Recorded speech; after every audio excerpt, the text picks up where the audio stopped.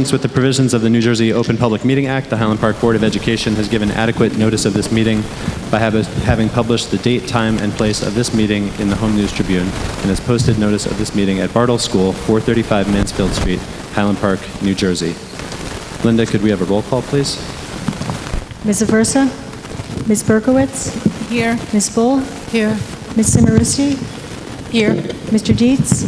Here. Mr. Ross? Here. Ms. Scherber? Here. Mr. Sherman? Here. Mr. Wharton? Here. Would everyone please rise for the Pledge of Allegiance?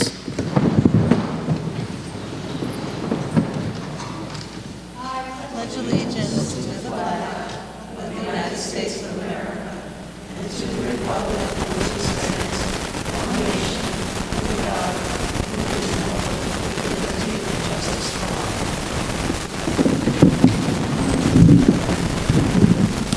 I'd like to ask for a motion for the approval of the March 24th regular public session minutes. And So moved. is there a second? Second. And we will vote on this, and then we'll vote to. Okay. Okay. Is there any discussion? Linda? Ms. Berkowitz? Yes. Ms. Bull? Yes. Ms. Simarusti? Yes. Mr. Dietz? Yes. Mr. Ross? Yes. Ms. Scherber? Mr. Sherman? Yes. Mr. Wharton? Abstain. Linda, are there any communications? The board received some emails since the last meeting, which you all should have received. I also responded to a request for information from a member of the public with regard to the E-rate program.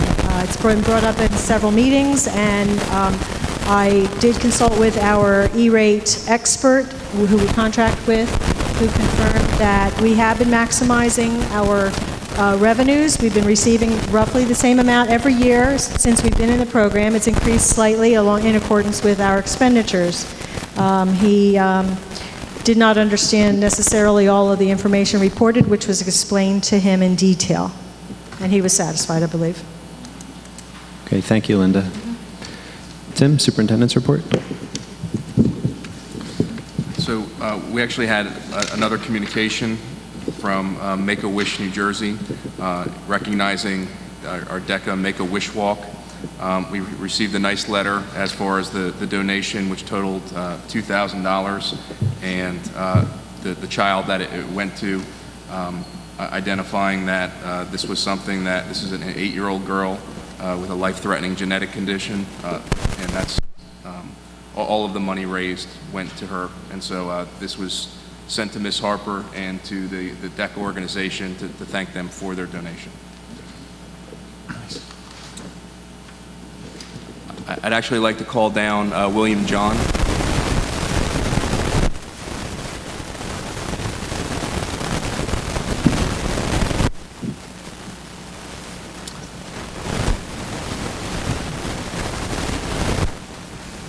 William, thank you for coming tonight.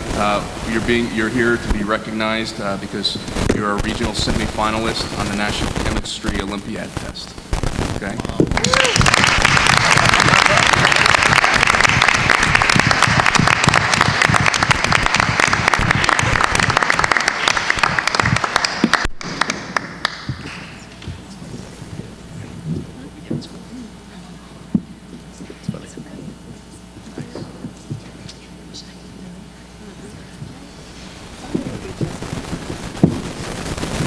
Now for the student update. This past weekend, our Model UN and Congress team attended Rutgers Model Congress 2014, and for the fourth consecutive conference and the third time this school year, our team won a team award. At this year's conference, we won Outstanding Delegation and earned many individual awards. Also, I went to the conference myself, and I would like to personally thank the board for allocating the funds for our school to go on trips such as these. I've gotten so much out of them, and I will remember these conferences as some of the best parts of high school, so thank you. Also, the DECA team will be going to Atlanta later this spring for nationals, and the arts showdown happened this past Friday, and Dr. Williams won first place because of his beautiful singing performance. Also, the orchestra raised money this weekend by hosting a salsa party on Saturday night, and this is all going towards the trip to Carnegie Hall, which will be happening April 16th to 19th in a few weeks. Also, the AP exams will be occurring in the first 2 weeks of May, and as you know, we have a new English replacement for Miss Marioni, and there has been positive feedback so far, and we've had her today was the first day. And also, from the 20th to the 22nd of May, I believe, will be the biology state exam for all students who are enrolled in honors or regular biology. And finally, some students are concerned about the use of pesticides on the front lawn of the high school because there are a lot of upperclassmen who go out for lunch and tend to eat there, especially during the spring, and they would just like to know if it is safe to be eating there and why the pesticides are necessary. That is a good question. I will look into it, but I do know that we have to comply with strict chemical ordinances, being a school district. I will have a response in detail in the next meeting. Thank you. Can I ask a question about the new English teacher? Sure, yeah. Does she have a name? Do we know who she is? It's Grossford. We call her Miss G. Yes. Miss G, okay. Rhea Grossner, something like that. Yeah. So is she another sub, or? She's the permanent replacement for Miss Mariani until she'll be coming back. Yeah. Okay.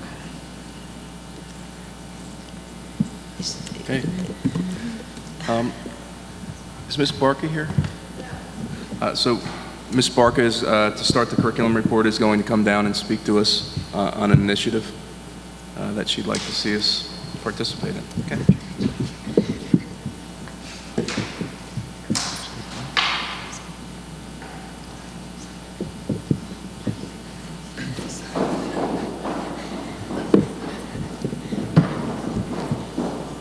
Hello.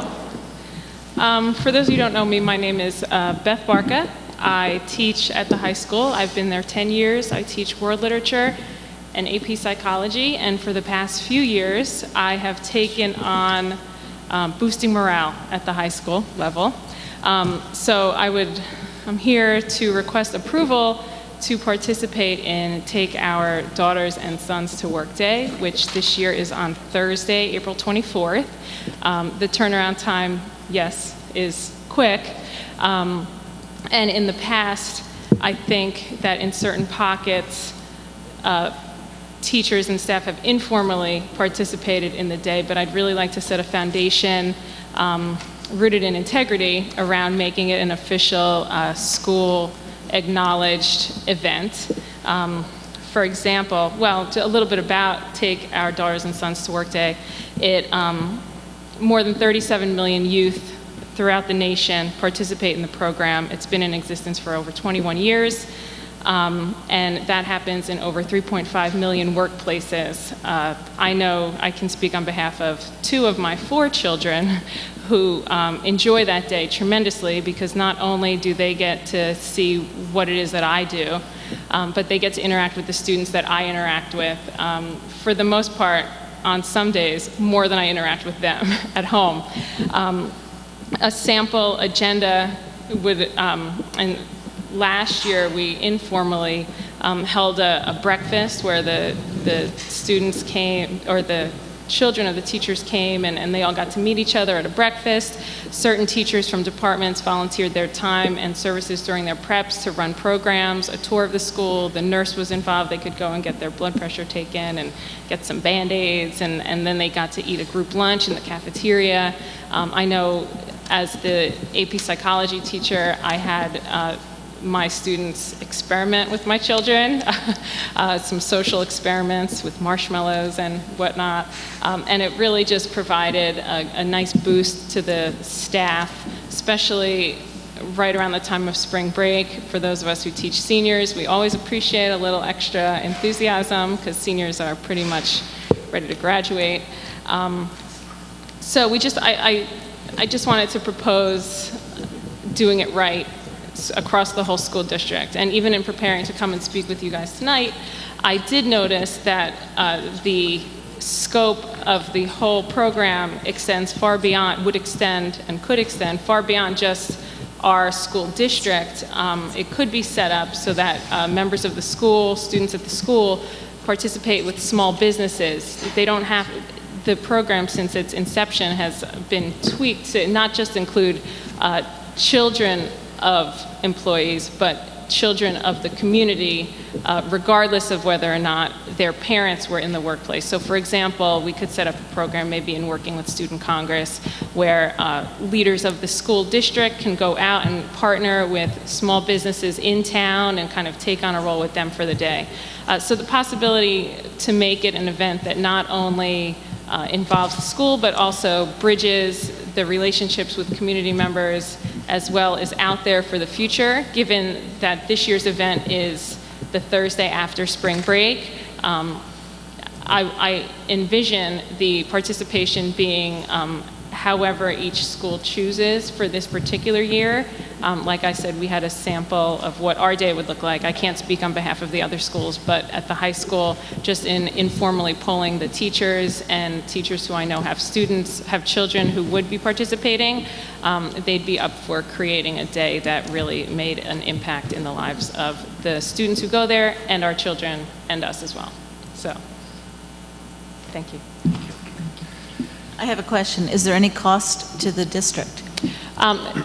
No, I mean, sure there could be if you want to make it really big, but the way that we kind of informally did it last year was just based on donations. Teachers brought in breakfast items and kind of did the breakfast. Certain advisors and members of certain clubs donated like Highland Park pencils or tchotchkes that were left over from other fundraisers. And then the morale committee that I've sort of assembled has absolutely no budget, so we sort of beg and borrow from people who are willing to put money in, or put donations in. And this is actually on the curriculum and instruction agenda for tonight, on an addendum. I did, I saw that. So we'll be discussing it. But Okay. It sounds great. Great, Absolutely. thanks. Yeah, thank you.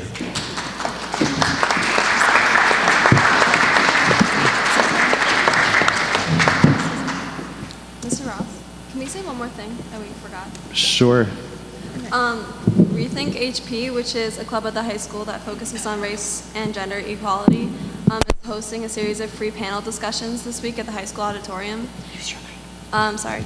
On Wednesday, April 9th, there's going to be a talk from Raven Rakia, who's a freelance journalist on criminal justice, and a talk from Nora Highland about educational inequality, who's a Rutgers University professor.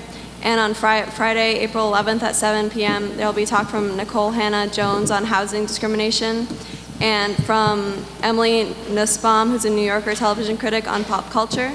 And that's at the auditorium at 7 p.m. Is there a website also that you'd like to plug? Yeah, you can go to Rethink. I think it might be. I think it might just be rethinkhp.com. I'm not too sure, but I'm pretty sure it's really simple and just something Okay. like that. Yeah. You're on that website, right? There's a picture of you, I think. Yes, I am. Oh yeah. Great, thank you.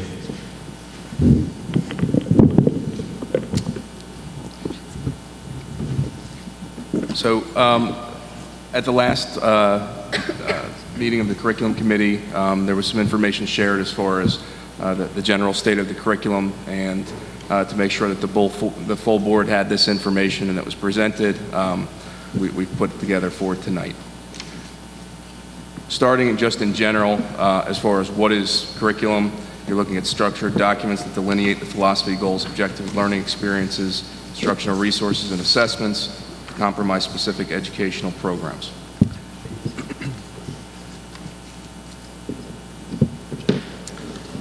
More importantly, though, than a definition is the components of curriculum. Having a needs assessment. Okay, why is there a need for this? Are the standards and content being addressed effectively? The rationale, a summary of why we're learning this, the goals and objectives, what do we want learners to be able to achieve, instructional strategies, how are we going to make sure that they achieve those goals, and the evaluation. What should it look like? So starting as far as the components, here's an example of curriculum and specifically outlining that the goals and rationale are included.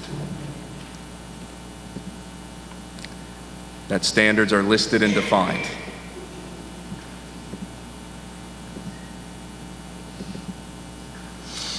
that there are essential questions and enduring understandings that are included,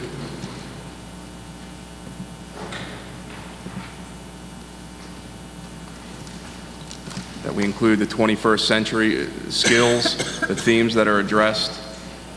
We've also been looking at the gifted and talented standards to embed them as well. Having student learning objectives being outlined.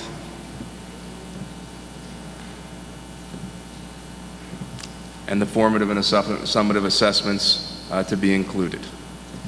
So, Tim, I can't hear you. so these are the basic components of the curriculum. And our issue at this point is, currently, we have varying areas that are lacking. So when we're talking about, other things that should be included, you have lists, you have the technology available. Our issue at this point is right now we have varying curriculum. The curriculum has a number of different gaps within it, and this is why we're looking at the complete overhaul of the curriculum as it currently stands. We've talked extensively about the need to address the Common Core standards. We've addressed, specifically about having goals, having the assessments included, the instructional strategies, and an evaluation. Here's an example of our current curriculum. Okay, there are only standards that were identified, but there were no units of study that were developed, so it's incomplete. This is from our kindergarten math curriculum. You can see that this is actually taken directly from everyday mathematics, and so you can see that this is just copied right out of the book, but it's only standards. And this is the extent of that curriculum, or at least what it is that we are currently listing as our curriculum. In this example from the language arts, you're missing standards, the rationale, the summary, there's no learning targets. Okay, so it's incomplete.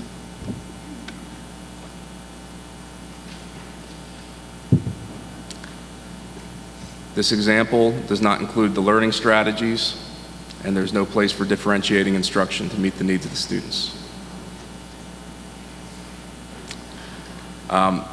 This is just a snapshot of the curriculum in the district. The cost you see is $33,000 that was paid for this curriculum to be completed.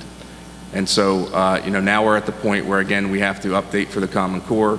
We have to overhaul the curriculum. We have to make sure that it's in alignment.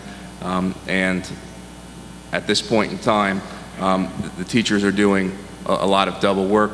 You can see on the last agenda that we had put forward names for teachers to write those units. Those units are being written now so that we have a model moving forward for Unit 4, and so that when we start into next year, that they're familiar with the format, with the process of the curriculum writing, so that it can be carried on throughout the year. Can I ask a question now, or would you prefer we hold them? Is there a reason that teachers are writing curriculum during school hours and not outside of school hours? It's outside of school hours. Well, but 100... This was last year. You can see it's 11-12. Okay, so this is a practice we've engaged in the past, not something we're engaging in Correct. Moving forward. Okay, thank you.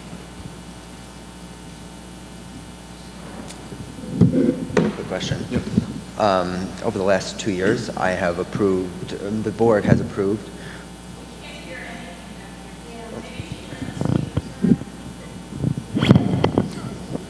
So over the past few years, 2 years, I guess, we've had a lot of conversations about the actual curriculum.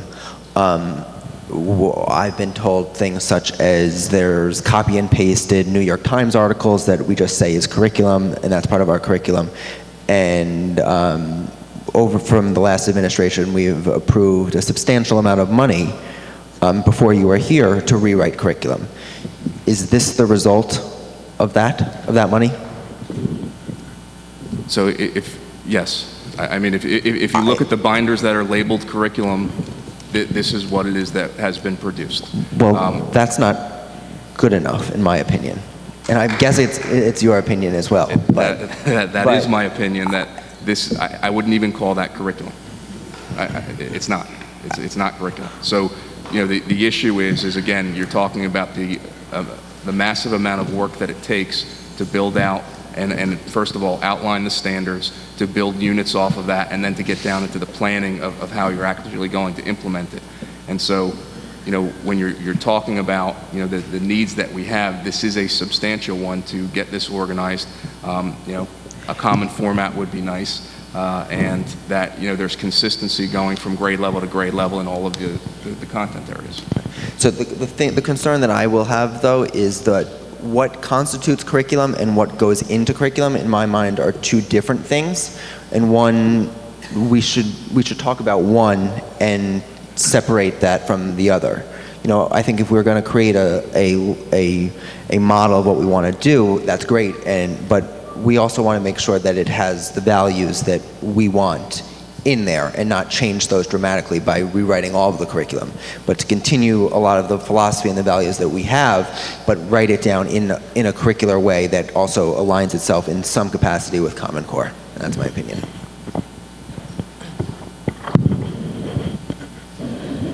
Any other questions?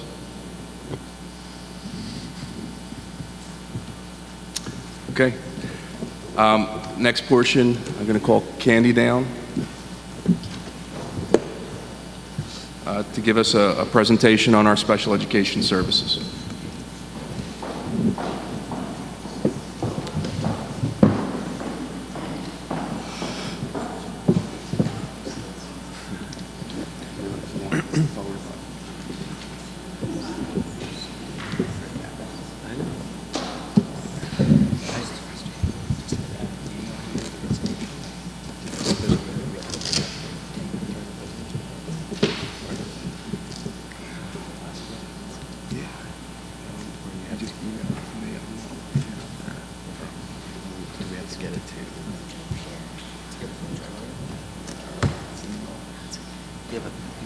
Linda, do you have a thumb drive on you?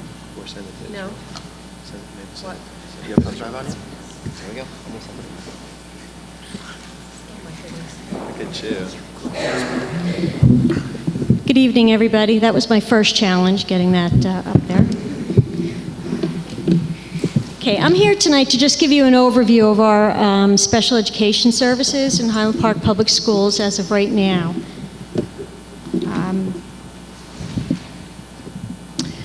And basically, our services are really under the New Jersey Administrative Code, Title 6A, Chapter 14.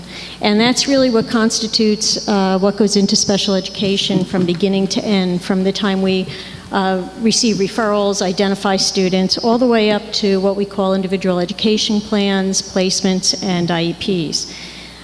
There's 14 different categories under which, and New Jersey has a categorical special education, some states don't. Determination of eligibility, and that's determined by a multidisciplinary team, usually child study team. There's related service, OT, PT. Teachers and parents are also part of that team. What we must consider in special education when we're looking at student needs is what's called a free and appropriate public education, often referred to as FAPE, in the least restrictive environment, often referred to as LRE, when we're developing students' individual education plans, which we often refer to as IEP. So there's a lot of acronyms in there in this. So basically, we look at this as a student-centered approach. That's what I really believe that we should be looking at when we're looking at special education services for each and every single individual child. There's a commitment to high quality, inclusive, essential, and productive learning environments where students with disabilities are empowered to learn with increased independence and the confidence to succeed in school and community. So how do we do this? We have a whole host of really dedicated teachers, professionals, support staff in this district behind our department who really advocate for this. And in collaboration with the Highland Park Special Education Parent Advisory Committee, which many of you may know, they've come up and presented. We collectively advocate for really high-quality special education services to meet the needs of all our students with disabilities. We look for a continuum of services. So we have to provide services to pre-K to 12. 12th grade doesn't necessarily stop in 12th grade. Students are eligible for services if they're identified with a disability, age 3 through 21. So we need to service students. At this point, we're looking at approximately around 260 students receiving services through special education. And as I mentioned, we have really dedicated staff, dedicated paraprofessionals that work with our students, a lot of back-of-the-house people out there who work with our students and do all the massive paperwork required by the State Department and the federal government. We work closely with building administrators and the general education staff to make sure that each student can be successful in the environment that they're in. Candy, is that, hi, sorry, it's me over here. Is that 260 including both in and out of district placements, or is that just in district? That's both in and both? out right now, yes. There's about 20 students always in the hopper, so, come in terms of being evaluated or being at any given point in the school year. So that number could go up or down. And then usually, for example, last year 18 students graduated with students with disabilities. We might have 18 more coming in. Our preschool population actually right now is growing dramatically in terms of the students that are coming in from early intervention programs and being referred to us, as well as parent referrals, and making a nice impact. It's great to walk into those classes and see them. And September we might start with a class of 4, and we're up to a class of 8 or 9 now in those, and to be able to have those services to provide students in district. We do provide a continuum of services in all the buildings. Supplemental aids and services within general education is where we look first. In-class support classes, and that's basically where there's a special education teacher and a general education teacher in the classroom together, co-teaching. Resource replacement is for students who need a little bit more intensive instruction, possibly at a pace where they can pull the information and the essentials of the information. And then we have self-contained classes for language learning disabilities, for multiple disabilities, and we have an autism self-contained class right now in Irving. We have out-of-district placements, and we also provide extended school year for students who qualify for that service. So that really is the continuum from the least restrictive to the most restrictive, excluding the extended school year piece. We provide related services to students who qualify. Our therapies are provided, again, on a continuum from a pull-out all the way to integrated services in the classroom. It's not unusual to walk into some of our classrooms, especially in our self-contained classes or in our preschool classes, where you'll see the OT or the PT, speech and language therapist, occupational therapist, and physical therapist in there working with students alongside the teacher. So we have all those services. We also have a behavioral intervention specialist who works with us, who we contract with, and provides services, functional behavioral assessments, and the like. Counseling services and paraprofessional support. So what are some of our considerations when we're looking at programming and services? And I use the word services because I truly believe special education is a service. It's not a place. It's a service that should be offered to students who need it on a continuum. It's not a place that you go to get services. So some of the considerations we do look at are always look at student strengths, their areas of need, and the educational impact of a disability. We all know that someone can have a disability, but if there's no educational impact, general education classes, and they might not even need to be classification. But we're always looking at that least restrictive environment. And as a matter of fact, New Jersey was just involved in sort of a landmark settlement where there was New Jersey Disabilities, the Education Law Center, and a few other partners about 7 years ago, identified New Jersey as being a state that was not providing least restrictive environment. And the state now has entered into a settlement. So there'll be there's actually, I believe, up to 45 districts identified as having to go through some targeted review with that. So we're not one of them. So, but that's on the horizon. And New Jersey has always been considered somewhat behind in the least restrictive environment code. So we do look at that first, and I think we do a very good job here of that. One of the other things that really we have challenges with is the scheduling and efficient and effective use of our staff. Being a small school district and having, just a small pool of teachers that are highly qualified in various areas, but we need to meet the specific needs of specific students. So we try to, patch things up here or there, but we do to the best of our ability. We address the needs for common planning time with grade levels. That is a consideration which I think is very important right now. It's a thread that's going throughout to have common planning time and team level and grade level time. So special ed teachers need to be involved in that as well. We need to provide in-district programs to meet the needs of all students through high school and post-high school. When I say post-high school, I mean through that 21-year-old age for those who qualify. And we have challenges, again, being a small district, that we need to be solution-oriented and creative in developing programs through us accessing well-established resources to build our capacity to meet the needs of our students and the student population that we service. So the schedules must be conducive to this process and implement cost-effective services. Some of our students would be eligible to access shared time, VOTEC programs, but that could easily be impacted by the schedule depending upon half-day, full day, if they can participate in that. So I'm just going to go through a little bit, and it'll look redundant because we have a lot of the services, so I'll just kind of point out the services that are in each of the school buildings. So Irving, we have 2 3-year-old preschool disability classes at this time, preschool collaborative class for 4-year-olds, which is the co-teaching model, co-teaching collaborative kindergarten, a collaborative first grade. We have a multiple disabilities K1 class and an autism self-contained class. We also have paraprofessional support and related services at Irving.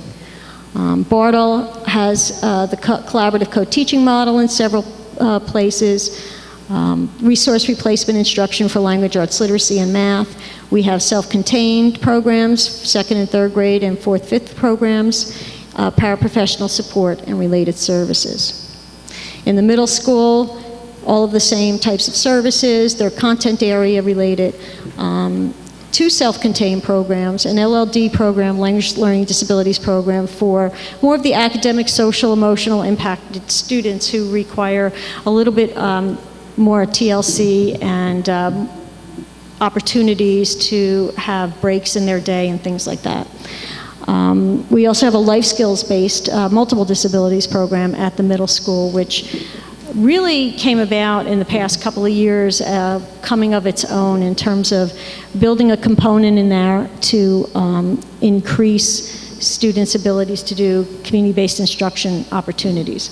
So we had professional development in the past 2 years with the commission, with the Middlesex Regional Ed Services Commission and the Boggs Center to help build the capacity of our staff to be able to provide these programs to our students.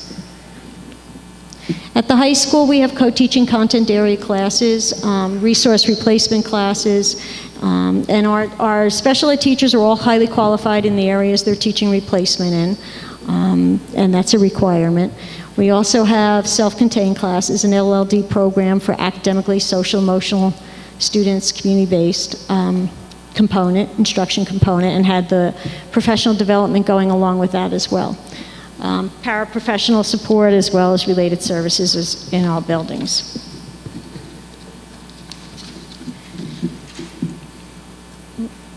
Back there. So in 14-15, we're looking to kind of expand that to meet the needs of some of the students we have coming up to 9th grade, and actually a couple of students that are in the high school to maintain the least restrictive environment process that we started. When I first came, and over the course of the past few years, I've looked at the trend of students and, if we're placing students out of District Y and what can't we provide that helps with that to maintain students in the district. And one of the areas was we didn't have a life skills community-based instruction component at our high school. So we looked to see some high schools in the area that had it. Our teams and our teachers went out to visit other places, other school districts that provided a much more structured program, and we learned from that. We also brought in professional development. So moving this program forward into the high school and thinking about through age 21, we are looking at some different initiatives. So one of those is a shared service initiative with Middlesex County Regional Ed Services Commission to expand our CBI program. Community-based instruction, what is it? I mean, we've been talking about it. I think Ms. Pecora's class does it at very little bit, starting at the younger grades using some of the skills the students have in the building. So it's an instructional method involving the use of sustained and repeated activities that take place in the natural community environments to facilitate skill development and to generalize those skills so that students can learn them. It's a research-based teaching strategy. It includes job sampling, what we call structured learning experiences, community education, social skills, recreation, leisure, life skills, domestic skills, pre-vocational skills, and generalizing all of this in a real-world academic skills. So what would a high school program continue to look like? We would want to embed the job sampling. We want the students to have the opportunity to develop job preferences. Gives us greater opportunity to assess students where they're at, not your traditional pencil and paper academic assessments. And students begin to develop a resume of their work. So in developing a comprehensive community-based instruction program, we are intent is to partner with the Middlesex Regional Ed Services Commission to build capacity of the high school to implement services until age 21. Highland Park is a natural environment for this. We have a downtown. Some of the private special education schools have downtowns built into their schools. We have a downtown here to take advantage of. So building upon that and the neighboring community opportunities is what we'd like to do. Also expand upon what our teachers have currently achieved in what they've already done in-house. The scheduling criteria would be to have this happen at the end of the day, 5 days a week, because consistency is key to success. We're still thinking about how much it would be, whether it be an hour and a half, 2 classes. It all depends on how the schedule works out. Social skills and interpersonal skills would be a very strong component for this program. Formal, sustained social skills training would be part of this program as well. We'd use social decision-making, various different curricula involved in that. The Ripple Effects curriculum we already have purchased and have started to use that. Self-advocacy is huge, and if you hear about students who with special needs who go out into the community, go out into the world, independent living. One of the things they really need to be able to do is advocate for themselves. So this is a strong area. And also about IEP preparation. Why do I have an IEP? What is an IEP? What does an IEP turn into when I leave school? And things like that. So steps forward. The commission has what's called a direct services model. They do have shared time programming. They do some shared time programming with Edison right now. Edison students go to their campus. We want to keep the kids on our campus that belong here and use our community as their community to learn. So we would start with their experts coming in and into the classroom to help with us with student observations. We'd have parent communication and meetings for the parents whose students these involve. Student-centered programming, we talked about the CBI, structured learning experiences, social skills classes, and a comprehensive network that Middlesex County Commission has already established. Their highly qualified staff has experience in years and years and years with this and has met with a lot of success. So we look at it in four phases. The first phase, if we're starting with our 9th grade students, community-based instruction to expand that component, doing functional math, communication and language, community safety skills, vocational assessment, which needs to start happening at a young age, and again, the social skills. Phase 2 is expanding on that, including vocational assessments and in-school actual work assignments and simulated work assessments and career awareness. Phase 3, the vocational component gets much stronger at age 16. We can actually have students have structured learning experiences with job sampling, community volunteer, as well as paid positions, and service learning projects. And in the final phase, again, students would be out there working 3 days a week at least, and we'd be working on interviewing skills and the types of skills that you need to get a job and live in the real world and move on. So we do have some CBI going on right now in our middle school and our high school, and some of the buzz, I've collected some information over the past year or so, and these are some of the things that have been said. Students' increased ability to engage socially with school personnel and peers, increased positive interactions with mainstream community, greater understanding of the needs as well as the ability and potential of students with disabilities, greater understanding of the community that's around them, increased inclusive non-academic school activities, increased confidence, self-esteem noted in students, increased sense of independence, and carryover of academic skills in real-life experiences. And I've witnessed this firsthand, even when I go into the middle school. One of our self-contained classes hosts the school store. So they're interacting all the time with students in the mainstream as they're purchasing things, and it's really exciting to watch. So I think it touches the lives of students in a very important way, and we have room to grow in this area for sure.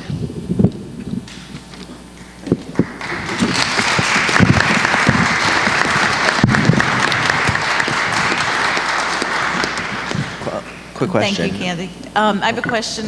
Can you give an example of a service that a kid would get after they graduate? So they're not really graduating. Okay. So are you talking about that age, 18 to 21, in Yes. between? Uh-huh. So when we talk about this structured learning experience, the students don't actually graduate. They might have met all their academic criteria, say, but aren't ready really to, or prepared to go out in that 21st century career piece. So we would be providing that piece. The social and interpersonal skill training, the on-the-job type training. We actually did something like that for a student this year who really wasn't quite ready to graduate last year, wanted some more job skills. Parent agreed. It was part of the individual education plan, and we contracted through the ARC to do that. To do some job coaching and job skills, in addition to being part of our CBI program here and working in our high school library. And everybody, I mean, we had a graduation ceremony for him. It was really quite nice. So is this only for current students, or would this include some out-of-district placements as well?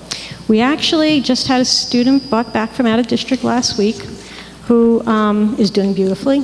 We brought him back with supports. He does have a paraprofessional with him, but this program, he would be part of this program in 9th grade next year. He came back. And I assume for us, it's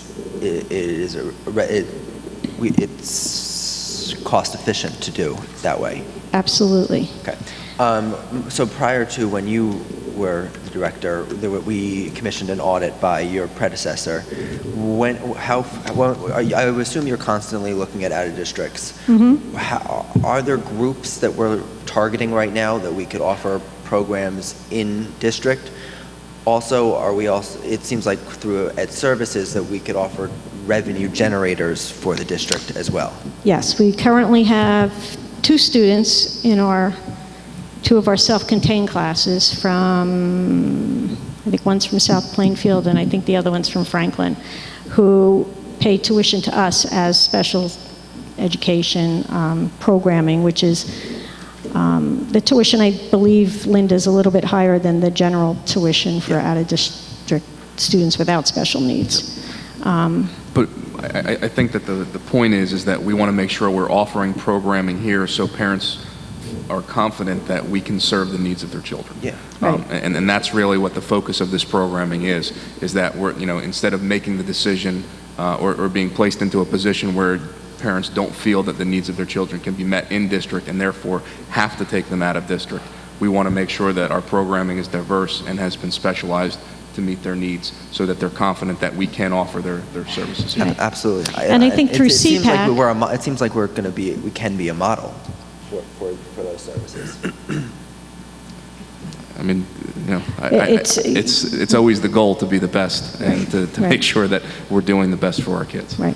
And as I said, this is the commission has shared services for some students who are 16 and older, and I think some of they have a contract with Edison doing it at their site. But we have a downtown. We can do it here. Right. Absolutely. Your budget is like $2.5 million with all the out of districts that we have, plus the services that we have. I'm sure we can meet pretty much most needs that are cost efficient, are effective to do. The other question I had for you is in terms of budget conversations. We're in the middle of this, and I'm interested in providing technology like smart pens, other types of educational aids to our special education population at the district's cost. Is that something that we've looked into? Is that something that we do now? I know we're going a little bit off the topic. We have looked into it. We're looking into different possibilities. This year I was able to purchase 6 iPads for our teachers to use with students. Part of the issue is we need to have somebody who's really understanding of how to utilize educationally appropriate adaptive equipment for students with special needs.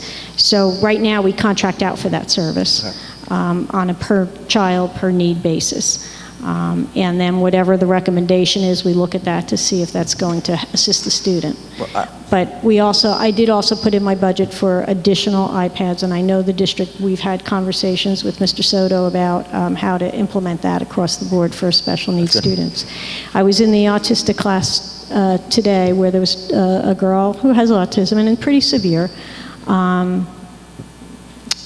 who was using that iPad and with the shapes and everything, and I mean, she learned it in 2 weeks.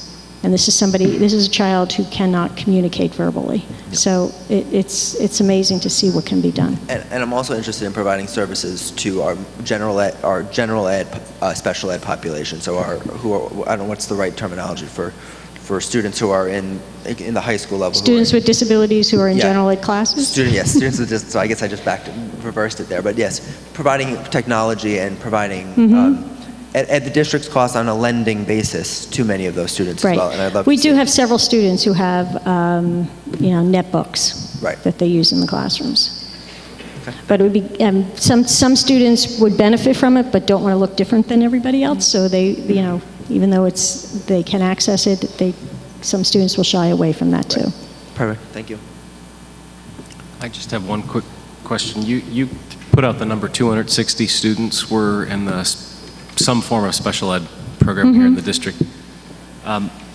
As a percentage of our total population, I don't know if this question really has any particular meaning more than curiosity, but how does our number of students compare with the state? I mean, do we have a lot, or are we pretty typical of what we see statewide? It's about 16%, 15, 16%. It's a little high. Okay. We try to think about why, and how to reduce that. I think once we see some more intervention through response to intervention, through some real tiered services, maybe we'll see that lessen a little bit. But sometimes, the only place students can get more help is through special education. Thank you. Okay. Thank you, Candy. You want me to just do it? You don't need to do it now. It's for president's report. I don't know. It was resolution, blah, blah, blah. But, Oh, yeah. it on the desktop. Woo! Did you guys hear that?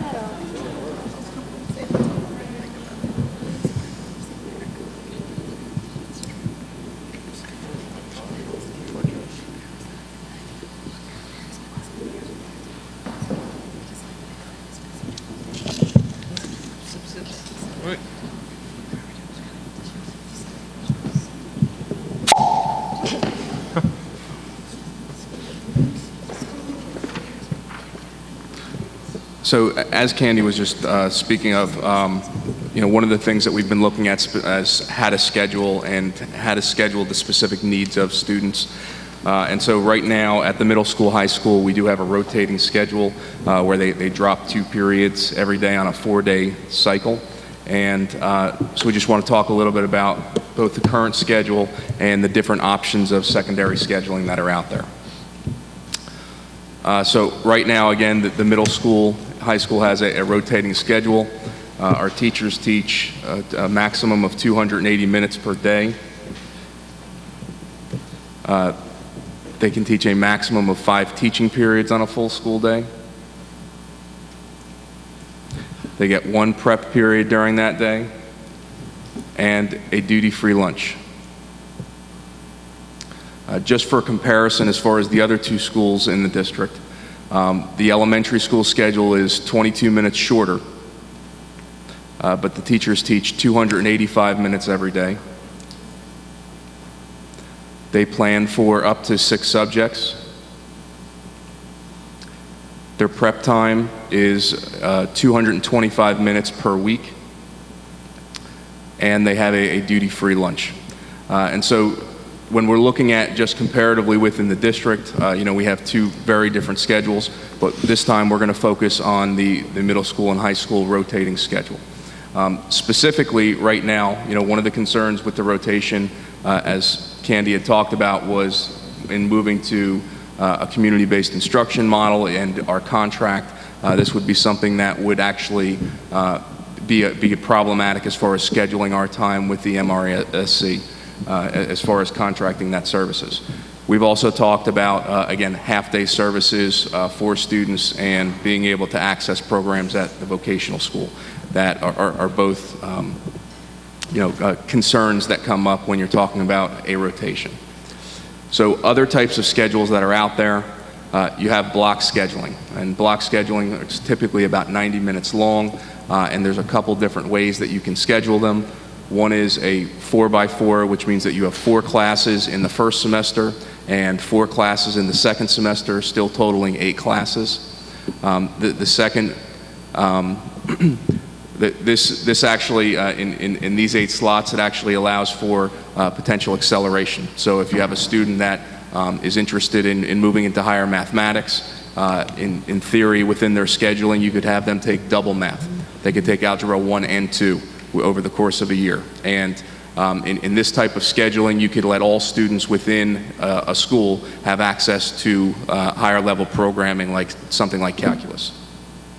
The drawback of a 4x4 block scheduling is the fact that you only have the courses for half a year. So one of the problems with that kind of schedule is if it's something that requires consistency, and if we use math as the example, it would be possible that if you took math the first semester of your freshman year, you could have it the second semester of your sophomore year if you're not actually blocking them.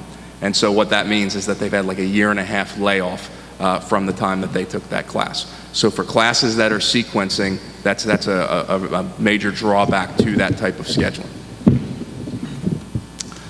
When you're looking at AB block scheduling, this is trying to address the problem that we just talked about, which is these massive layoffs. And so instead of having 4 classes in the first semester and 4 classes in the second semester, you have 4 classes on day 1 and 4 classes on day 2.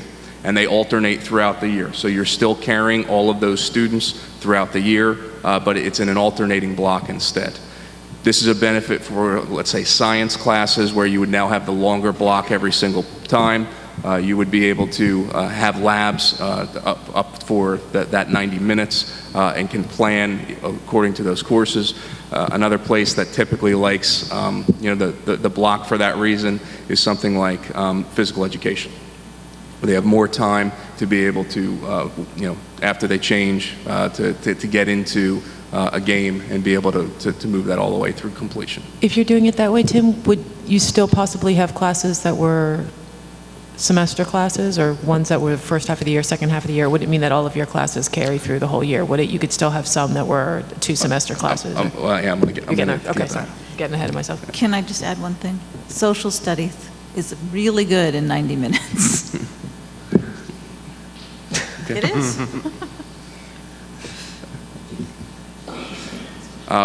A straight 8 schedule. This is the typical schedule in which it is that I think a lot of people went to school where you have shorter periods of time, you have all of the classes every single day, and so this is usually preferable for classes when you're looking for that consistency.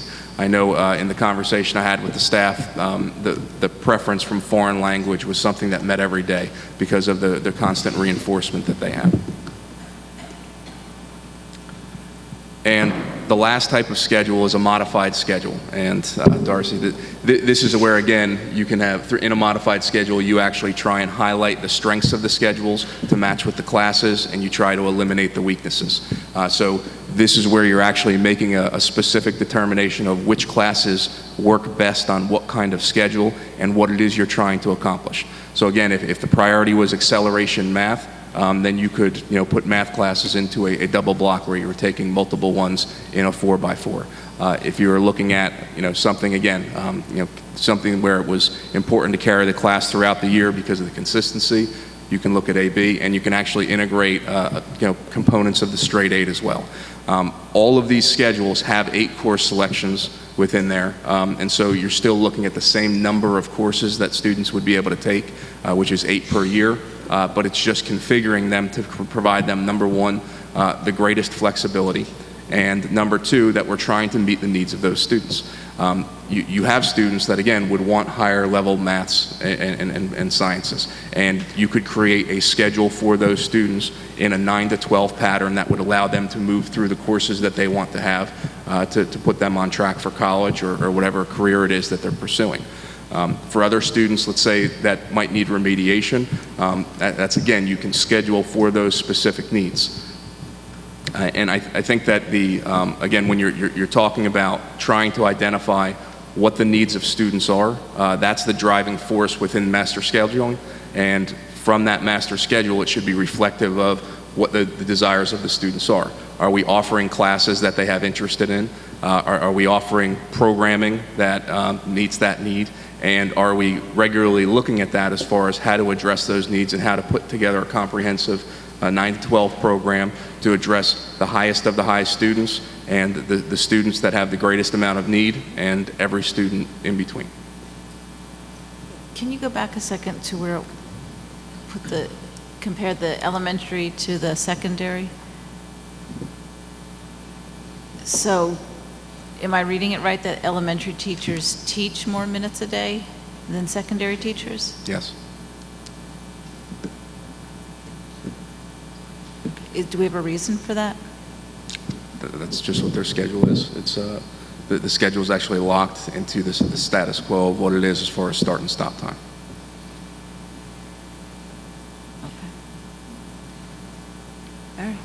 I got a question on the schedule, and this is just me trying to get my head wrapped around the different terms here. You talked about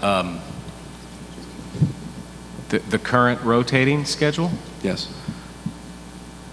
A 4x4 block, an A-B schedule, and a modified schedule. And a straight 8. And a straight 8. Yes. So in the rotating schedule right now, how many periods are there in a day? There are 6 periods in a day, and they drop 2. So there's 8 periods, 8 classes altogether, but 2 rotate But out. it rotates throughout a Morning and night. Is it a 2-week period or is it's a 4-day schedule. It's a 4-day schedule, okay. And then the 4x4, that's just the straight semester type of scenario, and the AB type of schedule, they're both the same in the sense that they're both 4 periods a day. Correct. It's just a question of how you use those periods. But in both of those examples, you're still offering the students 8 classes. Correct. Okay. And a modified allows you to have the middle. Well, the modified allows you to find, assuming that 45, you 90s can be and creative enough 45s. with it, it allows you to find some creativity. And the straight 8 schedule is kind of like the old school, high school schedule, what I went to high school. I hate the straight 8 Is that right? Yes. Okay. So it seems like the modified would be challenging to Can you use your mic, schedule. Ann, please? I am using my microphone. It seems like the modified would present a challenge. How do you schedule a modified schedule? I mean, I can't wrap my head around that.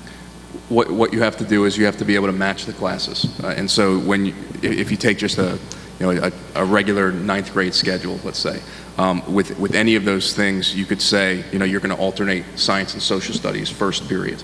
Okay, so you would have, that would be on your AB, or again, when you start modifying them, the number of classes hasn't changed. So it's still putting 8 different pieces into that, and it's just matching it up to make sure it's that... 8 periods a day, and they are 45 minutes or whatever they are. Well, it depends. In a modified, it can be 3 blocks and 2 periods. So, or it could but be, they're 45 minutes, so whether they're double periods or that would be 90, but a regular, is that what, no?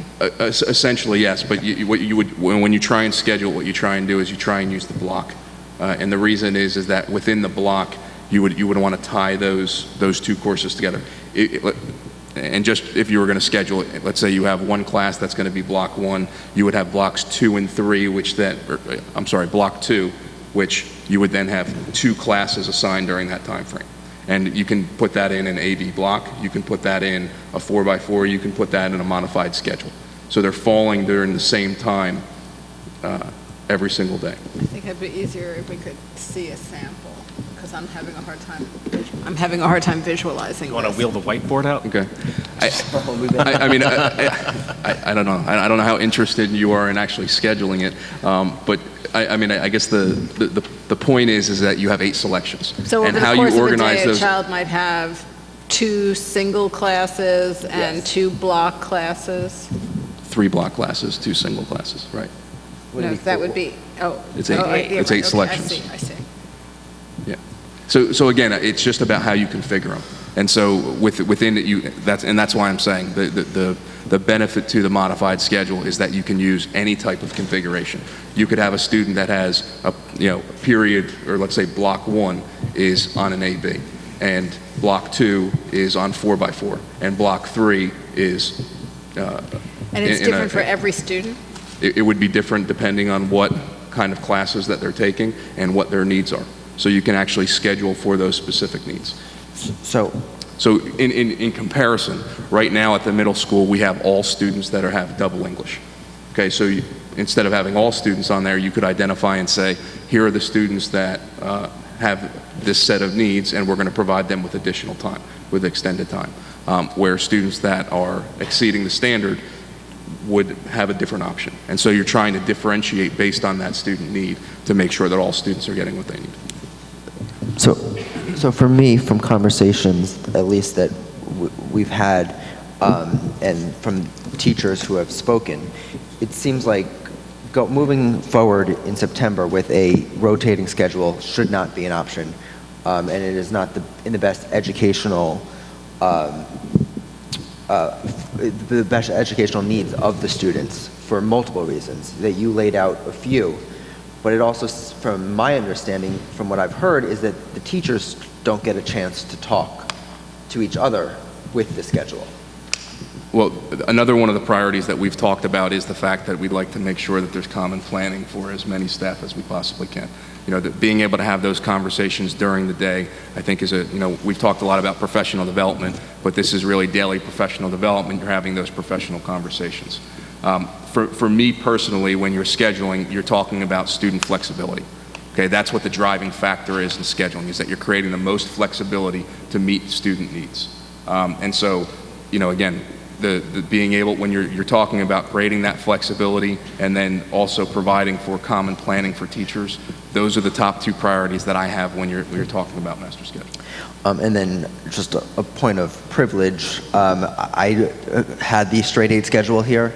I think it's an atrocious schedule. I think it really equates to about 30 minutes of actual teaching time during the day per class, and I would stay far away from that one, in my opinion.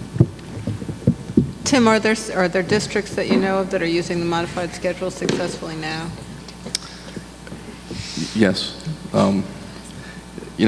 We could put together a list of different schools that use different schedules.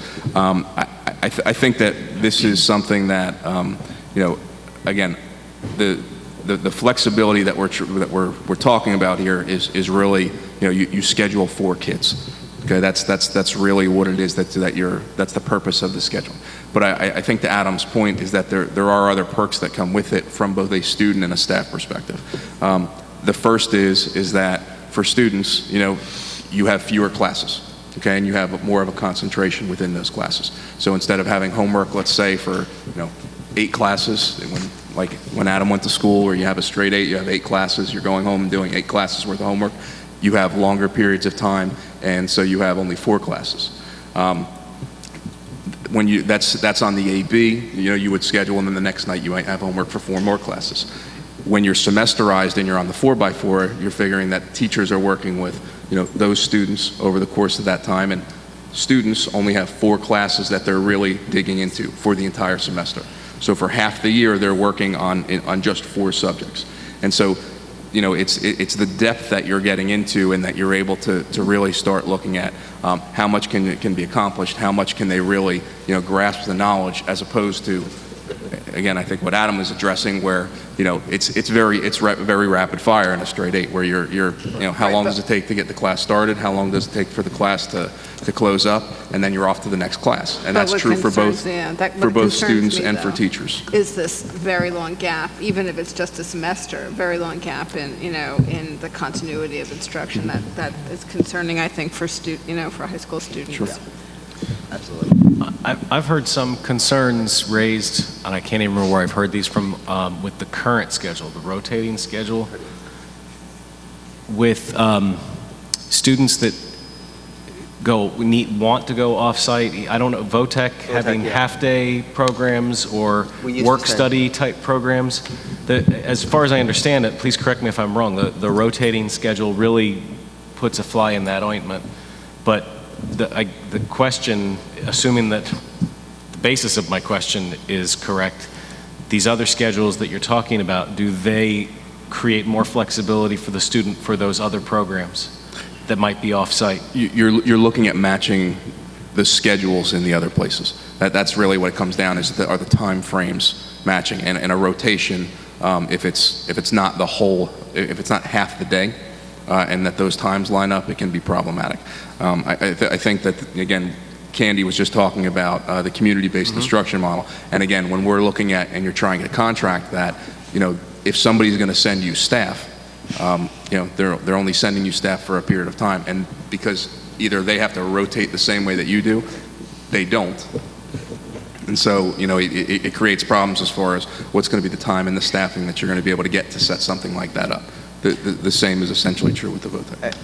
Would you be able to bring us an example of a modified, because it sounds great to me, the modified schedule, then every discipline can have the amount of time they want. I just can't imagine how it gets scheduled. Sure. This is just an introductory conversation to say, here's the type of schedules that exist. What I can do is I can bring you a ninth grade model, 10th, 11th, 12th for each one of these students, and show you what it looks like in each one of the models. Using the same courses. You didn't go all the way through your presentation yet, did you? That's it. Okay. You did? Oh, you're done? Oh, okay. I wasn't sure. Yeah, I didn't know if we were jumping the gun, if I was waiting for something else. No, but in the conversation about the modified schedule is the fact that, again, it combines the component. Again, you try and steal the best parts from all the other schedules and match it to the class it's most appropriate for, and then from that, you try and eliminate the weaknesses based on the ones where they're most detrimental. And that would enable VOTEC students to take advantage of the half-day programs at the vocational schools and Well, again, I mean, I can't say that we've contacted them as far as their start times, our travel times, and what we need to do to match all of that up, because again, currently we're rotating. But Right. if that's something that we're going to be seriously considering moving forward, again, I think it's in the best interest of our students to make sure that the widest amount of programming is available to them. And again, if you're asking for an opinion, my opinion is that those are the things that we should be taking into consideration. Yeah, absolutely. So basically, I just want to make sure I have my head wrapped around a couple of things. Right now, we have 60-minute classes, is that right? 56 minutes. 56 minutes. So we're potentially talking about, so I guess my concerns are twofold. One thing that I've really been considering a lot lately is just kind of the pace of change and how teachers and students acclimate to that change. And if, I'm not quite sure what the intent here is, if this is to be considering this for September, to be considering this 2 years out, like what it is that we're looking at and what it is that we're thinking about. Because I would think if we're considering moving from either a 60-minute class to a 45-minute class or a 90-minute class, I would think for a teacher, teaching a 90-minute class is a much bigger change from a 60-minute class. It entails a lot more preparation and entails, I would think it would require, Well, right now we're looking at professional development on how it is that you chunk information and how it is that you present that to students. And whether we stay on the current schedule, whether you move to 90 minutes, whether it was 3 hours, it really doesn't matter. You're looking at how it is that teachers chunk information and present it to students. The sequencing is essentially the same. It's just the activities that you're doing and again, what's the depth that you're getting into those activities. The amount of time that you have that's usable time as far as those conversations, is significant. I've made these transitions before. My preference is a modified schedule. I've moved every school I've ever had onto those schedules based on the fact that, again, we found it to provide the greatest flexibility for students. So that's a personal preference. Again, there's limitations that, in each situation that it was never exactly the same. And it's based on local preference and based on, what the needs of those students are. But certainly, it's only April now. There's more than enough time to implement this for the fall. In addition to that, like I said, the professional development we already have planned going into next year is addressing how you chunk information and how you present to students. so we are potentially considering this for a switch for September for both middle school and high school, or are we talking just for high school? Those schedules are actually joined. They're joined, so They need to be because of the joined shared for staff. sharing of staff reasons. Okay. How does the modified schedule create additional time for staff collaboration and additional professional development? It's the way that you schedule their planning time. That's where you're looking at trying to make sure that they have the same time frame off, so they can work together for people that are teaching the same classes. So we actually explored that, kind of moving away from this, but we explored this at the elementary school this year, of looking at could you realign the classes to make sure that all of the grade levels had common planning time off, okay, so that they can compare notes, they can, again, have those professional conversations about what's occurring and, do shared planning, shared assessments, really start looking at, what do we do that's the same and what do we do to differentiate for our students? And being able to have time during the day to have those professional conversations with peers, people that are going through the same thing, is a huge professional development opportunity that occurs every day. And so setting up a schedule where, again, you would try and mirror that within the secondary level, it's the same concept. It's how you plan this out and how you match the schedules to make sure that, again, if you have all of the teachers are teaching of the same content, that they're off at the same time to be able to access each other. So, I think I would just go back to my pace of change conversation. I'm no teacher and I'm no guidance counselor, but to me, I don't know even when we start registering kids for classes for next year, but it seems like we would have to have some very fast-paced conversations to get a schedule in place where kids are registering before the end of this year for next year. I'd be very curious to see what a timeline would look like in terms of when these decisions would have to be made. And They've already registered for next year. okay, but that's what I mean. So how would that then? Because it's still 8 selections. So then it's just a question of How you organize those 8 classes. Okay. And the teacher, you've spoken with many of the teachers, I would assume, and the ability to do the PD seems seems totally attainable. The professional development needed to teach these blocks is attainable from my understanding. So keep in mind, from the teachers. we have more professional development because at the end of this year, because we shortened it for 2 days, we have 2 days to do professional development at this year that we don't normally have.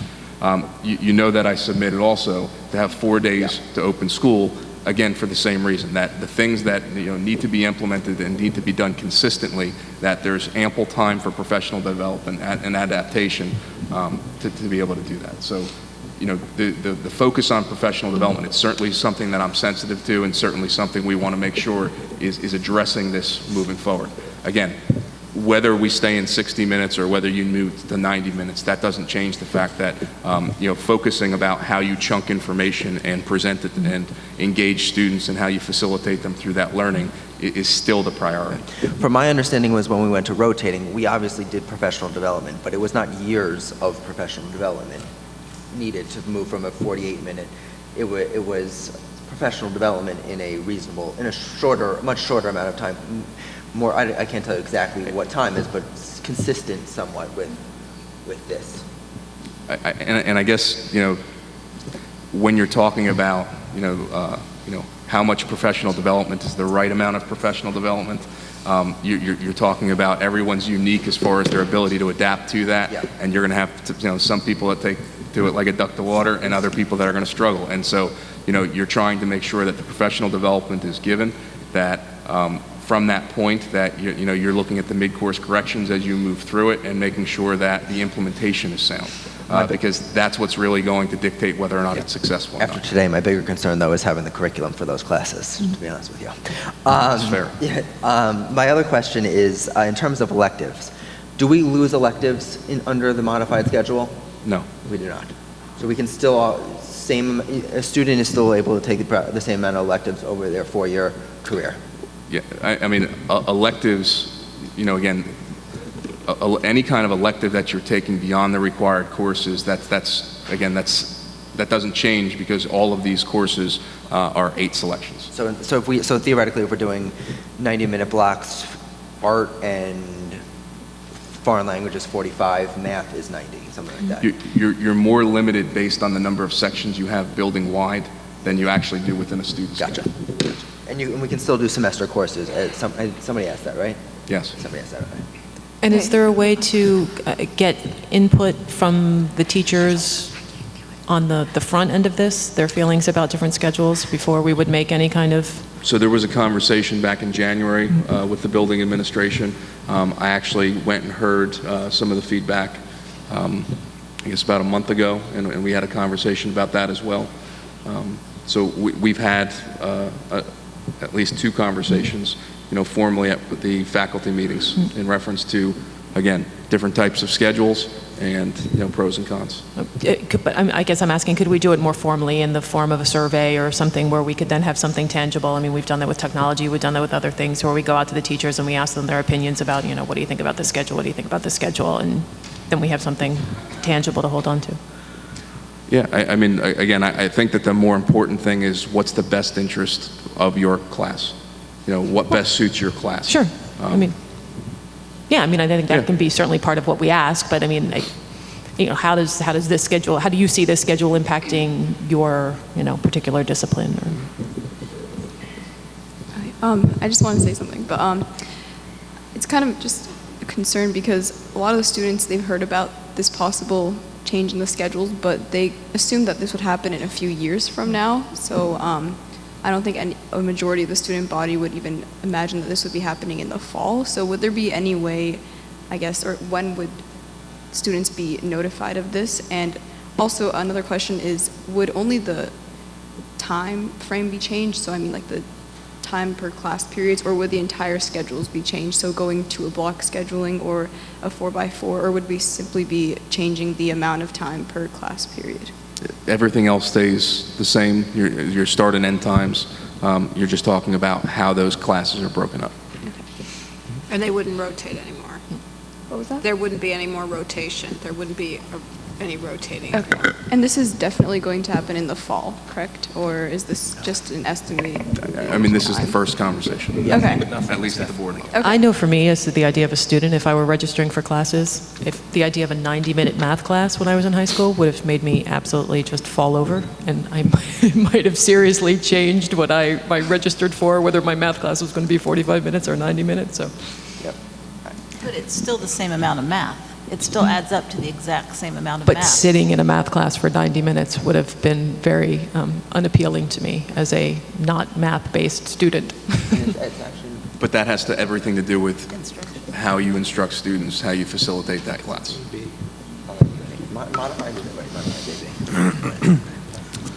So what are our next steps with this? I mean, how do we've presented some ideas, so if these are some ideas, what? At the next meeting, again, we can bring back kind of the next, this is what different schedules look like. This is what what a student schedule would look like, grades 9 through 12 potentially. Build in both the course requirements or the state requirements, and then demonstrate how many kinds of electives they have, and then again, that would be the time where, again, we'd be having conversation as far as what's the best format for your department or your course that you offer. But I also think we should say tonight, in terms of framing the conversation, that we are most likely not going to be having a rotating schedule next year, in September. I think that's a conversation, at least from my opinion. I don't know where you are, but I feel like that's the way we are going and the way we should be going. If it wasn't problematic, I wouldn't be presenting alternatives. Right. So no matter what, the schedule is going to change. We just don't know if that's what we decide to do. In my opinion, I think it should change, but it should happen for September. Well, I mean, I definitely think we need a lot more information. I mean, a lot more information, both in terms of the implementation plan, in terms of what sample schedules will look like, in terms of how the rollout will be, the professional development for staff. I think the idea of getting feedback from stakeholders is important as well. So, I mean, I think that, as has been said by a couple of board members, this is often a process that takes some time. A year or 9 months or something like that, so that we would have time. Let's say in January, we knew that in September we were going to a new schedule. We would have time for those 6 remaining months of school plus the summer to provide professional development if it was needed. I understand that we have constraints, as Candy pointed out. We've got the shared time VOTEC, and we've got other things that we know are issues that we have to address. It's important to keep those in mind, but I think it's also important to keep the other parts of it in mind as well, in terms of the way this gets rolled out and the accompanying pieces to it, student input, staff input, those types of pieces. The educational side, though, is also important, of the extended amount of time in some of these classes. I think, sorry guys, the educational component is also really important to consider, and I guess the research that shows some of these classes and an extended amount of time is more beneficial in the long run. Okay. Chris, can you put up the budget presentation? Thanks.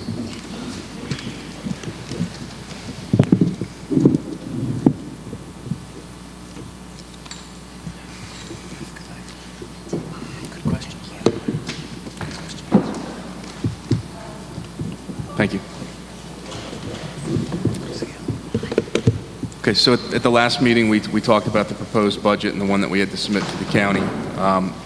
Now we're looking at the expenditure items and, again, looking at, the conversation as far as whether or not that's the appropriate increase or not. So our budget expenditure summary, what we have listed is fiscal year 14 and fiscal year 15 for the projections. It reads out the dollar amount increase, the percentage increase, and the overall percentage of the operating budget. So you can see that salaries overall is 52.74% of the overall operating budget. When you're adding health benefits at another 14.25%, your taxes, pensions, workman's comp, other benefits, you can see that the vast majority of the budget, over 2/3 of the budget, is tied up in staffing.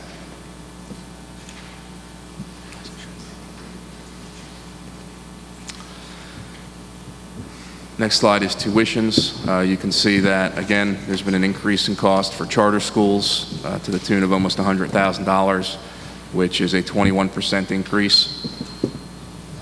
You can see that special education tuition costs have risen as well, with another 16.77% increase. And so, Can I ask you on the special education costs? This is everything? This is inclusive of on-site special education as well as? No, this is just tuition. This is tuition that's here at this school? No, we're paying out. Oh, that we're paying out? So you're looking at, Okay, oh, just making sure I understood. The next line is the sir. almost, it's like 8.9% overall of our budget leaves in tuition costs. Exactly. Okay. Yes. For special education services, again, Candy outlined the programming that we have, the projection as far as the increase to increase services here. That represents 2.34% of the overall budget.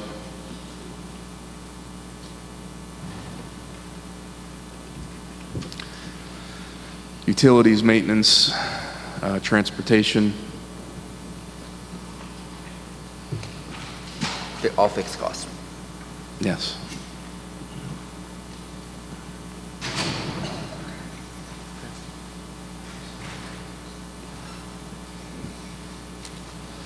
Now you're looking at the central office budget. The central office budget is a little bit misleading on this slide because all of the technology for services, the contract goes into that line item. So that's the increased bandwidth going to 300 meg.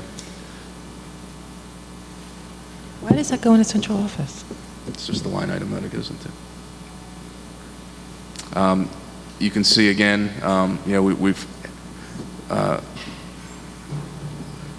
the one thing I would point out on this slide, we talked last time about the decreased budgets at the four buildings, that it was anywhere from 25 to 50% reduction. You can see that they were stable. The only place that we see a little bit of a decrease is at Bartle. Now that is based on the one-time purchases that we made for Bartle when we're looking at the significant infusion of curriculum materials and texts that are being put into those classrooms. And so that offsets some of that cost, and that's why you see a slight reduction in that line. You would expect that, again, knowing that we won't be making one-time purchases, that these budgets will actually increase in future years as more of those monies they're being made at the building level, being spent at the building level.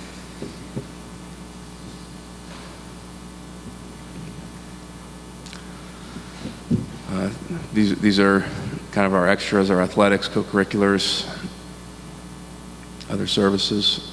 The 144 is that's technology, right? The 144 increase? Now, what's the increase in that one? 115 of that is. 115. 115. Yes, 115 of that is technology. Of the district? The district-wide instruction and special ed services?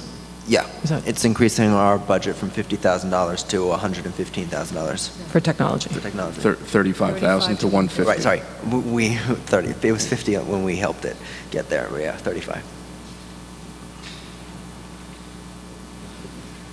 Here's your overall operating budget.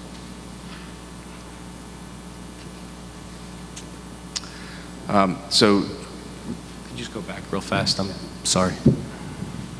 27.7, 26.4. Yeah.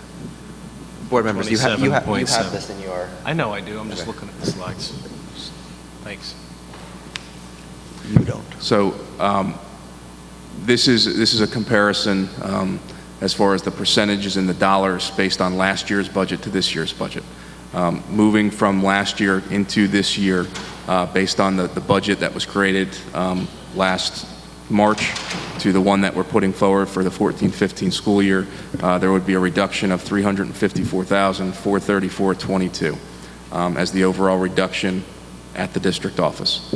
This is a savings of almost 21%, 20.92%.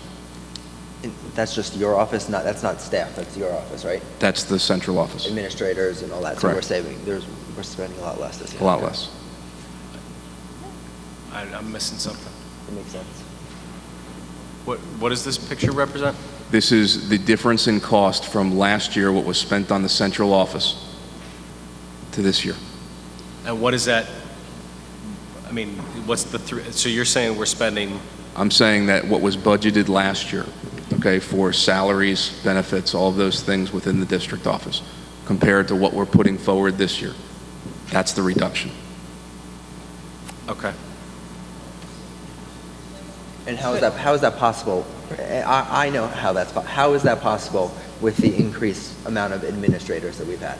Because it's not an increase of administrators. We've reduced administrators, we've reduced administrative salaries, and we've reduced positions out of the district office. I think that's the important thing, is that the positions have been reduced in terms of the tasks that the administrators have. Well, the tasks have increased per person within the district office. That's exactly what I'm You saying. have fewer people doing more duties. Yes. Well, but I think from this slide, it's impossible to gauge that, I think is what But that's why is the that's why I'm point. trying to flesh out the point, because I think that's important, and we're saving a serious amount of money by doing it that way. Okay. Now, on the agenda, we have the resignation of Dr. Williams. Yep. And so here's a potential reorganization that would, again, be a savings as far as administrative costs. It would save us another $144,000, and again, be an administrative savings of almost 20% within the buildings. Can you explain it?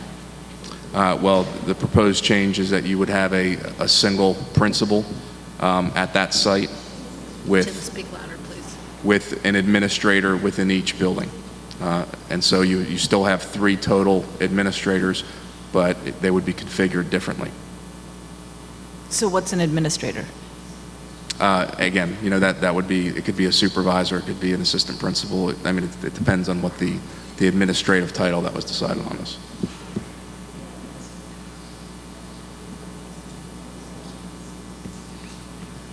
Didn't we have that before? Didn't we have one principal? Yes. For both? Yes. Yes. Yeah. When we first moved here, it was like that. Yeah.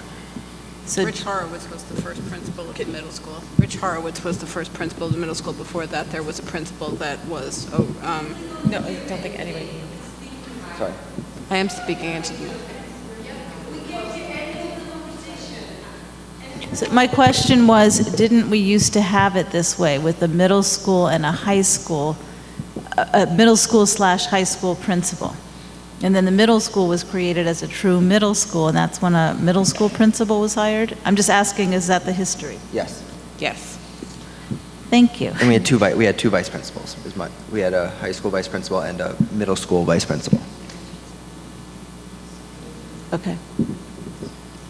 But currently it's the inverse of that. It's 2 principals and just 1 vice principal. Yes. So just inversing it saves $144,000.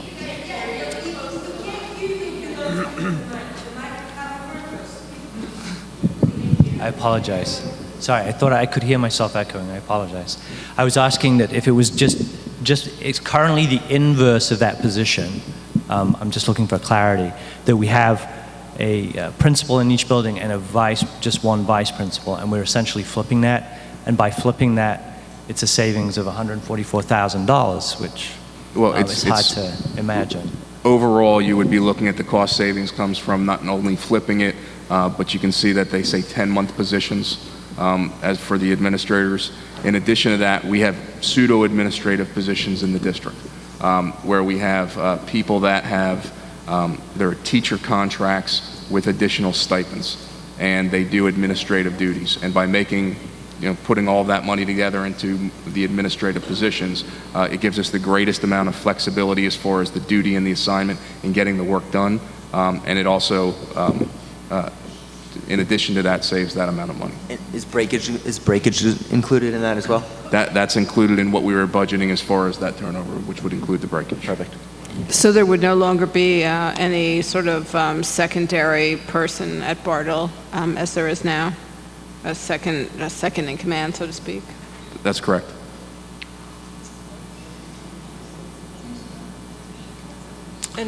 So what would that mean in terms of the responsibility of the Bartle principal? Because we're also looking then at we have a new Bartle principal, and then if we're taking away any kind of support. Well, again, the intention is to be more efficient as far as who does what responsibilities. And so when you're talking about, which things fall under administrative duties, which things fall in other places, that's something that would have to be worked out by the new principal coming in as far as how they would divvy up those duties. But anything that would fall under an administrative duty at Bartle would fall to the principal. Do you know in surrounding districts if elementary schools have, in general, sort of been eliminating assistant principal jobs? Is that a trend? Has that been happening in other districts? Not in New Brunswick. In New Brunswick, we're adding vice principals. Well, right now you're looking at a lot of districts that have added administrators overall based on the needs to complete the additional evaluations that have been required. Do you think that's going to be an issue for, so right now the person who's sort of second at Bartle can't do evaluations anyway, right? Based on this reconfiguration does not eliminate, it doesn't change the number of administrators we have during the school year. It would still be the salaries. It would be the same number. Okay. So all of that, sorry, no, go on. No, you were about to say what I would think that I was. Okay, so here are the numbers that we're talking. Again, we proposed an 8.33% budget. You're looking at, if we were looking at eliminating staffing inefficiencies, this is through master scheduling based on positions that we reduced the number of sections that were needed. Based on that, you could reduce staff by 202 to 855, and that would be based on again, just a reorganization as far as the master schedule. Is this school district-wide, or is this based on particular schools? That's based on the elementary school moving to a schedule where, again, we have to meet the requirements for health and phys ed, and because the schedules were inefficient, when you have inefficient schedules, it means that you have people either with downtime or you have classes that are not of average size. So again, just the reconfiguration and that time has created that amount of staffing inefficiency. So wait, I'm sorry, I'm totally lost here. So with this slide, you're not talking about reorganizing the administrators. You're talking about additional staff. This is additional in buildings. staff. Correct. This is additional staff that will what? Have decreased job responsibilities? We're talking about layoffs. Like what are we looking at there? This would be a reduction of those positions. How many? Is that? You're looking at, again, you don't know until you have all your retirements in, until you have all of your places where you have where people are certified and potentially where they can transfer, whether or not it's going to be people. This is based on a reduction of 3 positions. And this is to take us below the 8.33%.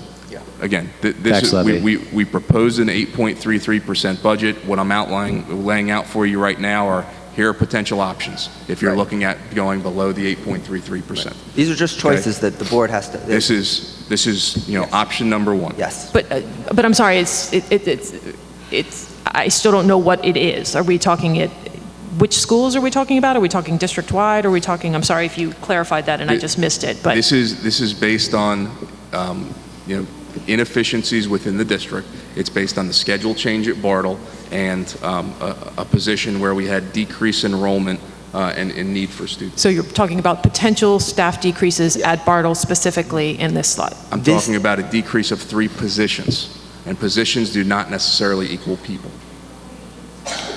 Okay, for me, for this slide, this has to be much more detailed, at least if we need to have, if this involves individuals and this has to be a closed session conversation, that's fine, but that hasn't happened yet, and I've never seen a slide like this. And This is, well, if we can can go all the way through it. Okay, yeah. Okay? This is 3 positions. Okay. Okay? Based on decreased need Can you and say inefficiency. what those positions are? This would be physical education and ESL. Okay, that's fair. Okay. And I just want to clarify again. Excuse me, please, could we just, I just want to clarify, the 8.33% budget increase is a budget that maintains all of the current staff, maintains all of the current programs. The options that are being put up here by the superintendent are options if the board, if the community feels that we should not be at an 8.33% threshold. These are not choices that have been made. Nope. This is not a fait accompli. This is options that can be presented. The board will undoubtedly dislike many of these options. There might be some options that the community feels are the right options to take. This is where we are in this process. Okay, this is just explanatory. So please don't, jump to any conclusions. We have not made any decisions yet, and this is if the determination is made to go below the 8.33% threshold. Very well said.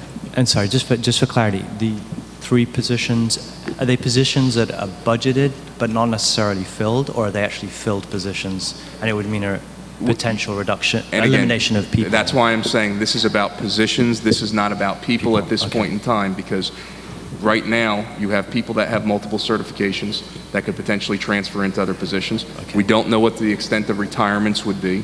And so until you get to that point where you have all of that information, you don't know what the result of that would be. Okay. Okay? Thank you. This is Yeah. 3 positions. Right. I think that was what I thought I heard. I just wanted Yes. to clarify. Thank I you. just don't understand how you come to that. Oh my god. Oh my god. I just don't understand how you get to that number. The 202. This is the sum of 3 positions with their health benefits. I'm lost. Continue, please. I'm lost here, but Okay. I'll let you go. Another option. Okay, currently we have the double blocking of English language arts at the middle school. Okay, again, by making that a single block, you have a potential cost savings of $146,395. From? Would we have, This would is- we have excess English teachers at that time? Yes. Okay. This is, again, this would be a reduction of positions. Okay. Sounds right. The building reorganization that we've already put forward. Yep. And this is from the high school, middle school change Correct. that you outlined. If we were going to maintain a status quo tech budget, you could cut another $115,000. The new budgeted, the new amount budgeted for technology is 150? 50. Okay. Yeah. Okay. Kindergarten paras. Those positions right now total $120,000. Please, guys, these are options. Options. Gifted and talented teachers, It is an option. you have $122,000 for gifted and talented. Could you go back a slide, please? It's all going to be on the last slide. Okay. So you're looking at, as far as from a, again, we put forward a budget of 8.33%, and here are potential options. You're looking at the staffing and efficiencies, the double block of English, the building reorganization, the status quo tech budget, kindergarten paras, and the gifted and talented staffing. Okay, these things are things that would be, again, not recommendations, but things that you would potentially be able to consider if you were looking at dropping that down. Now, if you keep in mind that the budget, the 2% budget was almost 1.4, I haven't provided that. Again, I'm not recommending these cuts. These are things that, again, you can potentially have conversation about as far as reducing below the 8.33%, but there's not anything else that I would put up there that I think allows us to operate the district in an efficient manner that's effective for students. And again, obviously, you can even see that things up there are things that are going to take away from what we offer to students. So you're saying to get to 2%, we would have to make all of these cuts and $600,000 more? Yes.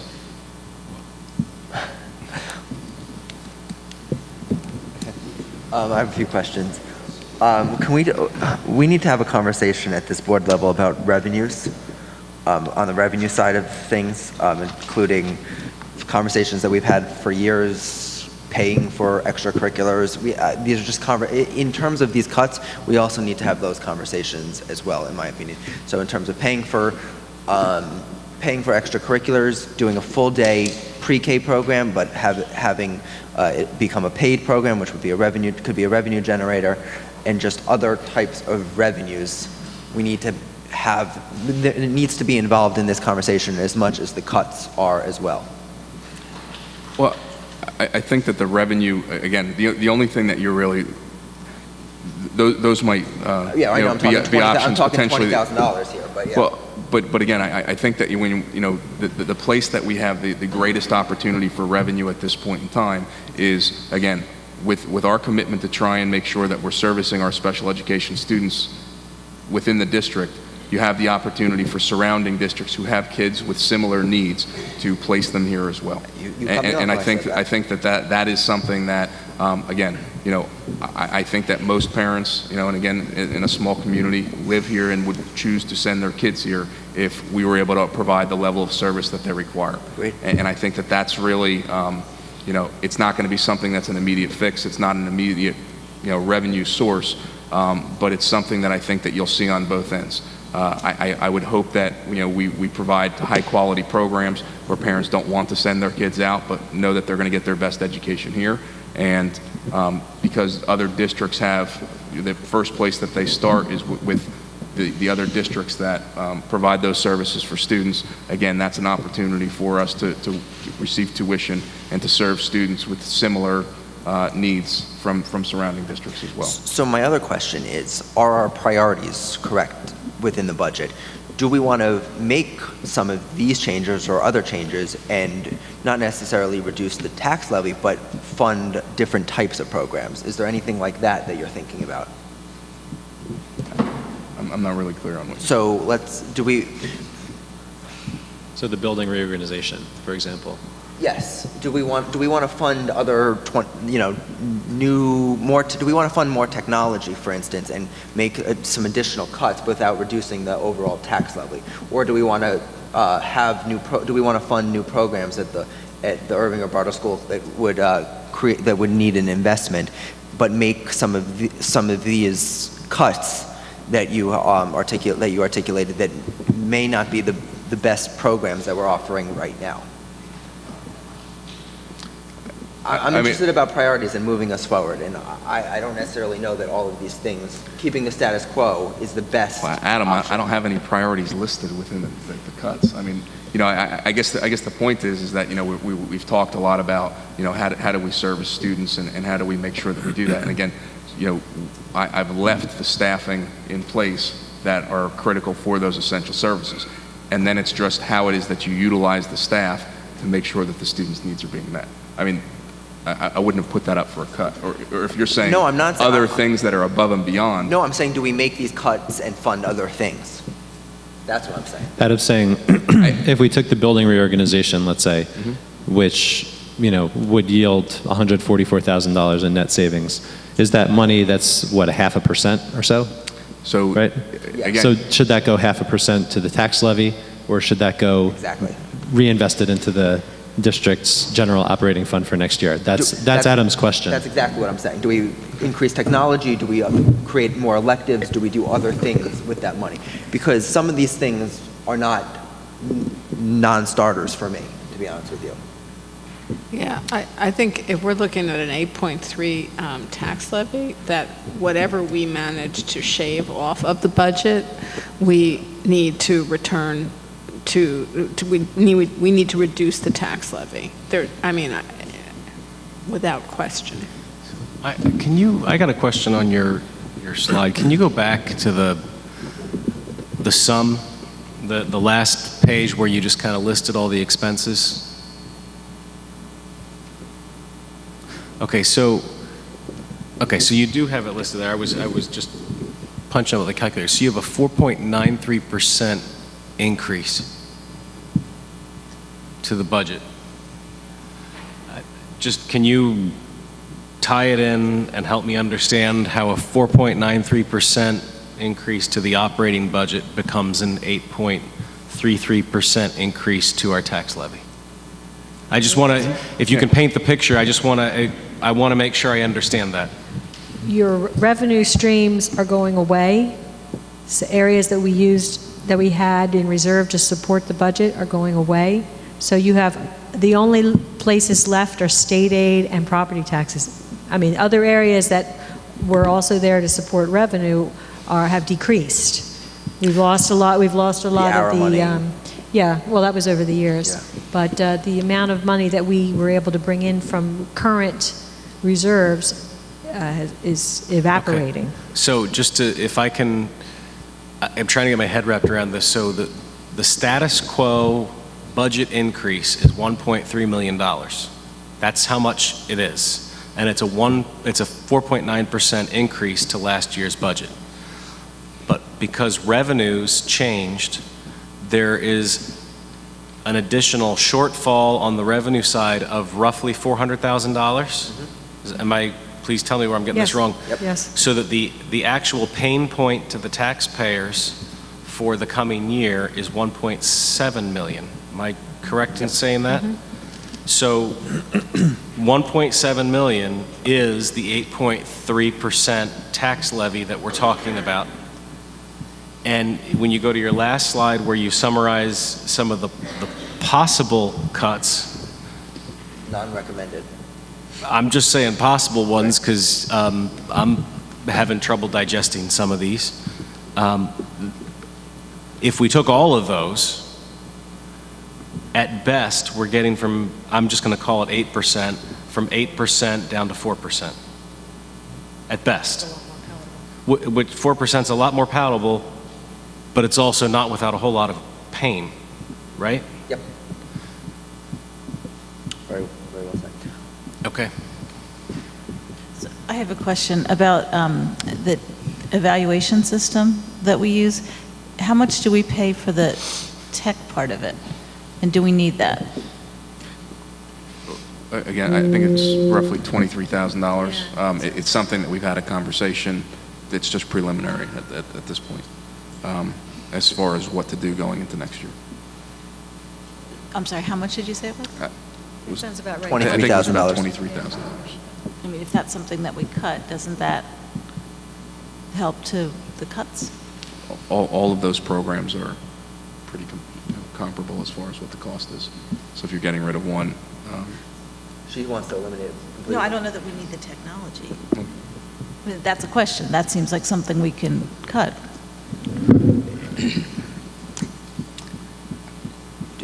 I mean, I do evaluations without technology. Is that the most efficient way to do it? I don't know, I'm asking. I don't think you need a fancy system. That, I think, is what we have, right? the program that we use is TeachScape, and it's tied with the Danielson model. But I use the Danielson model, and I don't have TeachScape. It's certainly something that we can discuss. Again, I'm not married to TeachScape at all, but again, it would be something that we have to see what the alternative is, and then. Do we pay an annual fee for it? Is that how it works, or have we already bought I guess, it? listen, I mean, for all intents and purposes, I guess when I was looking at, 1.7 million, I didn't get $22,000 from TeachScape. I wasn't looking at that number as... Speaking to your mic. I wasn't looking at that number as being significant in comparison to, that's a small savings in comparison with what we were looking at. Yeah, but can Perhaps we put there's more things like that. Right, that's exactly, yeah. Can we put a few $20,000 things in and, I've made decisions in terms of $100 before, in terms of eliminating, a magazine that we had to do, like 5 years ago. We can put some small things together to make a large impact. But my concern is on the budgeted line for our capital reserves and our emergency reserves. I brought this up in the Finance Committee today. We are moving from a $600,000 to a zeroing out our capital reserves. I know we have budgeted for that $600,000, and we're also moving our $100,000 in emergency reserve to almost zero. I know when a boiler breaks, $100,000 is not really much to really fund to fix or to get a new boiler. But the capital reserves, I have concerns about for looking forward to future boards and not building up that account. We've done a lot of projects over the last year over the last few years under the last administration, but a zero-line capital reserve budget is a serious concern of mine. And I understand if we have surplus, we can put into that at the end of this year, but I think we have to do our best to look to future boards and have money built up in that reserve. How much surplus will there be at the end of this budget? Why are you laughing? Because we're talking about an 8% tax increase for a reason. I mean, you're talking about what you wanted to put into that reserve, or what so we're then maybe vote. we need to make some of these cuts to do something like that, or find other things. I have a serious concern about having no money in capital reserve. What was the reserve line item that was 400,000? I thought that was emergency reserves. It's the year ends. No, that's called budgeted fund balance. It's what we anticipate not spending this in the current year. What would otherwise go into excess surplus. Okay. So I don't think that's good. Yeah, as I mentioned in committee, we don't budget to increase the capital reserve during budget time. We increase it at the end of the school year, and that's the way we've always done it. When we come close to the end of the year, if we see that we've had some efficiencies in certain areas, then we will utilize that money at the end of the year, before the year's over, and add to the capital reserve. That's true and not true, because we put money into capital reserve when we know what projects are going to be going on. We have never added money to capital reserve during the budget cycle. Okay. We have always done it at the end of the school year in June. Okay. So then I think Ann's question is, what's the anticipated surplus?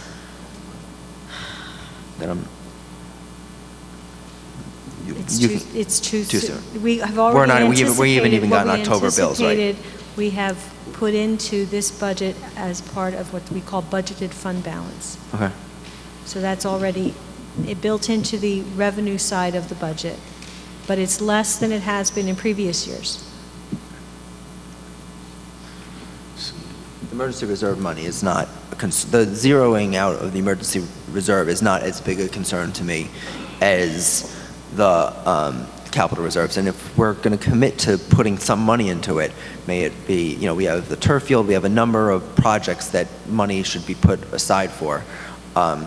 That's fine, but I understand the emergency reserve. We mostly use that for increased health care benefits, and we can figure that out. But it's just not, I don't necessarily agree that these are the best options to not have that money set aside for the future. So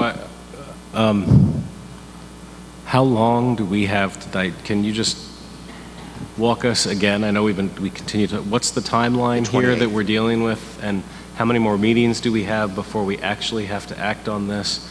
And how much time do we have to act? I mean, these aren't easy numbers, easy things to be thinking about. And so before I get into some of the detailed questions on there, what's the timeline? What are we looking at? Well, on the April 28th meeting, we have to certify the budget. Is that our next meeting? That's our next meeting. So we're going to have one in between that, and I think it should be a different style meeting.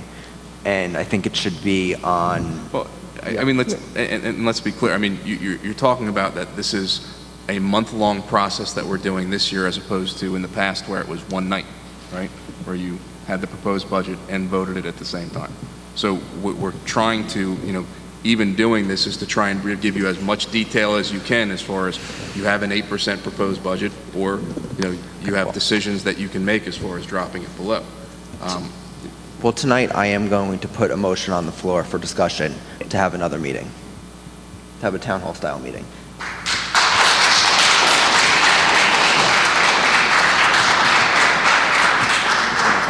And I can do that now, or I can do that in new business, but I think that we would normally go out to a vote for something like this, and the status quo has changed, and we can change with that status quo. So I can do that. I can put a motion forward now, or I was planning on doing new business, but I have something ready to go, and it's going tonight. And I've emailed both Dan and Tim already about this.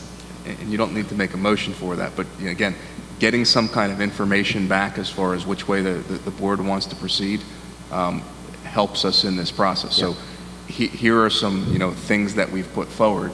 I guess I'm hoping that you're going to look at some of these and say, absolutely not. We're not eliminating kindergarten paras, and we can take that one off the board. And then you have to come to grips with, this is the raise in tax levy compared to, these are the things that we're going to cut. That's the intention of tonight, as far as which things need to be on the table, which things need to be taken off. And,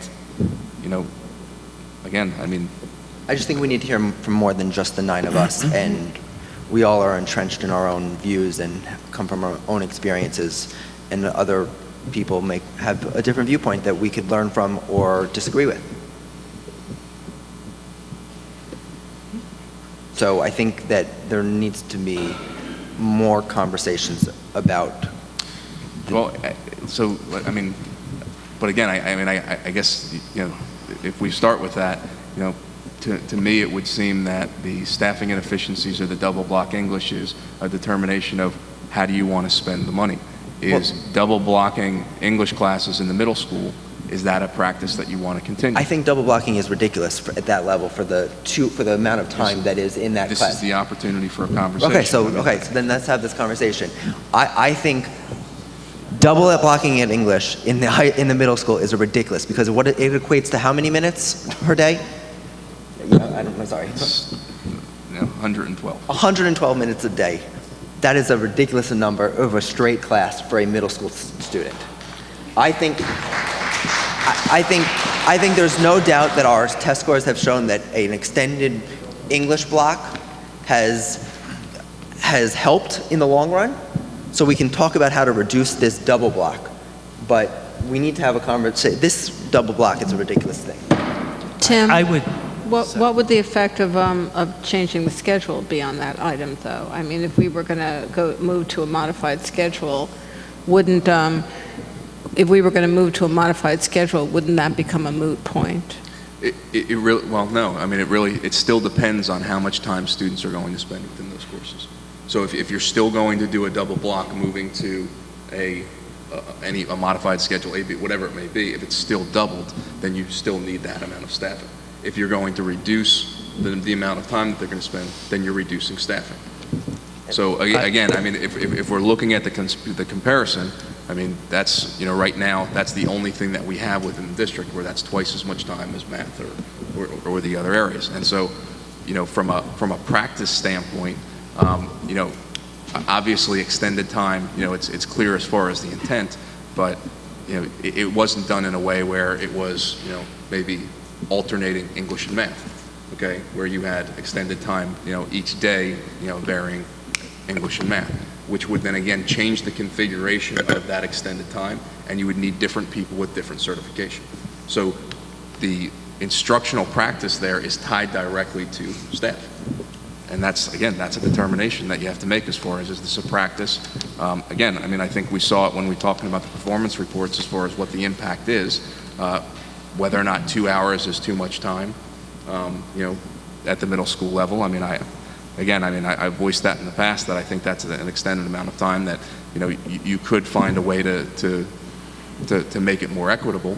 But I mean, that's what our status quo is. This is the current practice, and what do we want the practice to be moving forward? So what's your recommendation? I need to hear the administrator's recommendation for English, for language arts in the middle school.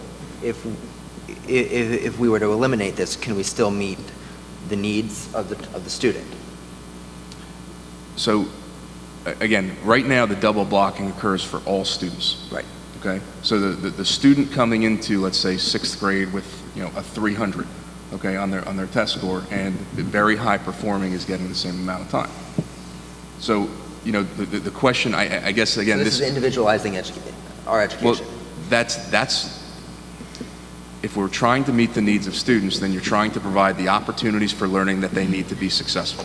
And so to just have a general practice where all kids get exactly the same thing, it would be like going to the doctor and saying, I have a cold and, you broke your leg and, both of us take 2 Advil. I mean, there's, Gotcha. you have to make sure that it's tailored to the individual needs of the students. Gotcha. I mean, there is a huge comparison that you can make as far as how you meet the needs of special education students in that planning process and how you do that for all students. How you identify what those child's needs are and how we make sure that our programming and what we do meets those individualized needs. Gotcha. So again, I think that there's a different way to do it.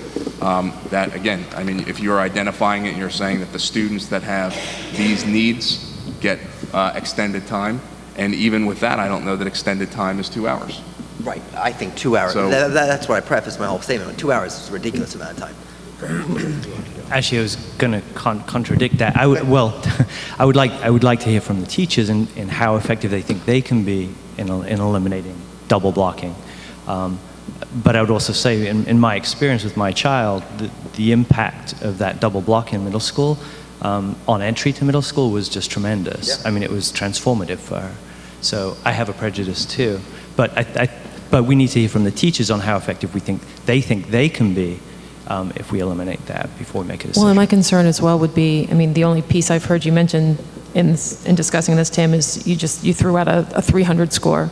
I'd be then questioning how it is that we're deciding whether children are being double blocked or not double blocked. Are we doing that based just on standardized test scores? Are we doing that based on teacher recommendation? Are we doing that based on student preference? Are we doing that based on parental preference? Yeah. It's a concern. It's how would we be making those decisions and on what, based on what criteria? So the question I guess I would have is, and to clarify, Tim actually said a 300 and very good performance on all of the other assessments that the student had taken during class. But in any case, if all of this was kept, if we didn't do any of these cuts, if there were no cuts that took place, and we went with an 8.33% budget, what would the effect be in terms of the personnel that are sort of, would seem sort of extraneous or superfluous in some way in terms of the inefficiencies that you've been able to highlight? The kindergarten paras, gifted and talented, the technology, these are things that, there's no question in my mind that we should not be making cuts like this. The building reorganization, I think, is actually something that we should explore. It's a small building relative to, having 2 principals. I could see that working effectively with 2 assistant principals moving forward. Eliminating, successful middle school English teachers, that doesn't, maybe there's a good use for them somewhere. So I guess the question that I would have is, let's say that let's say we look at number 3, we take number 3, and that's the thing that we take moving forward. The board decides that, or whatever the recommendation is. What happens to the other staff members? Does it mean that we now have enough space? We're going to be able to offer smaller class sizes? What benefits would we then be able to see? If there are benefits, and if there are no benefits, then that's something that I think we should understand as well. I would like to have public input. Uh, I'd like Tim to actually answer that question, if you don't mind, Claire. Well, again, if you're looking at the staffing inefficiencies you're talking about, again, with the staff, there either aren't students with that need any longer. So, because that's under a multiple certification, you would then be dispersing a load amongst multiple people as opposed to something that can be handled by one. And the same would be true as far as the other class sizes within physical education. You would have smaller classes in physical education, or you would have gaps in schedule. And so the staffing inefficiencies, the first bullet is not only physical education. It's not 3 phys ed teachers, right? No. It is ESL. And so based on the needs of the district in terms of the number of students that need to be serviced and the best or most optimal way to schedule students, you feel that if we eliminated those 3 positions, there would be no negative impact on students within the district. Correct. And that those staff members, or the positions, if they were kept, would actually, or could potentially create, there's no really good way to use those positions if they're kept. Again, that's why I'm saying these are positions. Then you would be looking at, potentially certifications, and the certifications that these people hold. Do they bump into other areas potentially that, they hold certification in? There's the first decision is, are these three are excess positions, okay, that are not necessarily need-based, and then from that, then there's a chain reaction as far as what happens. So, again, that's why this is positions, not people. But to have the savings at some point, it has to be people, no? Because I mean, at some point, there's Well, got to be again- a person at some point for there to be a. There can be But- retirements and other, Right, but that has to be also on the table. Attrition. We're talking about an 8.33 increase. We have to also be talking about people and continue, and It's figuring out a way to make this a number that can be reasonable. I just want to understand what it is we're talking about. I'm not saying, I mean, I don't think anyone is naive enough to think that we could save hundreds of thousands of dollars and somewhere along the line there may not be positions that are eliminated or people that lose their jobs. I just want to know exactly what we're talking about. So all things equal, if those three positions are eliminated, but those three positions, the people who were in those three positions obtain other jobs, then there's no net gain. Right, exactly. Right. That's what I'm saying. All other things being equal. No, but you, again, you have retirements, you have, people leaving the district, you have other certifications of transferring people into open positions. So yes, the net savings would be that you don't have those positions which can equate to people depending on the circumstance. Yeah, but we are okay. In an ideal circumstance where you have things working out, where you have both a potential lack of need within this certification area and a retirement, or Are you saying we have those circumstances? Or, I mean, well, we just had a retirement in the ESL at the last meeting. But we also are talking about a potential eliminating of positions of people. And that's, right? Or the use of hours. So I mean, Or the use of what? Or the use of hours. So something like a substitute teacher, bringing subs in, right?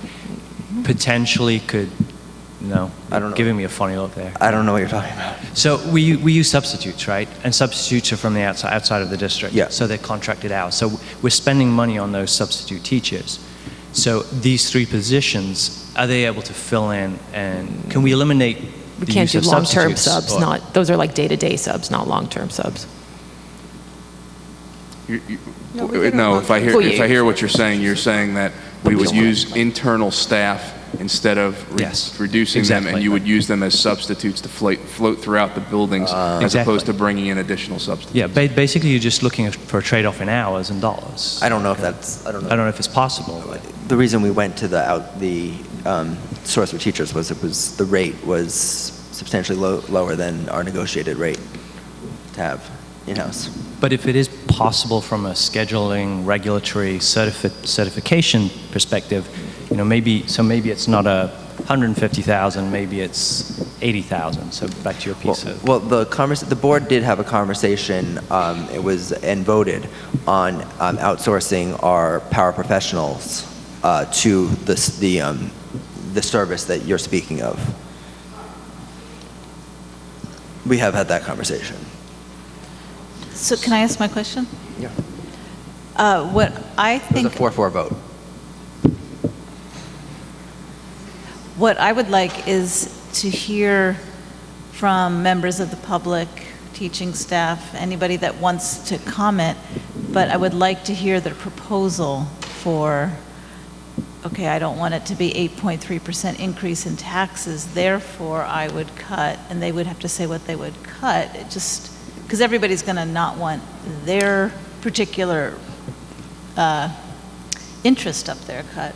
But I think they have to go through the process that we have to go through of how do we balance how much it's going to cost with what we can cut. Well, what I'm saying, I don't want someone to come up and because they have a child in kindergarten, they don't want to cut kindergarten paras. They would have to say, well, I don't want to cut kindergarten paras, but we can cut these two things. because maybe someone will have a good idea. I think, yeah, okay.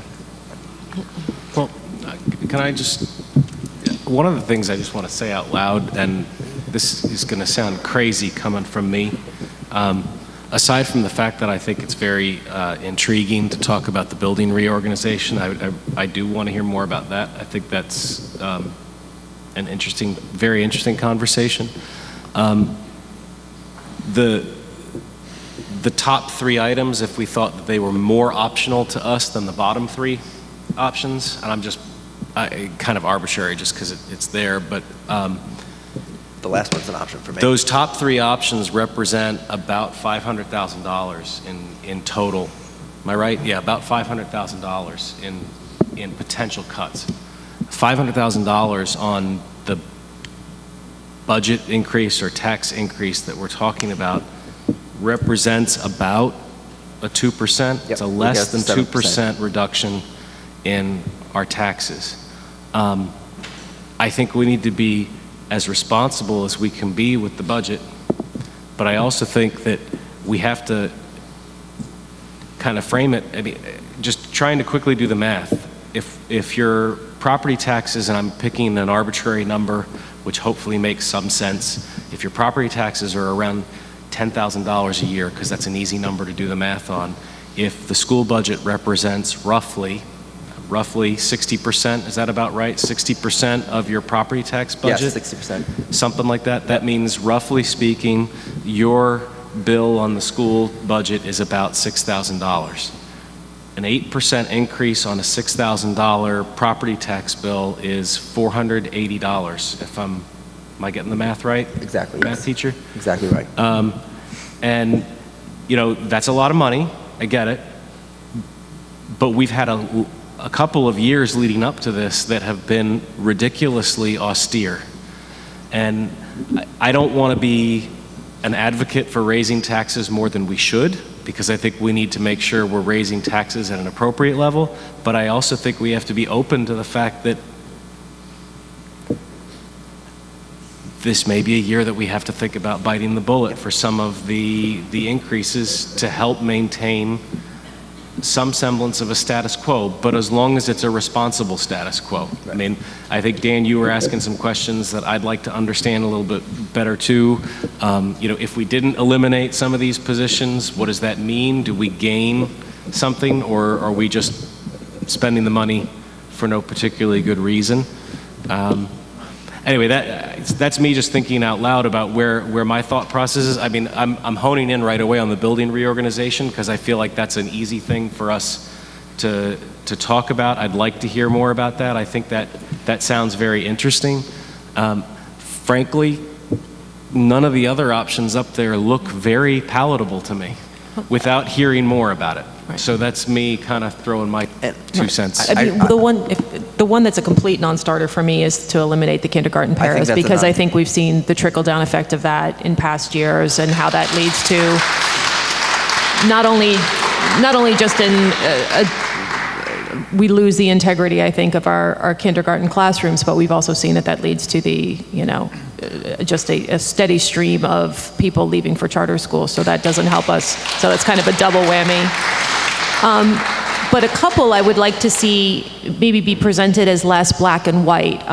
Specifically, the status quo tech budget, I think just kind of putting that status quo up there kind of gives it a negative connotation automatically that I don't think we need. We had $35,000 last year. I think we can all agree that, or this year, maybe that's not enough, but that doesn't mean we have to increase it $115,000. It's possible that we could double it and have it be $70,000 and still have a savings of $45,000. And kind of like Claire was talking about, maybe $25,000 doesn't seem like a lot, but you put 25 together with 45 and slowly those little pieces add up. And I would say the same for eliminate gifted and talented staffing. Perhaps there's some shade of gray there where it's not eliminate them, but perhaps they're then half-time gifted and talented, and the other half is push into classrooms, or there's some way to kind of modify that, because I think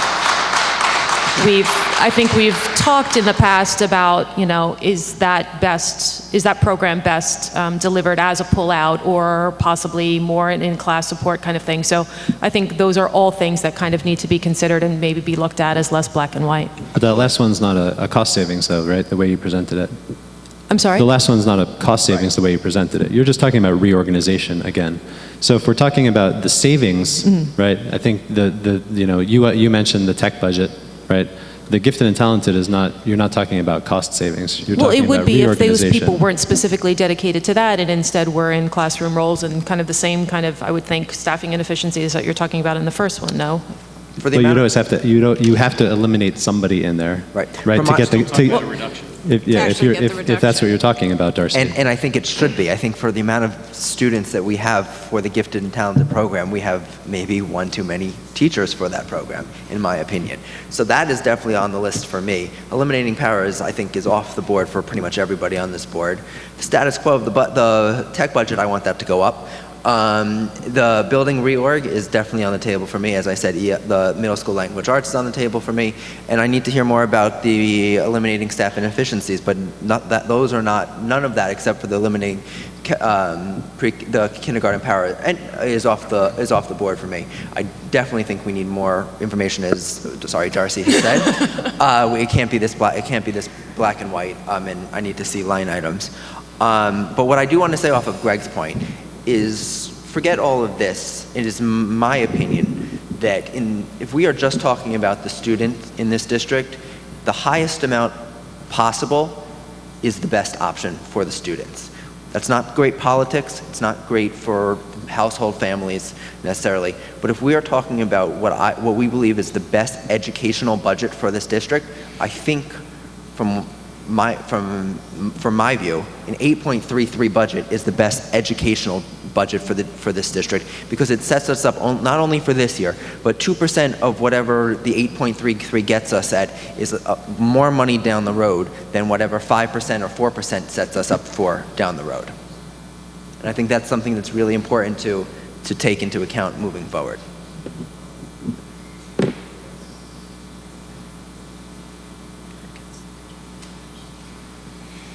Any other thoughts? I set this up.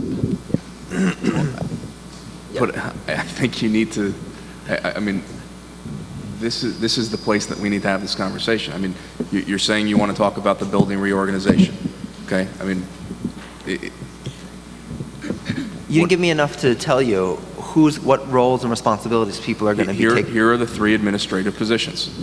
You'd have a single principal, you'd have 2 administrators. Okay, you would roll the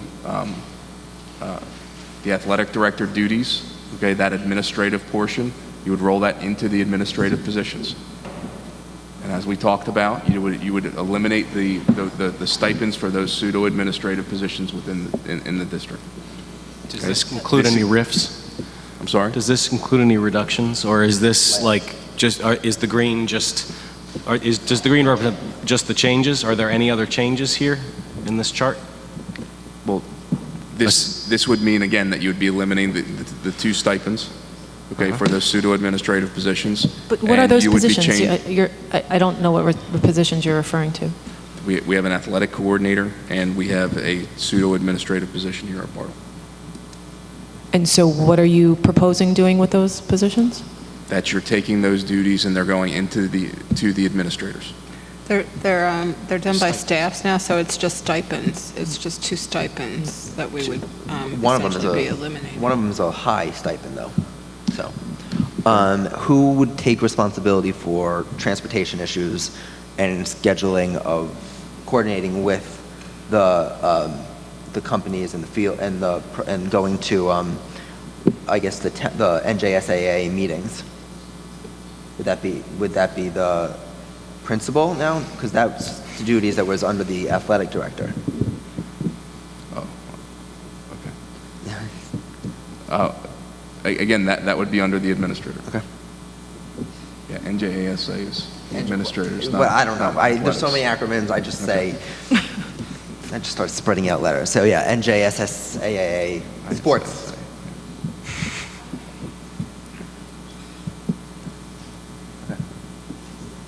So one thing I like about our current middle school, and I don't know if it's because of how it's staffed, is that it's a real middle school. And I don't know how it was before, but it has the feeling of a real middle school, and it operates like a middle school. So I don't know if in this configuration that feeling can continue? Because who would be in charge of the middle school? Well, you're looking at that the daily operations are run by the administrators that are assigned, and the principal has responsibility for all those. When you're looking at, roughly a little bit over 760 students, that's not an unreasonably large school, and you would still be able to, continue the practices at the middle school and continue the practices at the high school, and they would still be separate. You wouldn't have that crossing over, but you would have one building administrator for the site as opposed to two. But it could still have its middle schoolness. It wouldn't get Yes. mushed in with the high school. Correct. So I think this is a great idea, personally. I think, a building of that size with a principal and 2 assistant principals is something that makes sense. It's a pretty serious cost savings, and I don't think that it really affects the integrity of the operations of the buildings. They're attached, right? So, all of these things, given this proposed change, I would support this change. I agree. 10-month employees. It says 10-month. I think we need to hear from some other people, and I think that we need to really move this conversation forward. Board members, thank you. No, we really need to get somewhere in terms of the items that are listed and how we feel about them. Well, I think we're going to have another meeting. I think we're going to have to hear from the public. We need to digest this. I think we can't be I agree with you in principle that this sounds great, but there are questions that I'll probably think about while I can't fall asleep tonight that I'm going to want to ask that I just don't know off the top of my head right now to make a decision. Yay or nay? It sounds great. I just can't commit to something like this in a 30-minute presentation. And you don't need to commit to it, but I think we need to have the understanding as far as the items that we need for operations and then the things that you're going to consider. Again, all we did is we took all of the things from the peripheral, all right, and put them on the screen. Again, not recommendations. Right. This is one that I would absolutely consider. I would want it fleshed out as well. You threw in the athletic director in there. I still don't fully understand how you're seeing that fit into that, what that means for that position or that individual. So, I would definitely have more questions, but that's one I would absolutely entertain, as well as the first, second, third, and as I said, kindergarten parags are completely off the table for me, and I would look for some gray on status quo and tech budget and eliminating G&T. That's where I am. So wait, hold on, I don't understand. First is off the table or on No. the table? First 3 are all on the table for me, Okay. and the only thing that's off the table for me is eliminating the kindergarten paras, and the ones that surround that, I would look for some gray in between. Okay. Yeah, sounds good. Ashley, Tim, thoughts? I'm sorry, can I? Catherine? Yes, I just, they eliminate G&T staffing. What, is that all G&T? Or what is it? Yeah, that would mean that you were embedding that within the classrooms. Which I Yeah, believe that's is what standard. it's been in the past. And I believe that there are probably successful programs out there that do that. Again, I'm not advocating for these. No. This is something that, we talked at the last meeting as far as 8% is an awful lot. The last 2 years, we've done 2%. And so, trying to come up with things that are, providing you, some talking points and a place to make some decisions. And I'm just asking for a clarification, No, because I don't, if it's no. differentiated instruction that'll do this, that's great. I guess my point is that this is something that's, you could do. Again, I wouldn't recommend it. I think That's that what I you didn't hear. should have at least one full-time staff member that's dedicated to oversee the program for the entire district. But that's a shade Okay, of and gray. I didn't know. That's a shade of gray. Does this represent one full-time, or does this No. represent 2? I No, don't know. this- This is I believe it's one for Irving, one for Bartle, but I would agree that the one is a shade of gray that should be on the table, where we have possibly one that is split between the two, and then the rest of it is then rolled into. So again, I guess if we're in agreement on that, then I can come back and we can say, here's one position, here's a cost savings for the other, and this would be, if the members of the board are in agreement that that's the direction that we're going. That needs to be done for all of these line items. I think we can't make these decisions in the complete abstract without not knowing what's inside of 202, inside 146. But Adam, like I said, I mean, those, what more do you need to know besides that's 3 positions, okay? Phys ed, 2 phys ed, 1 ESL. Those are the 3 positions within there that are staffing inefficiencies. At Bartle. They're based on certification, so you have potentially that if you had people in those positions, there's going to be bumping rights back and forth. That's why, again, we're talking about this as a position.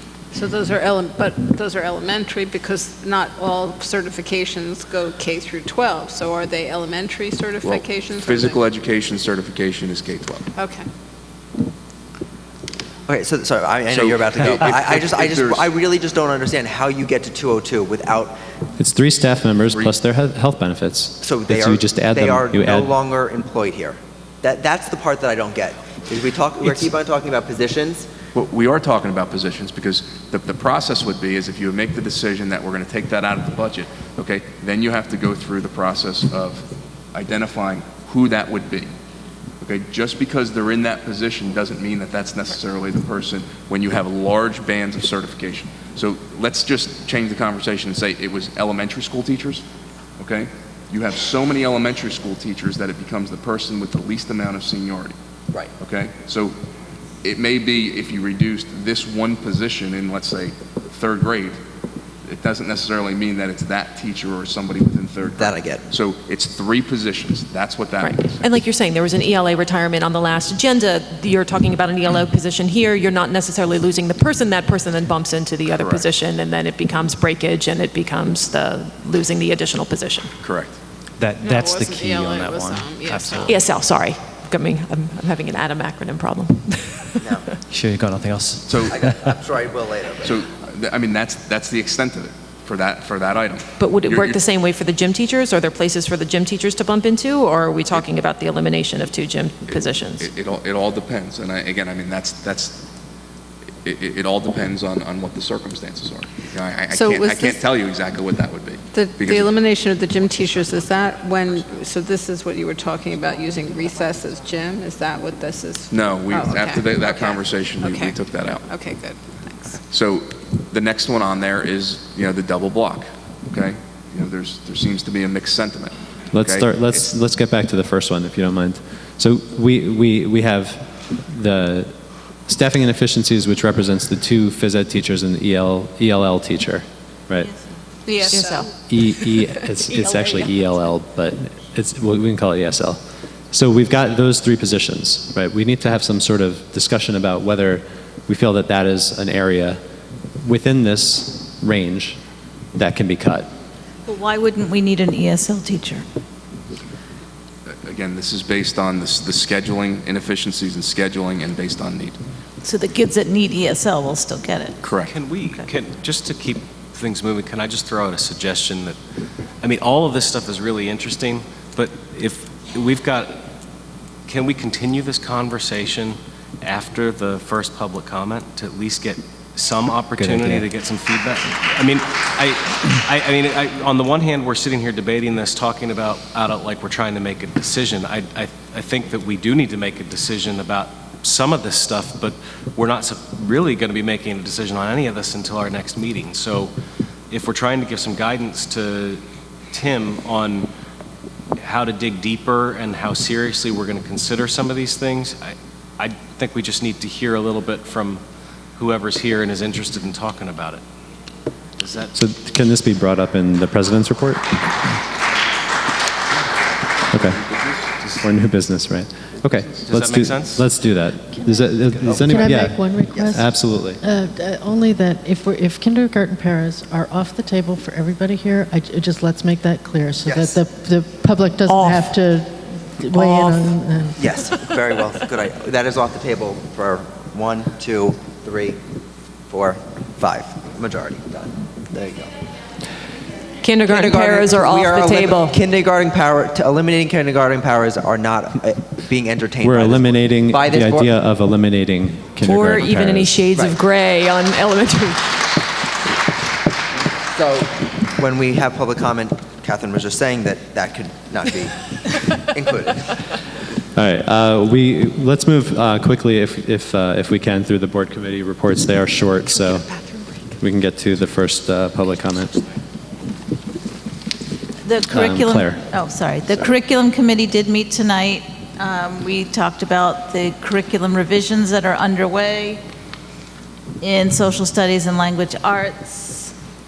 Michelle did a overview of the curriculum design, which follows the UBD, Understanding by Design format. And new curriculum writing positions are going to be posted for 9 through 12 language arts and 6 through 8 math. On the agenda, I would move items 1. Nope, you're not No, voting. we don't do that after. Just discussing. And are we doing questions now, or should we do Comment- questions after? Both. All right, because I'm sorry, go ahead, Claire. And there's also an addendum for the Take Your Daughters and Sons to Work Day. Is there any discussion about the curriculum report or the items on the agenda? Yeah, my only concern was the appointment of the curriculum writing staff. Maybe this has happened before and I just haven't seen it. The to be determined staff member, that seems a little questionable to me, and I personally have a problem moving something with a TBD in there for who's going to be writing curriculum. The posting closes in a few days. I assume that means Friday. Interviews start the 21st. This is going to be internal, so these are our staff members. Right. So We're just allocating the money. in order for us to, is there a reason that they're on this agenda, I guess, would be Darcy's, maybe the inference that I'm taking? Or can they just be moved on the next agenda? Is work going to begin prior to the next meeting? They can be moved on the next agenda. Okay. Is there any other discussion of the curriculum items? Catherine? The Finance Committee did meet tonight. We're still on schedule for the ROD grants for the Bartle School window replacement. We hope to award the contract by May 5th. There was the architect for the seating in the balcony of the auditorium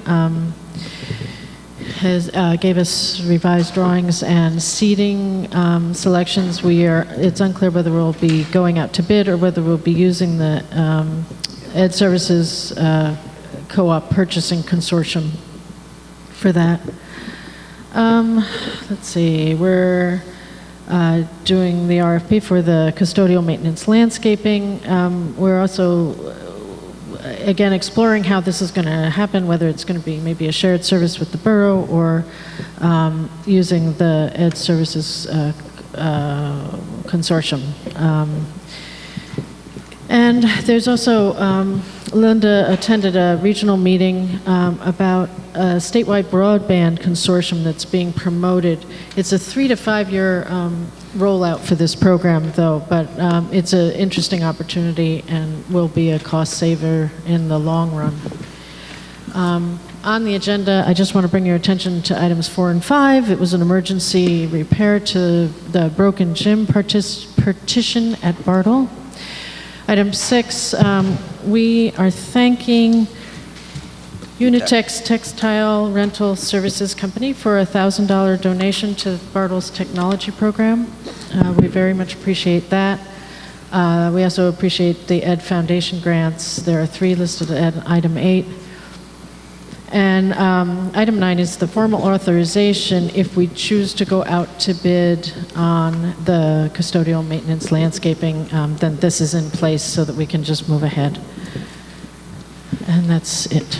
Okay, great. Any discussion on any of the finance items or the presentation?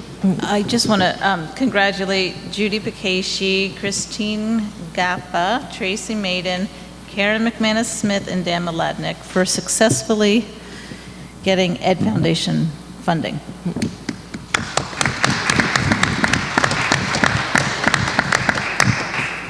And I guess I just have a quick question on 9, just to understand the impetus behind it and what we're... What number? Number 9, which is going out for an RFP for custodial maintenance and landscaping. Linda, Our contract will be expiring at the end of June, and it's this, we've already renewed it 1 year. We are faced with a very significant cost increase, and we're not able to renew the contract again at the rate that we're expecting. And this is with Temco, right? It is with Temco. Okay. So we have to solicit proposals for a new contract, which would begin July 1st. And then would this be something where, I mean, I know this has been a brouhaha in the past between different companies that we've had providing these services. Would it be the same kind of situation where if we move to a different company, sorry if I'm not talking to the mic, if we move to a different company, we'd still be looking at maintaining the same employees? We'd have the same Yes. employees in the building, but they would have a different... They would have to be offered a position. Yes, so they would be reoffered the same positions with a different companies. That would be the expectation. Okay, thank you. Any other thoughts? Okay, Anne? The Personnel Committee met tonight. We discussed the search process for the Bartle principal. We discussed a policy that we decided we actually don't need. And, we talked about the various upcoming hiring needs. That was it. Any discussion on the personnel items? Can we just draw attention to 3 maybe? That appointment? I think that's kind of cool. People would probably like to hear about that. So the good news is that that Bartle will have in the person of Karen Sanchez, a community member and and a retired professor of Spanish language at Rutgers, a part-time Spanish teacher for the rest of the year, which is great for. So we're very grateful to her for sort of stepping up and being willing to do that for us, at least for the balance of the year. And obviously, we want to congratulate Dr. Williams, who we congratulate for his new position, and we will miss him here, certainly. Any other things on the Personnel Committee? Other discussion? Adam? Policy Committee did not meet tonight. There are a number of policies that have gone, my understanding, through each committee. The 1,000s have gone, and the 1,000 and 3,000s have gone through the Personnel Committee. The 6,000s have come through the Finance Committee. A number of them are on for first reading, and we have a number for second reading that we've talked about in the past. Anybody have any discussion on those at this point? Well, I have a question on one of the policies. Does the question come after we move them, or can I ask the question now? No. No? I Now- can't ask now the is question, good. or now? No. Now I can ask. Specifically, the superintendent's duties policy. I know that said M, so I suspect that this is something that we're just pulling from Strauss-Esme as like, this is what we're kind of being told to do. But the changes include strikeouts, like it's removing duties, and I wasn't sure where I saw.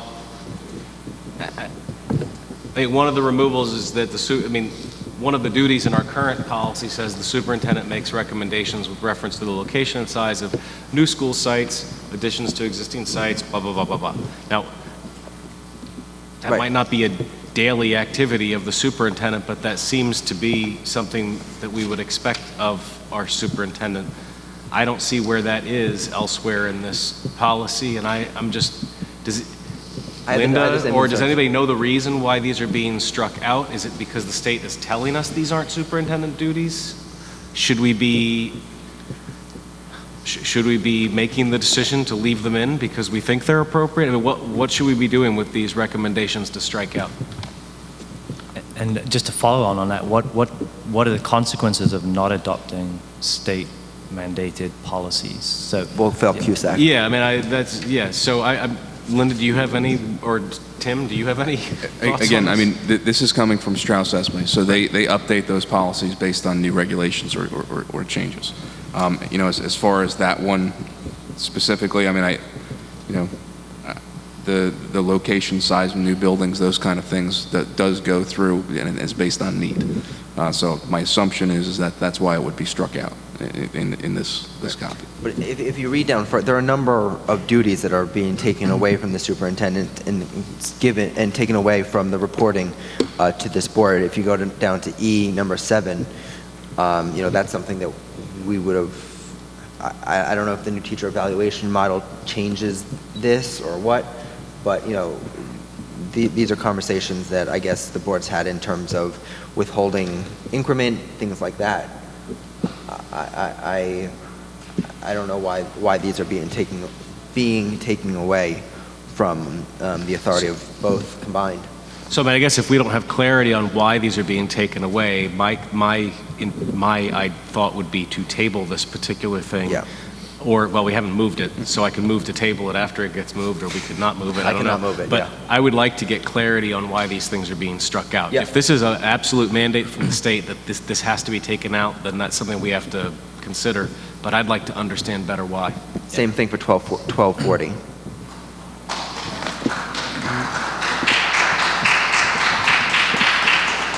Well, at least 1240 has added items.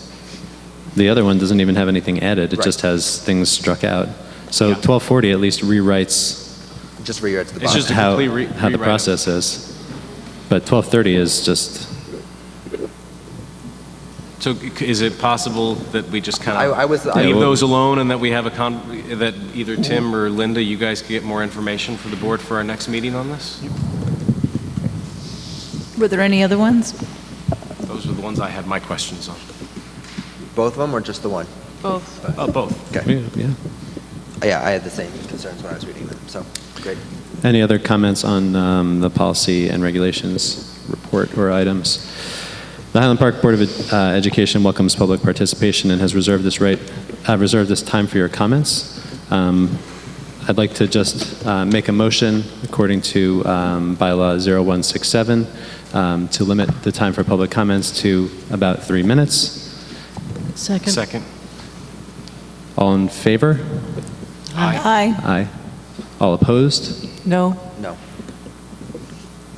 Okay, when you come up to the podium, please state your name and your address and sign in on the ledger. Make sure there's still one up there.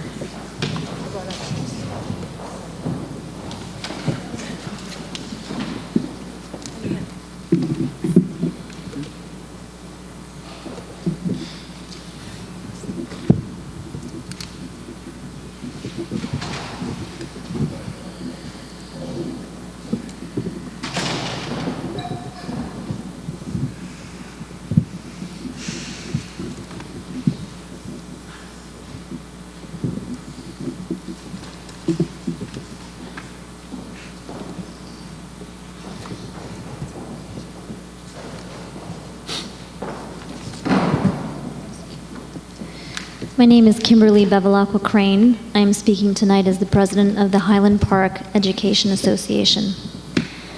I will be voicing a matter that the HPEA believes is of public concern. This is a matter that our membership feels will negatively impact our ability to provide required educational services to our students if it is not addressed. It came to our attention several weeks ago through member complaints that our colleagues had serious concerns about numerous statements and directives made by the district's Assistant Superintendent of Curriculum, Michelle Callis. These statements pertain to testing, professional development, and curriculum. We were alarmed after receiving several pages of detailed concerns that ranged from our members feeling that they had been directed by Ms. Callis to instruct their students to lie on state tests, to staff expressing disappointment that they felt their curriculum meetings led by Ms. Callis were disorganized, rushed, and not properly planned. Initially, I brought several of our members' concerns to Ms. Callis. She was surprised at the allegations and explained that her statements were taken out of context. She assured me that she did not suggest that students should lie. I suggested that since this was the perception, she may want to address it with staff. The association then received numerous independent complaints and concerns from individuals and groups of staff members who feel there is a serious and systemic lack of confidence in Ms. Callis's ability to present them with high-quality professional development and curriculum training. Our members feel that Ms. Callis reading slides to them and giving tasks without elaboration is not quality professional development. They feel their professional development is not enriching, authentic, or rigorous. They feel that the PowerPoint slides shown during several of Ms. Callis's presentations focused on test prep. We are not against test prep. We do feel, however, that our professional development should be focused on deeper learning. Irving members have been given a new literacy program, a new writing program, and are being directed to integrate all new programs and all content areas into project-based learning. In their opinion, they are being asked to do this with no materials, no comprehensive and effective training, and minimal time together with their grade levels. This is an overwhelming endeavor with little time for collaboration. Our members feel that best practice dictates that language arts curriculum be centered around reading standards, not social studies themes. They do not feel that Ms. Callis has heard their concerns. Members feel that limited data for a curriculum shift has been provided to teachers. We agree that curricular links between subject areas is a sound idea. However, we would like to see research-based methodology that shows that the linking of novels to social studies is a best practice. If it is a best practice, we feel that we have not been given clear guidance on proper implementation. Members feel that deadlines set by Ms. Callis have been erratic and often instantaneous. While some original timeframes have been modified, they created a great deal of stress for staff before they were modified. It is essential to provide adequate time to properly and thoroughly write collaborative new curriculum of this depth. Our members feel that Ms. Callis has not developed an effective rapport with staff. Many report that her email responses are not timely, and her responses are often short and very informal. Ms. Callis has canceled or arrived late to numerous scheduled observations and meetings with staff. Members feel that Ms. Callis does not answer their questions effectively or thoroughly. Many of the concerns and opinions outlined here tonight are essential pieces in our profession that must be executed with excellence to meet the requirements of our students' educational needs. These concerns were brought to our membership, who cast a 98% vote of no confidence regarding Assistant Superintendent of Curriculum, Ms. Callis, under the current circumstances. I approached Superintendent Capone with our members' concerns about Ms. Callis. His response was that Ms. Callis had only been working with staff for 3 months. He did not feel that this was an adequate amount of time to judge her performance. Our staff is in the midst of dealing with completely new district administrators, 3 out of 4 new principals, new union leadership, changing curriculum, changing schedules, new testing with penalties that affect our evaluations, a budget crisis, and we are still working without a contract. We have not been given much time to adjust to many of these changes, yet we strive to perform at peak performance for our students. If we are expected to deal with all of these challenges within the best of our professional ability, our concerns must be heard and solutions identified. We have a voice. Thank you.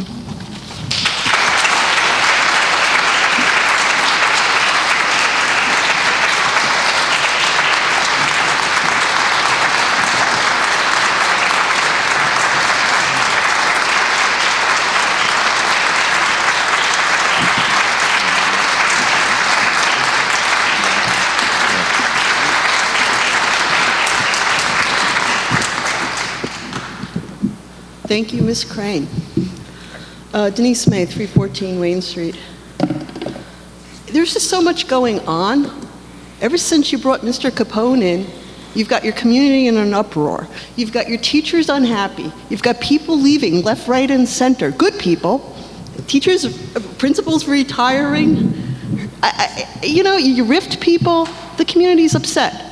Now we're talking about scheduling. Now we're talking about rescheduling. Now we're talking about taxes. Quite frankly, I have a very high tax rate on my home.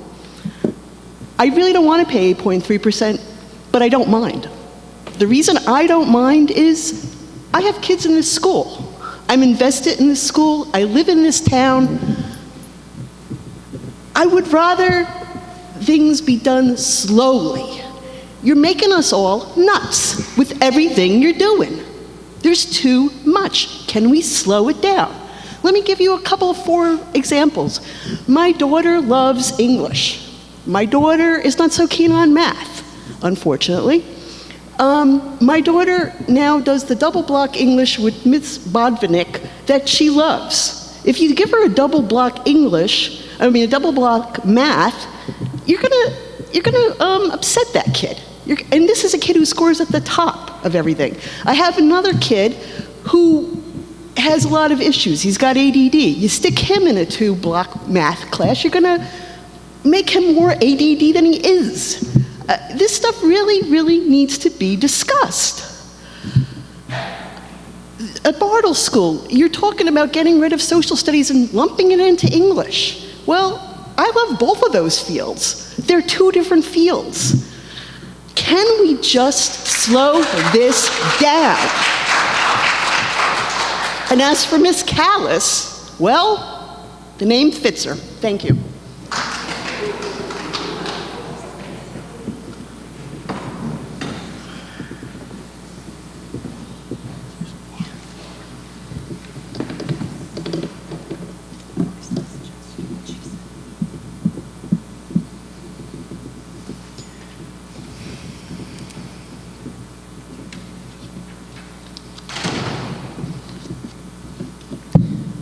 Virginia Lofton, 303 South 2nd Avenue.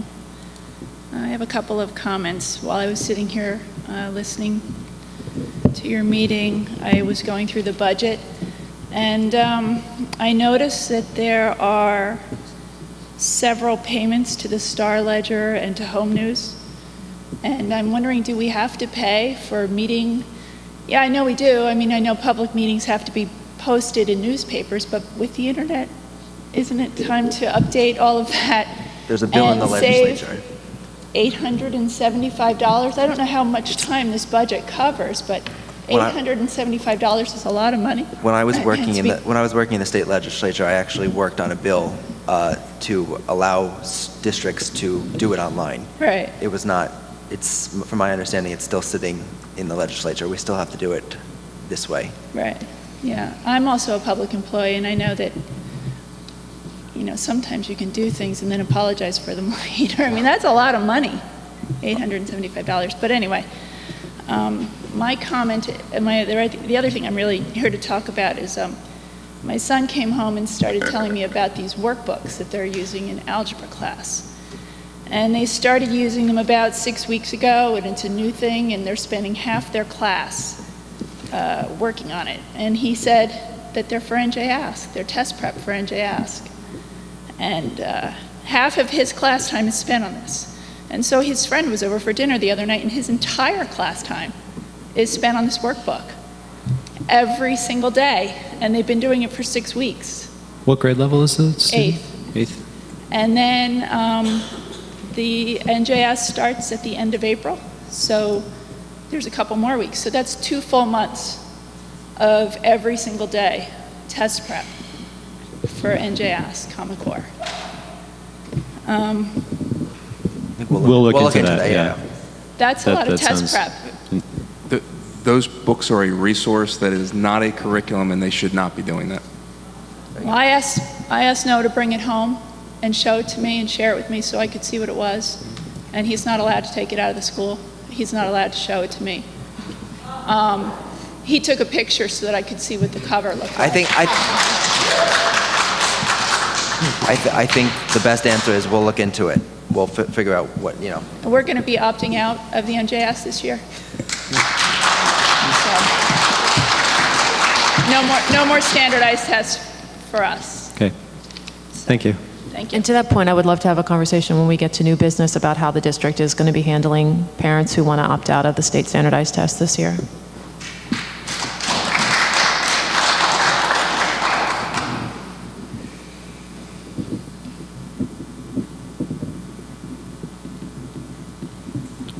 Good evening, everybody. I'm Melanie McDermott from 33rd South 3rd Avenue. So much to talk about, so little time, so I'll talk fast. I wanted to echo something Denise said. We've been hearing about a lot of overhauls tonight of the curriculum, aligning the curriculum to the Common Core, aligning the curriculum to prepare for the park, new teacher assessments, schedule changes. It seems to be a hallmark of this new administration, the rapid, if not frantic and certainly disruptive pace of change. What we have right now is not broken. It can certainly be improved, and we welcome that. But I would certainly echo the calls for deliberation and discussion. You cannot have consultation of things with teachers or the public if things move that fast. Please put the brakes on the new schedule for the fall. I won't spend any more time on that because I really want to talk about the budget and the tax hike. I am an extremely strong supporter of public schools. I think that we have been squeezed for years. We've all seen this situation coming. I must say the numbers are a bit confusing how it suddenly reached to this pass. However, as we all know, property school taxes are a regressive form of funding. It will hit Highland Park taxpayers very hard, causing significant hardship. None of us wants to see more foreclosures in this town. There's also the political reality of a significant backlash against the public schools, which could come back to haunt us in future years. There's a lot of people in this town who have no kids in public schools and who really don't care about a bunch of these line items that are so agonizing to us. So I know you're all aware of that context. I think we need to think seriously about spending our entire, if I've understood the regulations, the entire 8.3%, the 8.3% tax increase would wipe out our bank cap. Am I correct? Yes. Okay. No, it would not. 10 okay. 10 and a third. 10, yeah. Okay, how much would we be able to 10 hike? and 10 and a third. Sorry, okay. Right? Correct. 10.03. Okay, 8.3 would not be the most we could ask for. However, what I meant by wiped out is it's the 3 years that we have savings on. There aren't other years that we spent below cap that we can call upon in future years. The point that I'm getting at with, and I'm sure that could be refined, is that what is the plan for next year? Adam did point out we're locking in a tax increase, which won't be popular, but it will help us. So I see that the 2% that the state is holding us to will now be 2% of a higher figure. That's a permanent tax increase. We all have to take that on board. But at least we're getting it. But I don't see a plan for the years down the line. So I would like to advocate several things, one of which is not going to be a short-term solution, but I urge this board, I urge this administration, I urge all my fellow citizens to push for full funding of the state schools and to push for full funding of the park mandate, to decrease the onerous administrative responsibilities that are coming with all these new evaluations, and we need to move our state to a higher percentage of funding from a progressive income tax or it'll kill towns like Highland Park. Given that we're in this situation, we have to build trust, we have to build support for the public schools, or this will not fly, it will not last. There will be, as I said, a backlash, there will be a turnover on the school board. There are lots of different ways that this could happen.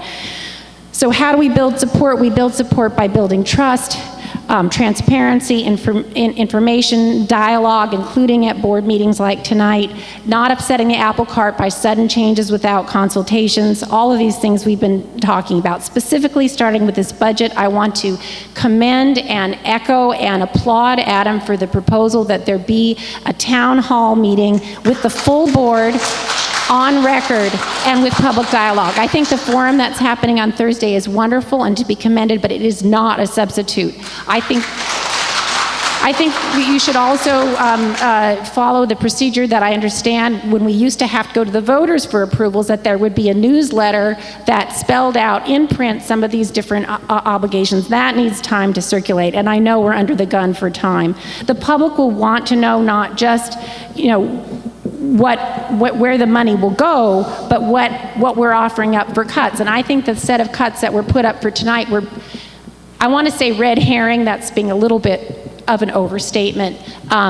They're real and some of them are worthy of consideration, but as Darcy pointed out, black and white was created shades of gray. We're being told if we don't buy this whole tax increase this year, staff are going to be cut. What I did not see was any proposed cuts on the new central administration positions, for example. Thank you, Mel. Thank you very much. It's a tough job. And I just want to talk about the waivers. Yeah. From my understanding, Lyndon, correct me if I'm wrong, we will have opportunities for more waivers next year. If our enrollment goes up, our healthcare goes up, we don't have to have that bank cap to tap into that. That's the healthcare waiver? There's 4 waivers that we'll have the opportunity to get next year if we need to exceed the cap again next year. Okay. If X, Y, and Z happen, certain things need to happen for us to get those waivers, but we will have an opportunity to. Well, ones that are almost certain. I mean, healthcare costs are almost certain to go up, so you can take that. Or Right, enrollment I is- always forget, it's healthcare, transportation, enrollment, and We only look at healthcare and enrollment. Those are the only two that usually are. But everything that's not a waiver is a tax increase. So that's why this community. The waiver is a tax increase. Yeah, what I mean, waiver is- yeah, everything that the waiver enables is more tax increases. So I know we're under the gun for this year, but in every single one of these plans, we've talked about it specifically with respect to tech, but there are other things. We need to see a strategic plan with several years ahead. We can't just be making decisions on the basis of this year's budget.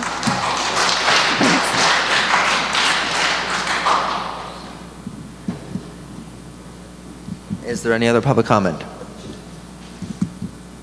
Nope. All right. All right, no other public comment. I would like to move to the voting portion of the agenda. Where am I? So curriculum rest. So can I have a motion for, can I have a motion for the curriculum agenda? Yes, I would like to move items 1. And you have the addendum as well. Yes, I know. 1 through 5 on the addendum. I'm going to say it, okay? All right. 1. On 2, only the 3 people who are named. Okay. 3, 4, and number 5 on the addendum. Is there a second? Second. Is there any discussion? So we're tabling the to be determined for the language arts 9 through 12. Correct.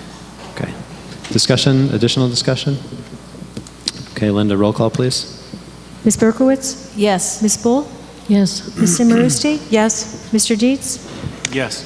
Mr. Ross? Yes. Ms. Scherber? Yes. Mr. Sherman? Yes. Mr. Wharton? Just one point of clarification. Does Yes. that include line item 7? We're looking at curriculum. Then yes. That'll be under. Catherine, I'd like to move items 1 through 9 on the agenda. is there a second? Second. Is there any further discussion of these items? I'm just curious what happened to the Bartle School partition in the gymnasium. Over time, it gets difficult to open and close, and it wasn't pulling all the way closed. Gotcha. The motor needed to be replaced. It's So a the work's already been motorized- done. It's like the work was already done. I can We only needed to imagine get the it work could- done in order to be able to hold gym classes. and Right, right, right. everything. Yeah, I can only imagine it could create a hazardous condition if. Yeah, we were trying to do it as quickly as possible. Is there any other discussion? Linda? Thanks. I got a little problem. Thank you. Sorry, my skirt. Uh-oh. Losing my skirt. Ms. Berkowitz? Yes. Ms. Bull? Yes. Ms. Simarusti? Yes. Mr. Dietz? Yes. Mr. Ross? Yes. Ms. Scherber? Yes. Mr. Sherman? Yes. Mr. Wharton? Yes, that is. Okay, yes, except for number 7. I need to abstain on number 7. I'm sorry, can you just... Sorry, on line item 7, I need to abstain on that specific item. I have a conflict. Okay. Anne? I'd like to move items 1 through 3 under the Personnel and Communication section of the agenda. Is there a second? Second. Thank you. Is there any discussion? Linda? Ms. Berkowitz? Yes. Ms. Bull? Yes. Ms. Simarusti? Yes. Mr. Dietz? Yes. Mr. Ross? Yes. Ms. Scherber? Yes. Mr. Sherman? Yes. Mr. Wharton? Yes. Adam? Yes, I would like to move items 1 through 2, except not moving 1230 and 1240. Is there a second? Sorry, can I interject? We have to get a second first, and then you can go Yeah. ahead. Who Is it- seconded? Did somebody second? Nope, not yet? Second. Thank you, Claire. Sorry. I'd also like to see hold on. No? No, now I got you why you were trying to stop me. Yeah. The certification of tenure charges and efficiencies, I think it conflicts with the resolution I believe we're going to be putting forward today. So I'd kind of like to hold on that as well. It conflicts with what? The resolution that we're going to be proposing today. First of all, I'm having a hard time hearing you. I'm sorry. I'm coming. The policy on certification of tenure charges and efficiency, I think if we approve that, it conflicts with the resolution we're going to be voting on later today. Therefore, I'd like to see that one. I'd like to see us hold on that one as well. Unless I'm completely misinterpreting that. Is it a It's for first reading. No, it's not a mandatory. It's not mandatory. No, it is not a mandatory policy. It is. It doesn't say so on the agenda. It is on the policy. Okay, on the agenda. So if it's a mandatory policy. And first reading doesn't make it. Adam, can you explain the difference between? Because I've had this question come up. Policies only need to be read by title twice. The content of those policies does not matter from first reading to second reading. It gets just say, you just have to, for the eventual adoption is once we vote on it on the second reading. Okay. And so the wording of the actual policy can change 100% between the first reading and the second reading. So we're just reading by title. Gotcha. So if that goes through tonight, it doesn't mean it's. Okay. Right, and I think also the point of this policy is this is aligning with the new state mandates. Yes. We can take a ideological opposition to that mandate, but this is still the policy that we need to follow unless the law changes. Gotcha. And you asked earlier about what happens if we don't follow or have the state mandates. Yep. From my understanding is when they go through our QSAC and look at our governance section of it, we would fail that portion of it. If we're not in compliance, if our policy manual isn't in compliance with state mandate. Okay. And that happens every 4 years? Every 3 years. Is there any other discussion of policy items? Linda? Ms. Berkowitz? Yes. Ms. Bull? Yes. Ms. Simarusti? Yes. Mr. Dietz? Yes. Mr. Ross? Yes. Ms. Scherber? Yes. Mr. Sherman? Yes. Mr. Borden? Yes. So for the President's report, I think I have 4 things. The first thing is I just want to start by saying that I went to see The Wizard of Oz, and it was absolutely phenomenal. There were a lot of people there. I went on Friday night. It was totally sold out. I think we had a quorum, actually. I think it was a problem. Yes, I think there were too many of us there. The students were amazing. The orchestra was fantastic. The dancing, the sets, everything was really wonderful. And I think it speaks to the incredible talent pool that we have in such a small student body. So this is something that I'm going to, look forward to, obviously, for many, many more years to come. I've seen some great shows here. It was very, very exciting to be there. And of course, my 2 of my 3 kids were there. Totally enthralled. They thought that the Wicked Witch of the West was an incredibly awful and cruel person. And I did get the question, is she nice in real life? So it was great. I think the answer is yes. Yes. She is a nice yes. person. So congratulations to those folks. I second that. It was great. It was a great production. I want to just draw people's attention, again, this was mentioned before, but the Highland Park Public Schools Alliance has set up a school budget panel, and Tim and Catherine will be there talking about the budget.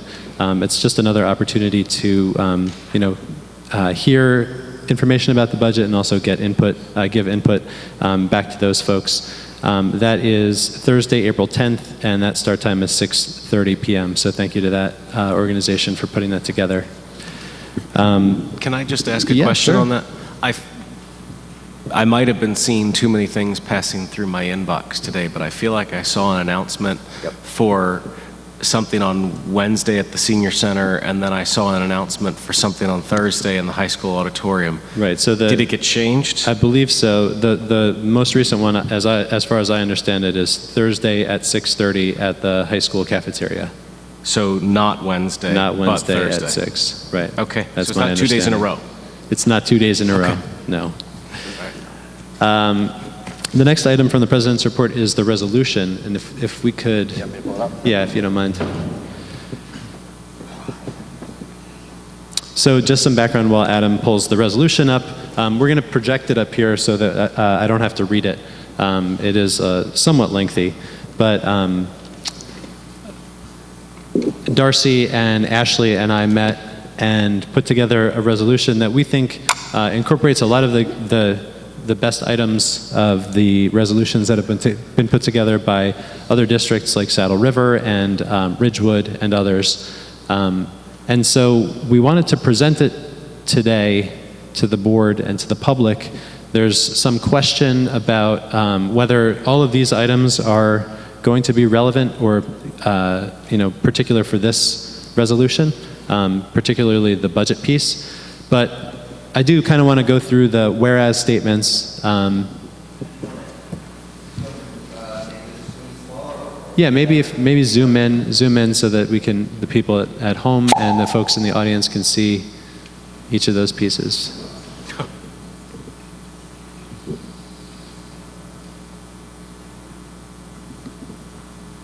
Do you have a view page width? Down at the bottom. That works. Well, that works too. Okay, so I'm not going to read it. Well, should I read it? Go ahead. No, I'm going to read it. Whereas our nation's future relies on a high-quality public education system that provides students with the opportunity to maximize their potential, instills lifelong learning, and promotes the development of engaged and informed global citizens, and whereas the efficacy of the Common Core state standards, also known as the Common Core, has never been evaluated relative to the previous New Jersey core content curriculum standards, and whereas the Common Core has been integrally linked to the Partnership for Assessment of College and Career Readiness, also known as PARC, assessment in New Jersey, by which students, teachers, administrators, schools, and school districts will be evaluated, and whereas the PARC assessments will be required in all districts for grades 3 through 11, beginning in the 2014-2015 school year, and whereas the PARC assessments are central to Achieve NJ, which uses student assessment data in the teacher evaluation process through student growth percentiles, or SGPs, for public school teachers in certain grade levels and content areas.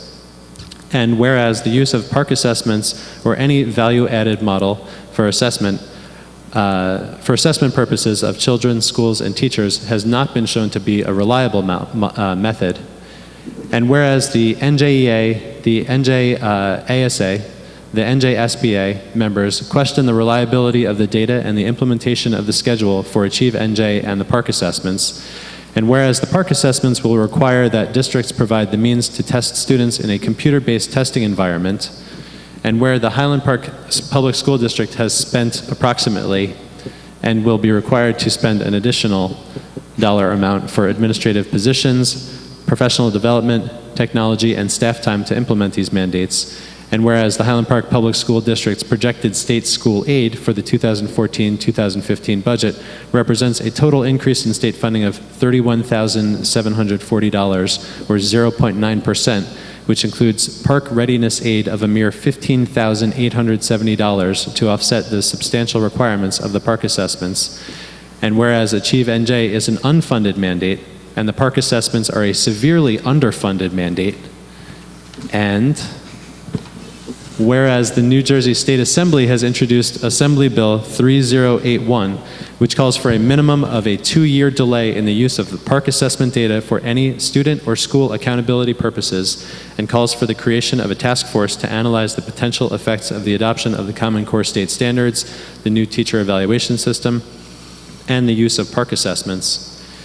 Now, therefore, be it resolved, the Highland Park Board of Education strongly supports passage of Assembly Bill A3081, that should say, and be it further resolved that a moratorium be placed on the use of SGPs in a teaching staff member's summative evaluation until such time as the measure has been independently validated, and be it further resolved that full reimbursement be provided for the costs incurred in the administration of and training related to the park assessments and the accompanying administration evaluation mandates, and be it further resolved that school districts be given the option of administering the park assessment online using a paper and pencil format or a combination of the two during this time frame.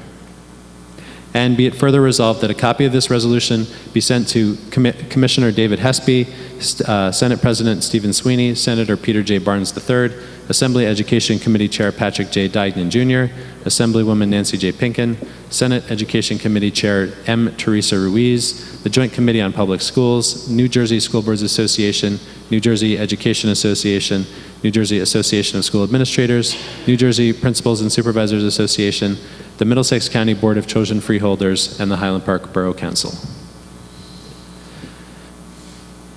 So this is the resolution that we came up with. Yeah, you can keep it up there. And basically, I think it speaks to a lot of the concerns that we've had and that members of the community have shared with us regarding teacher evaluation and the use of the park assessments in teacher evaluation, as well as other items. I think that we generally have I'll speak for the three of us. This was a resolution that we were very comfortable with moving forward. The only item that was difficult to decouple was the amount of funding that the school district has actually paid as a result of these types of mandates. And this seems to be a difficult issue for our particular school district because we are in a position where a lot of funding has to go to the programming, the curriculum, the technology, and things like that that just have not been attended to by or in the past. The question then becomes the money and the ideas that we're moving forward with, Common Core-based curriculum materials, for example, new units of study, new project-based learning ideas, those types of things. Are we doing those things because of Park? And if so, then they should be included perhaps in this dollar amount, or are we doing them because they're good educational practices? And I think that my perspective would be we're doing these things, the purchase of technology, the other work that's been done in terms of aligning curriculum, training teachers, providing professional development, those types of things. We're doing those things independently of those other types of, the mandates that we are required to meet. So we left this dollar amount as XXX, XXX to try to, because that specific dollar amount was difficult to decouple from the dollars that had been spent in other avenues. The perspective maybe to view this against is if you take a district that has really invested in technology, has excellent curriculum resources, has spent really adequate time developing curriculum, training teachers in how to build understanding by design curriculum, and had all of those things in place, but then had to make additional purchases that were specifically to meet the needs of the number of students who would be tested in a particular testing environment, that number is very easy to see. Whereas in our situation, we are really working from a deficit of most things. Yeah. And so then the question of that additional amount that's spent and really the focus on that is something that I think is harder to decouple. But I think there's a piece that would be easier, which is just the increased amount of time that administrators are spending on the evaluations themselves compared to what was required of administrators previously versus what is required of them under Achieve NJ, I think should be pretty easy to quantify. Any resources that we've purchased, like I think Claire just mentioned the Danielson model, the whatever technology we're using for that. Things like that should be able to be pulled out. I know we don't necessarily want to say, yes, this, 200 of our 400 are we only bought for Park. That I understand, but there are specific requirements that are now being made, even professional development for SGOs or SGPs. Those kinds of things I think we should be able to pull out and should be able to quantify in terms of a dollar amount. Maybe I'm making it being too simplistic in my thought process here, so I'm okay with that. But if the word Common Core is associated with any of the decisions that we've made, I don't see why we should have any problem attributing those dollar values to this resolution. Right. And my reasoning for it, my thought process is not because we might not have made a decision like that absent the Common Core standard, but our options were limited as a result of the Common Core standard, and we were put in a position where we did need to make some decisions that we might have made differently. It's impossible to look in the rearview mirror and say what we would have done had this not been in place, but I think it's pretty safe to say that we bought certain materials that were Common Core aligned because we had to abide by the Common Core standard. Those materials should be lumped into whatever charge we're throwing in there. Figuring out I think the hardest part actually is figuring out the administrative time. Even the computers that we just recently approved, they were purchased in part to align with Common Core. I don't think we can, you're saying, on the one hand, you're saying we can't separate it entirely from the fact that we might have needed to do those things anyway.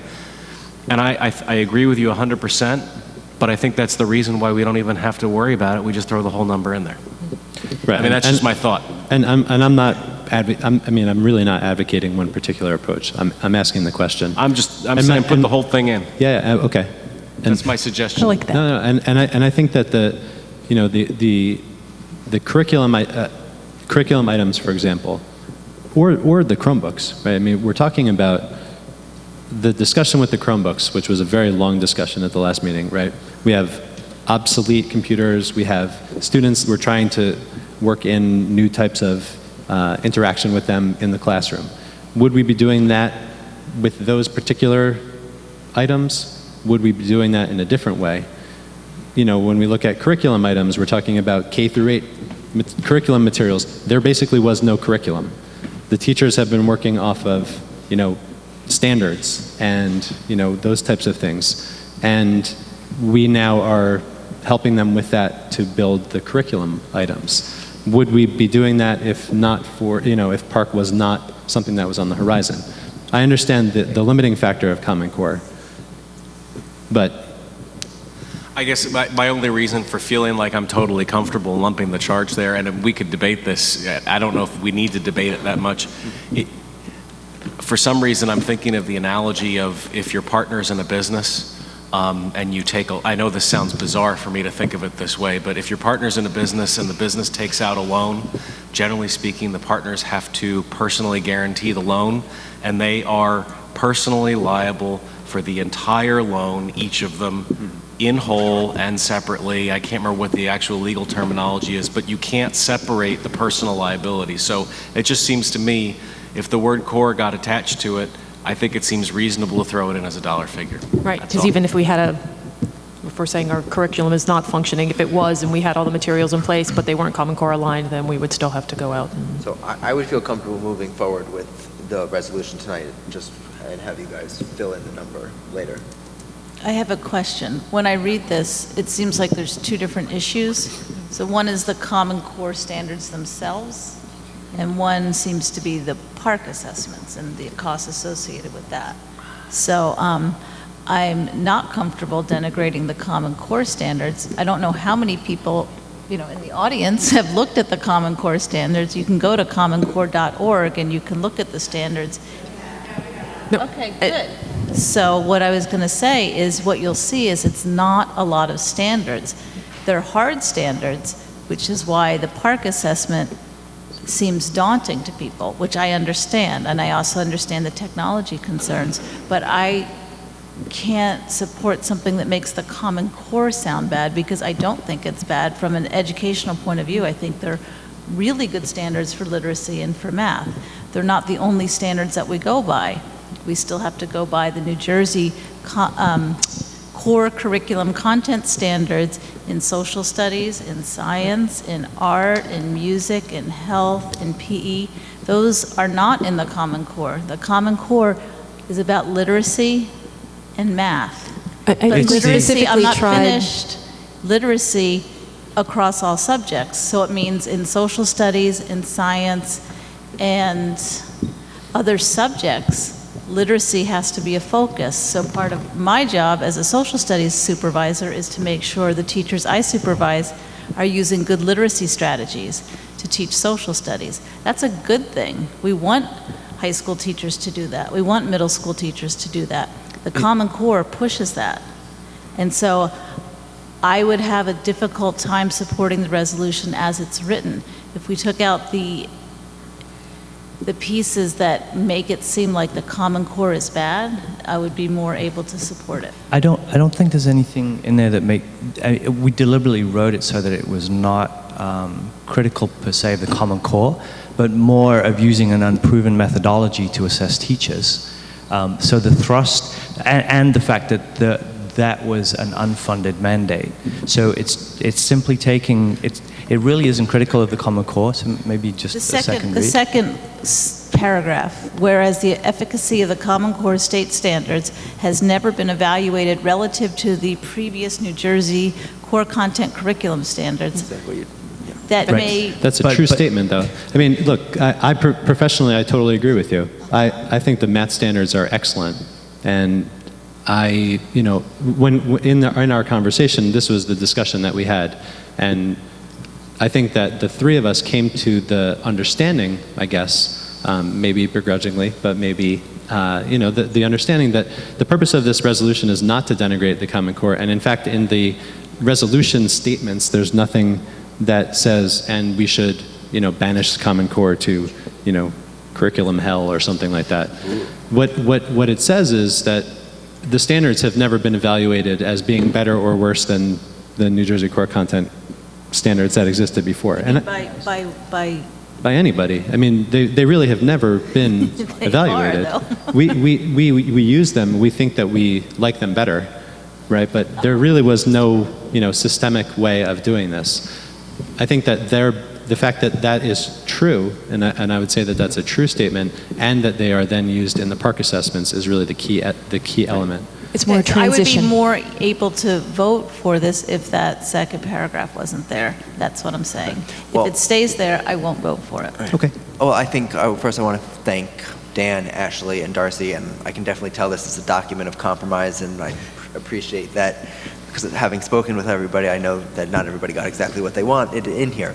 So I appreciate that, and I think that's great for this board and for us to move, and I think we should definitely move it tonight.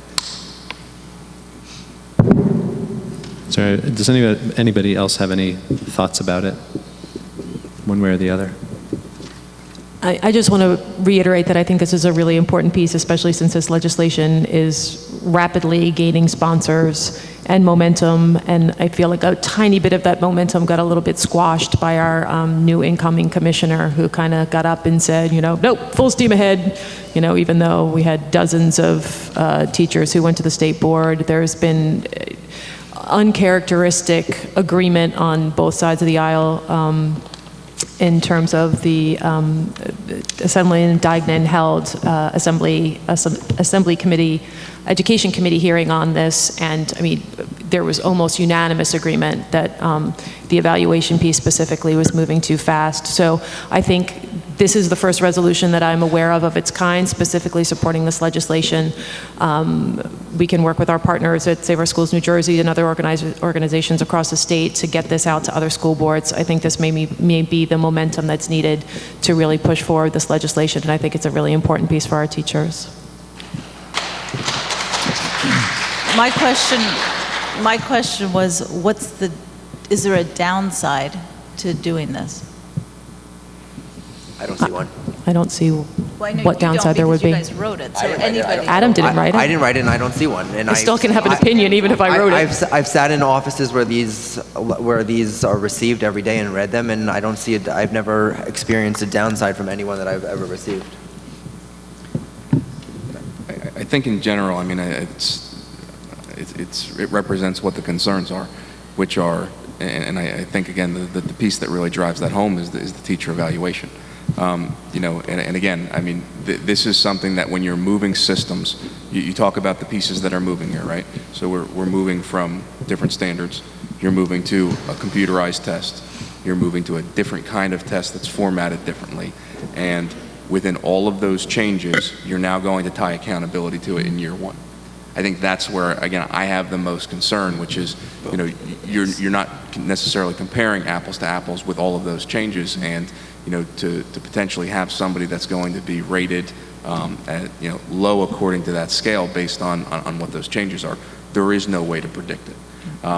For me personally, I think that you're looking at it and saying, you have these changes, for all intents and purposes, we've been preparing, and our sense of urgency is based on the fact that this is coming, and that we want to make sure that our students and our staff are in the best position to make sure that the performance is where we would want it to be.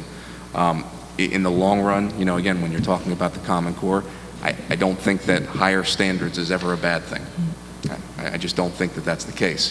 It's more of the interpretation of, trying to say, this was the performance on the last assessment and according to the last standards, and we're going to make a comparison, which you can't really do, to the new sets of standards in the new test. People need to understand that essentially next year becomes a benchmark year. And so the concern is within a benchmark year, are you going to have somebody's evaluation tied directly to that? And that's the biggest reservation.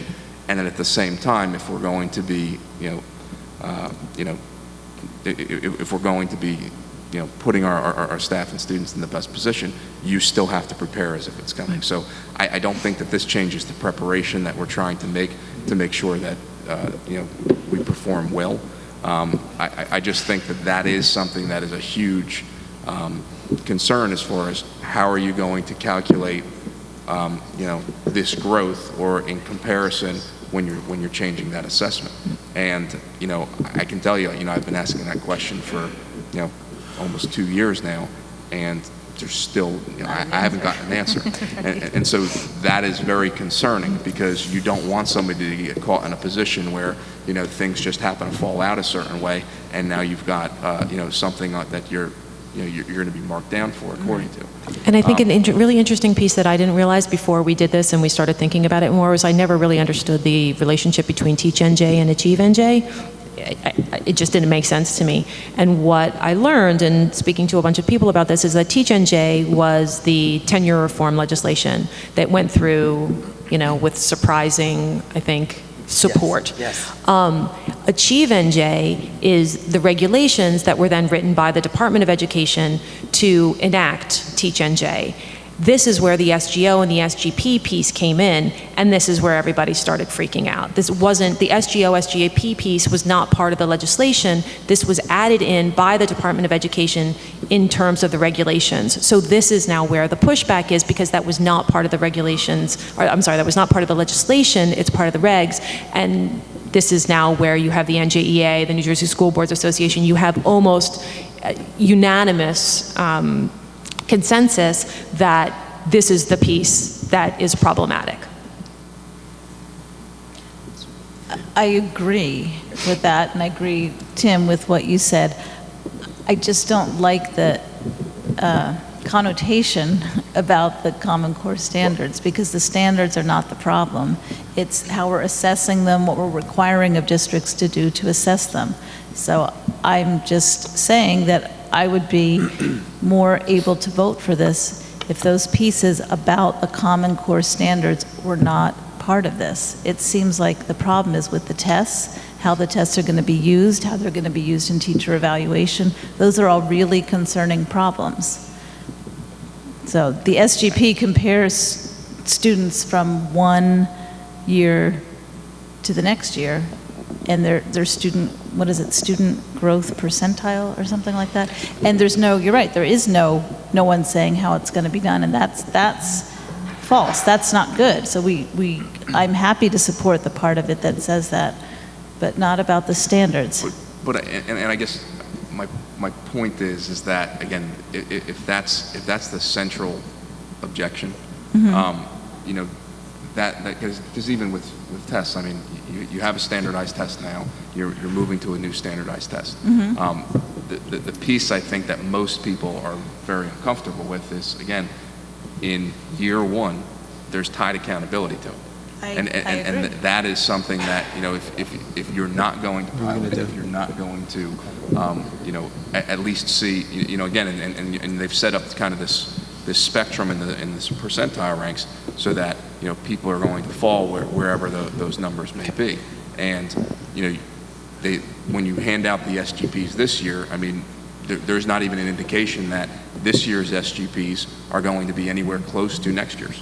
I agree, Okay? and it So only based on the affects changes. it only affects language arts and math teachers. Does anybody else share the concerns of Claire to prevent us from moving forward with this tonight? Doesn't sound like it. I'm sorry, but I think I want to give the committee that worked on this the benefit of the doubt. I think that this is a good resolution. I think we should move forward with this. I think some people, you win some, you lose some. I think it's great, but don't you still have work to do on it?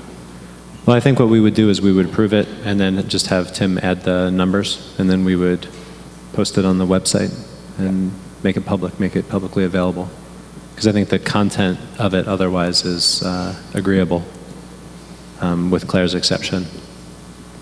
I'm okay with that. I'm in Is there favor. any particular reason why we have to move it tonight? Well, I Those mean, blanks not filled in? I'm not objecting to the content at all. I'm just objecting on principle to having missing information in it. That's all. Is this bill that's in there? Is there a pressing need for this to get done? No. I like sooner the better, but You would like what? Sooner the better. sooner the better, I and don't- as far the as I'm number- concerned, that- on something like this, whatever just to get it. Whatever number is in there is not going to change my support for this, so it doesn't matter to me. I think it should be moved forward tonight. Anne, you have a thought? Ashley? No, just in terms of timing. I mean, obviously this is the first step. The critical aspect, as Adam could probably speak to if you were in this state, is mobilizing the community to get behind this and to just incessantly call and email and write to the legislature. And having this made public makes that easier because it's something we can get behind. Right. Yeah, I would say that for the timeliness is probably, that would be my recommendation. So we need to, no, it has not been moved. Okay. And just for clarification, then the number that you're putting in is anything that is tied, okay, in any way to Common Core, to Park. Is that the number that we're putting in? Yes. Yes. Yeah. Increased administrator time for evaluations. It makes it a little easy, right? Just sort of. Makes it big. Move the adoption of the resolution. Is there a second? Second. Is there any other discussion? Linda? Ms. Berkowitz? No, not with the two paragraphs that reference the Common Core. Ms. Bull? Yes. Ms. Simarusti? Yes. Mr. Dietz? Yes. Mr. Rost? Yes. Ms. Scherber? Yes. Mr. Sherman? Yes. Mr. Wharton? Yes. The only other item is the budget conversation, but should that be here or should that be in new business?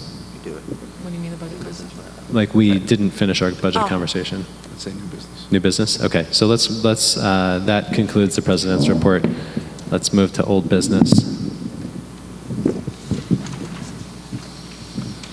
So old business, we've been talking about the calendar, setting it for next year. And we just have to finalize it. Can I'm sorry, looking at this one more time, please explain that the last day, I mean, the staff only on the 19th, but graduation is on the 25th, and there are three. Before we get to the end, can we start at the beginning? Oh, So all right. there's been conversation about the number of days at the beginning as far as professional development. It's on here now as half days, and because those are now half days, you can see that the number of days is increased overall. So if this is something that we're going to leave it as half days, then we just have to calculate it and back out the days on the back end. And you're requesting for full days, correct? I think we have enough professional development needs to fill 4 full days. Okay. And so I'm willing to go as much as I've said before. I love the 182, and I think it's a principle we should go forward. You've made a compelling argument for more professional development, and I will concede to you on that.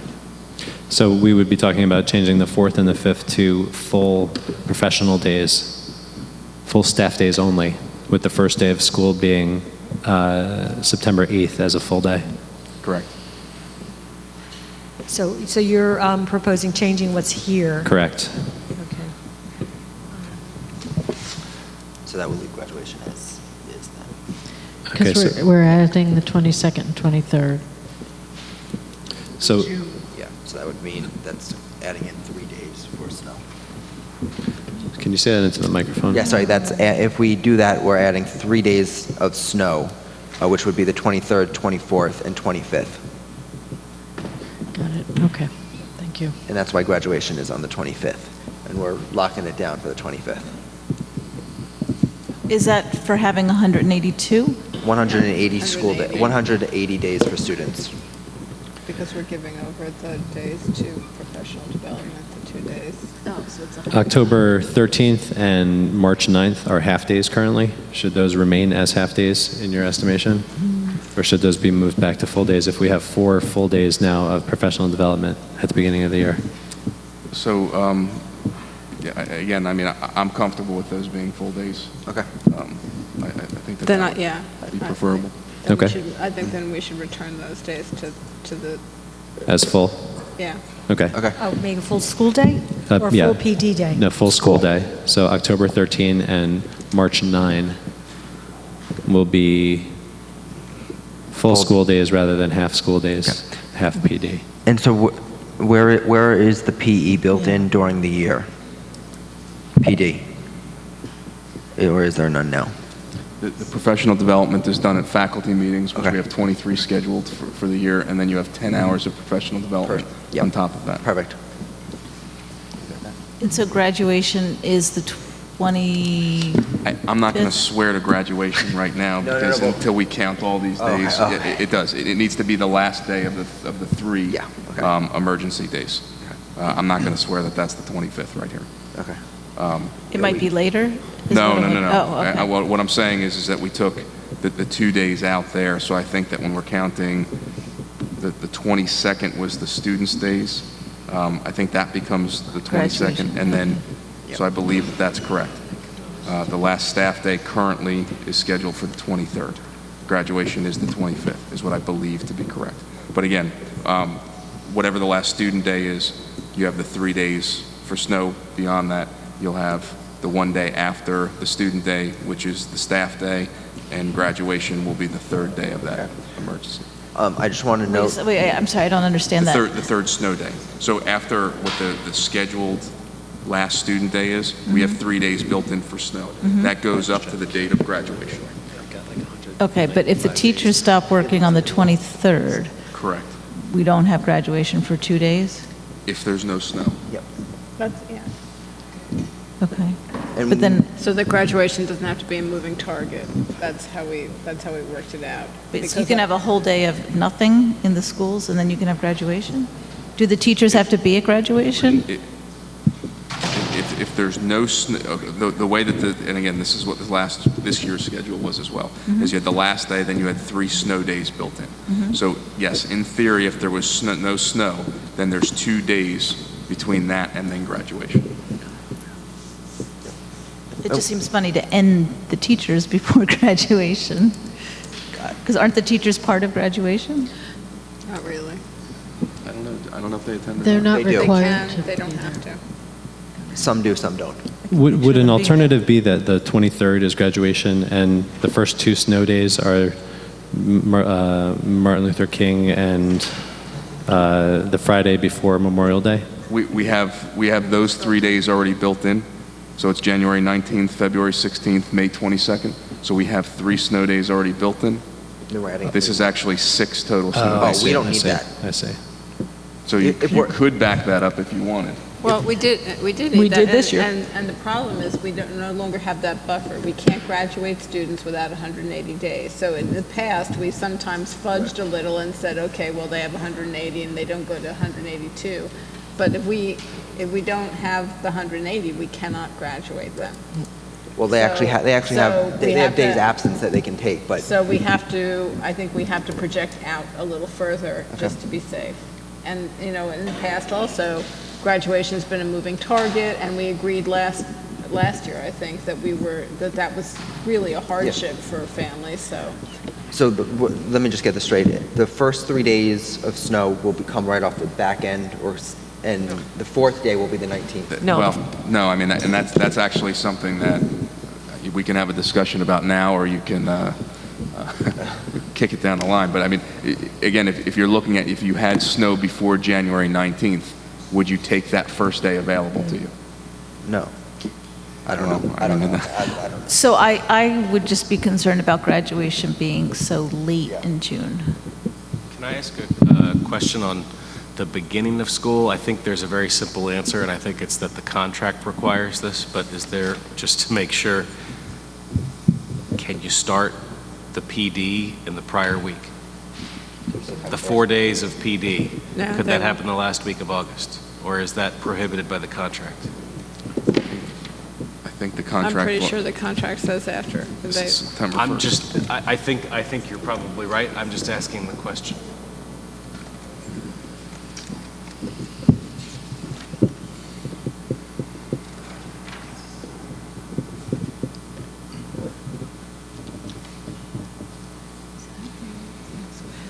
I don't know. The 2015 is awfully late. But these are going to be full days now anyway. Right, I'm just looking here. For somebody who had vacation. When did camps begin? When did camps begin? The week of the 22nd, I think. Yeah, camps usually begin that week in June. So a lot of times you have students having to either miss school or miss camp if they go away from camp.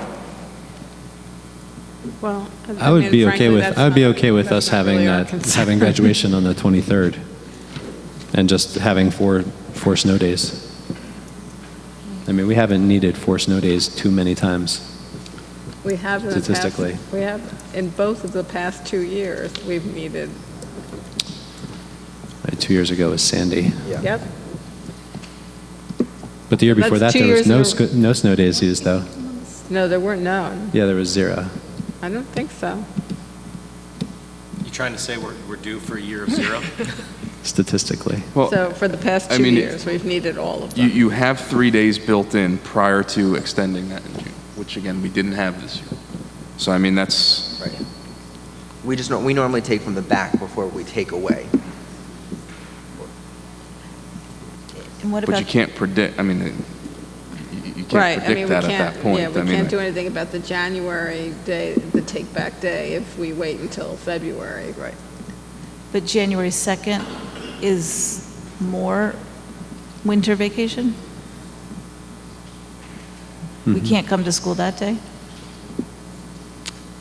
Just for a Friday?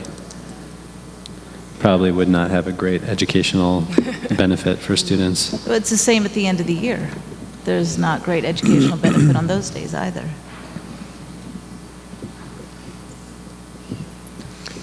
All right, we need to make a decision. There's no more information that we're really going to get to change our minds. Well, we don't need to make a decision about this tonight, but I do think that we should wait until Tim actually sort of counts up all the days to say when the graduation will be. So I think it is possible to put this off till the next meeting. No, but I think that the question that we can answer is it going to be built out 3 days?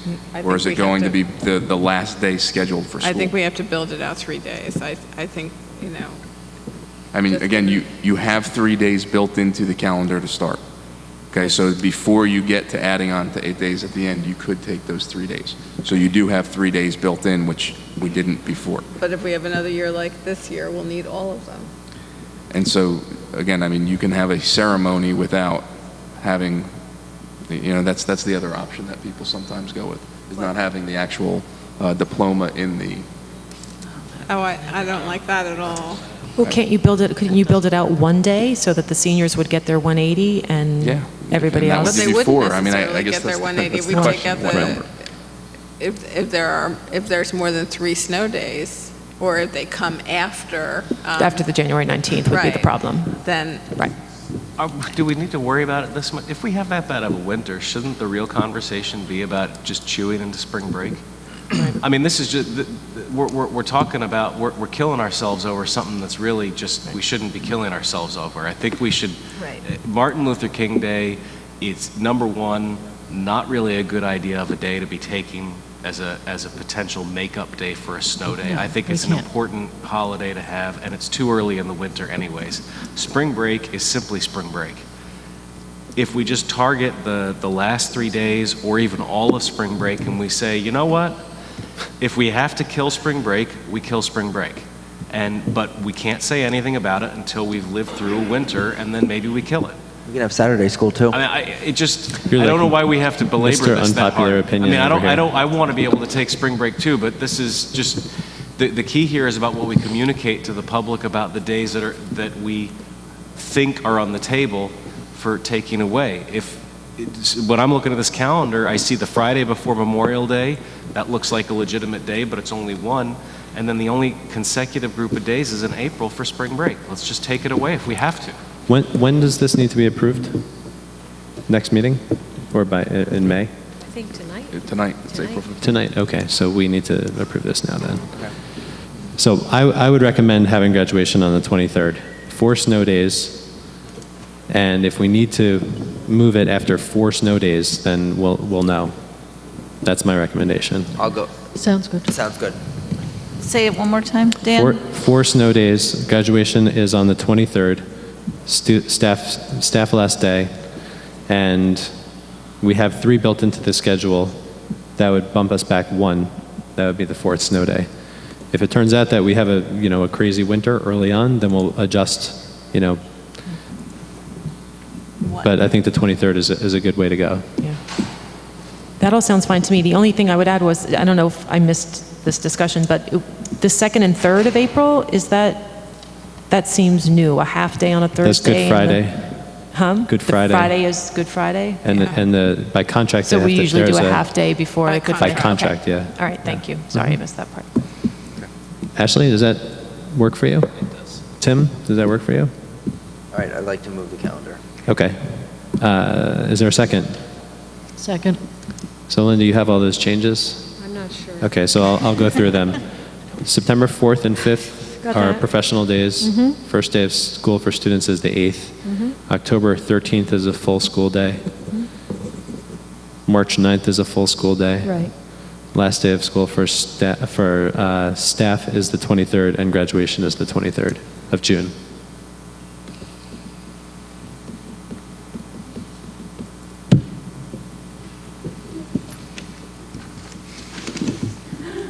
And what are the plans for snow makeup days? Are these the same? You're not it's changing them? Staying with those 3, and then there's 1 additional emergency closing day, which bumps back from the 22nd to the 23rd. Okay? Is there any other discussion on this? So I actually think we need to go at least till the 24th, but I would rather take days off of spring break than keep moving it out in June. Okay. Well, we can certainly have those conversations if we need to, as a result of the winter. Is there any other discussion? I just want to say, I agree with Ann that you don't want to move graduation. So once graduation's there, we can't move it. Okay. Is there any other discussion? Linda? Ms. Berkowitz? Yes. Ms. Bull? Yes. Ms. Marusti? Yes. Mr. Dietz? Yes. Mr. Ross? Yes. Ms. Sherber? no. Mr. Sherman? Yes. Mr. Warden? Yes.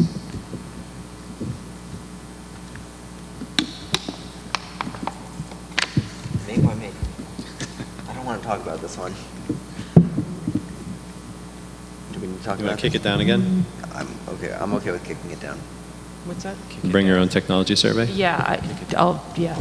Kick it down. Okay, so Why we'll don't just... we move it to the Why don't we move it to the superintendent's report for next time? No, let's just... Okay. Okay, whatever.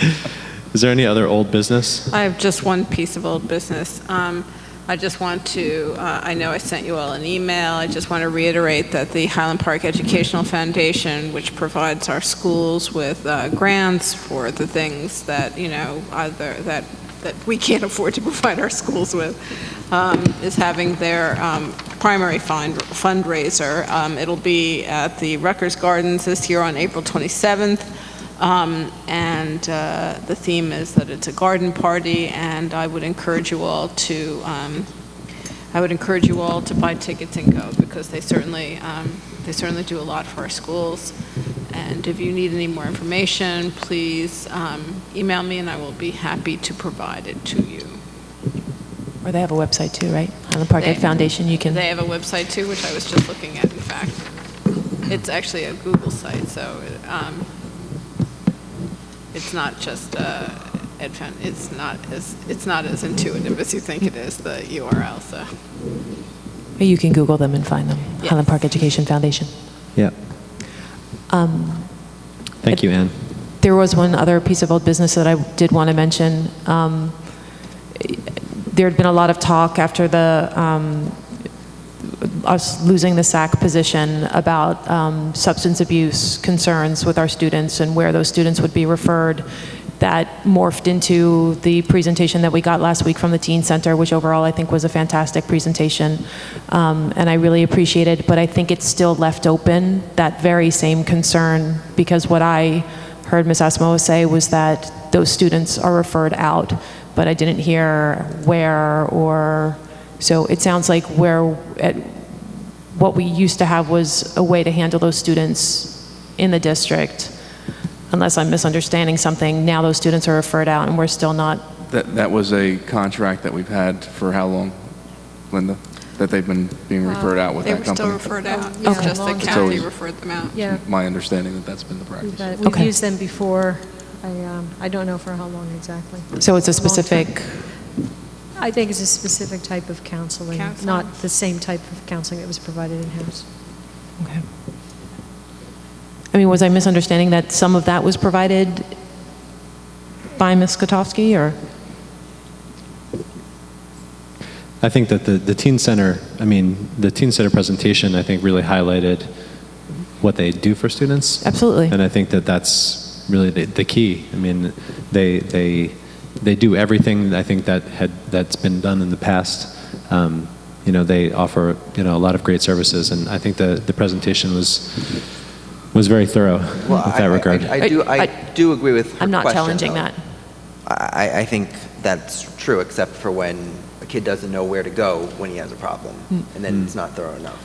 And before they knew to go to Kathy, do they know to go to the Teen Center, or as Darcy has said, what happens once they do? So is the Teen Center publicized well within the buildings? The SAC office was in the Teen Center. Ah, okay. Great. Is there any other old business? I just have a brief note of appreciation. The kids did a great job in that play. I want to recognize the teachers who really pull those kids together and teach them so much during the process. Mr. Presti, Mr. Jung, Ms. Martinetti, Ms. Klaslow, and there's one other person who I apologize, I'm not remembering. But they do a tremendous job, and they're so dedicated, and they put a lot of time in. The same with Model Congress. Mr. Gold and Ms. Wilson do a tremendous job of preparing those kids for Model Congress and Model UN. The kids know to take it seriously and are really invested and really have a good time with it. Our DECA club always does really well. Ms. Harper does a tremendous job with them.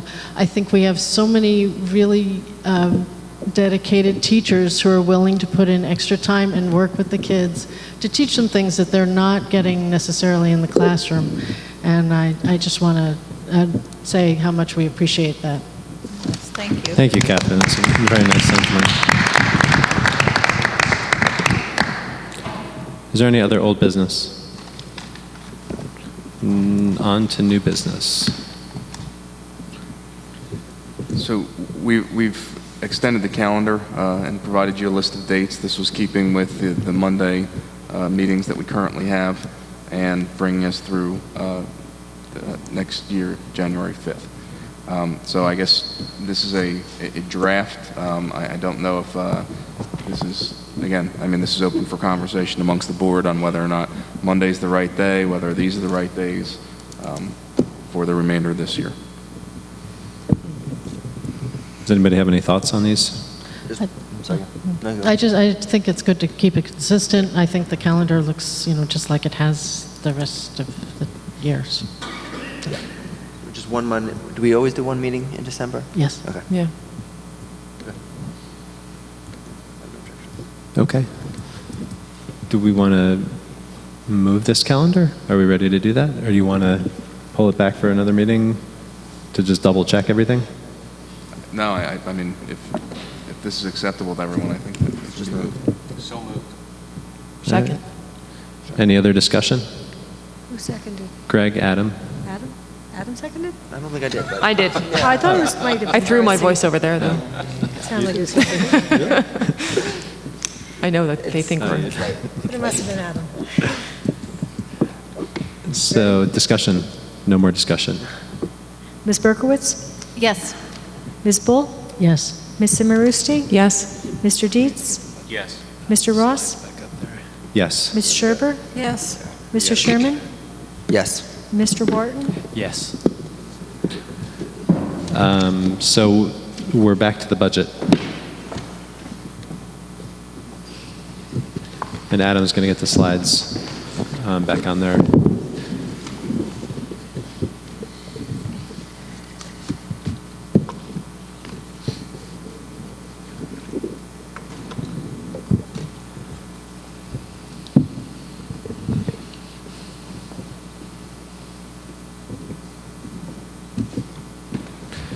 Ashley was just about to speak.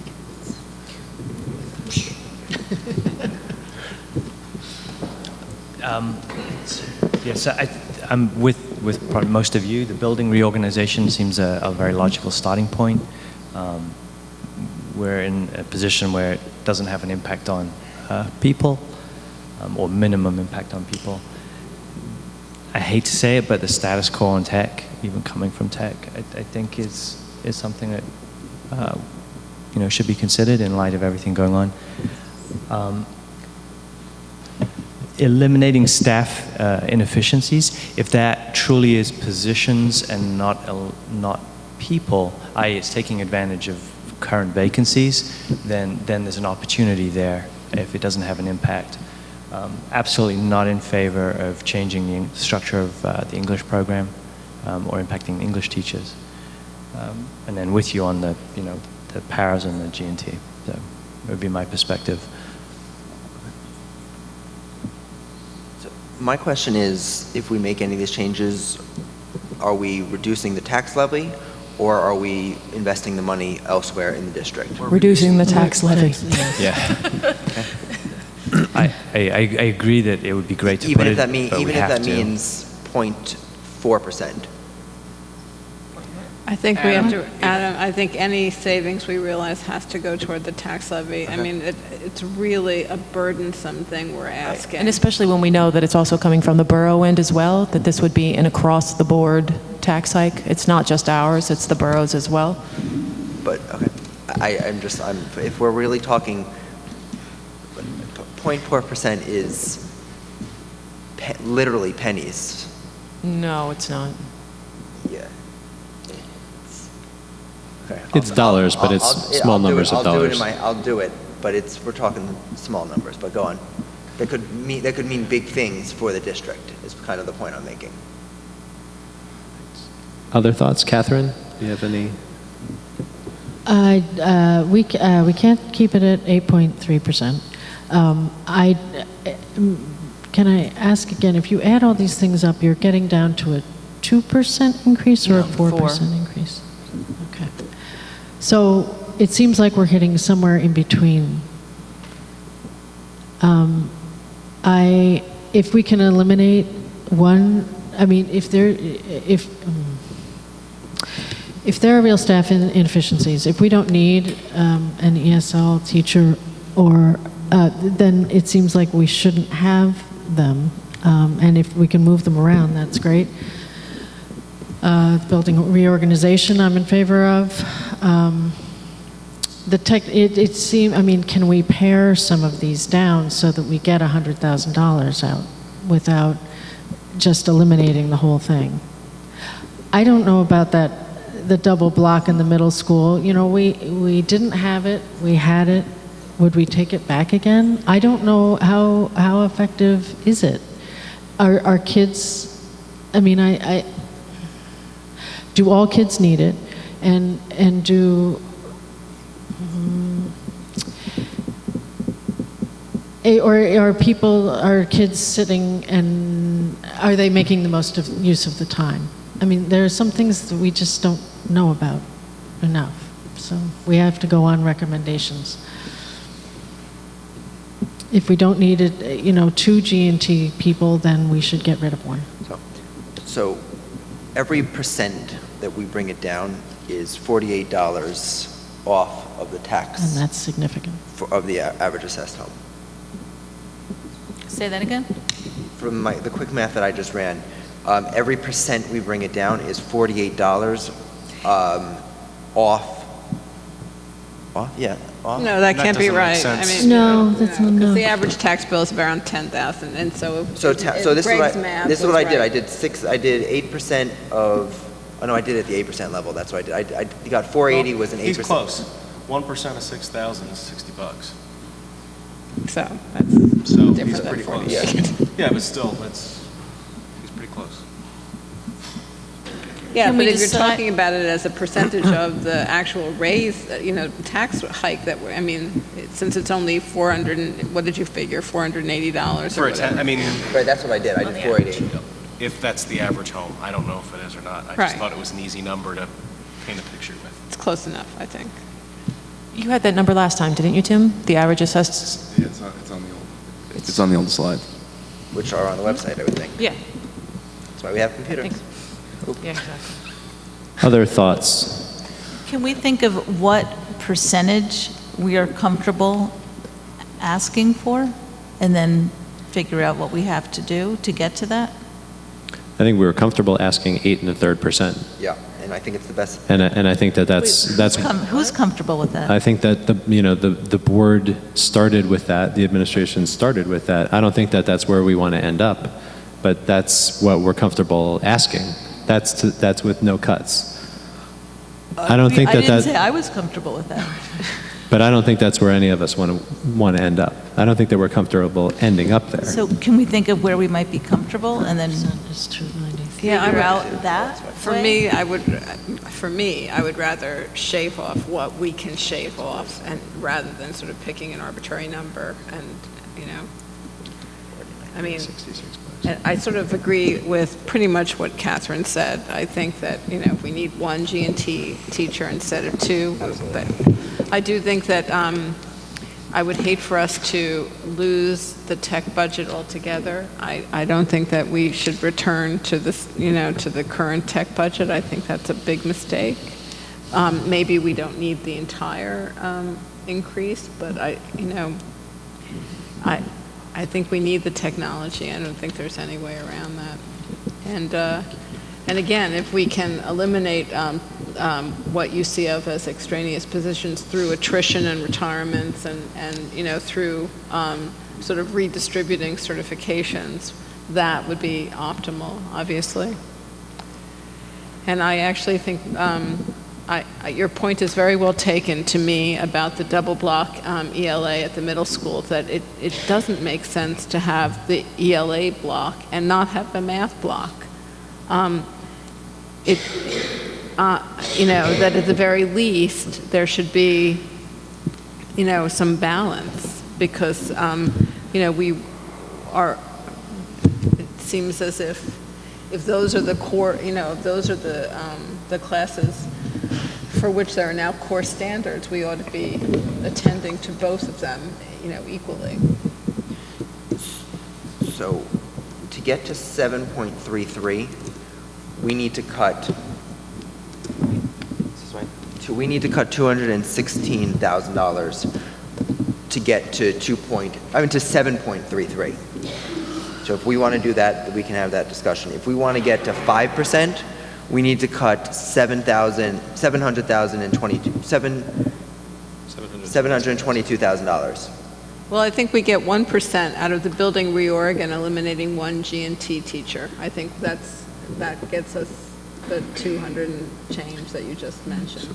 What would be helpful to me is if that's something that we can take a straw poll of some sort, or even a vote as far as. The only concern making- I have with giving you a vote is that that's almost an implication of a decision, and we haven't made a decision yet. I think that I don't mind expressing my opinion, but I'm a little hesitant to poll on this. I mean, this is a procedural issue more than it is about giving you the input you need, but, well, I mean, does anybody else have any thoughts on that? This is how we did it last time, Greg, too. I mean, Franny came to us with a bunch of things that could be cut, and we talked about it and decided at the table like this. And we had to do it a lot faster, if you recall. At midnight? At midnight. I thought you just gave us the final. Well, I guess this is what I've taken, maybe if I restate it, and somebody correct me if I'm wrong, okay? One gifted and talented teacher. I actually wanted to ask about it because we've had this discussion about, expanding the program and then not expanding the program. This would be one staff member that would service the students at Irving and Bartle. Is that the idea? Correct. And that would be sufficient? Well, not ideal, obviously. but- Again, I mean, it goes into, last time that we were talking about this, we were talking about project-based learning, that these would be, and then again, with the curriculum change that we're making, by allowing them to access those higher standards, we're creating a higher level of differentiation within the classroom to allow for those students to really fly. So I think when we're talking about the gifted and talented teacher, of having a teacher, it's about the project-based learning piece and how that's going to be run. Right. So that's what I would. So, I think the conventional wisdom about gifted and talented, though, is that you've got your normal curve, you've got 90% of your kids in it, and then you've got 5% at the top, and then you've got 5% at the, the low end. The 5% at the low end tend to be something like the resource room students or, those types of students, the special needs students with high needs. The top is the same on the other end, which is the gifted and talented students. Neither of those student populations needs, from a G&T theory standpoint, can be met with regular differentiation.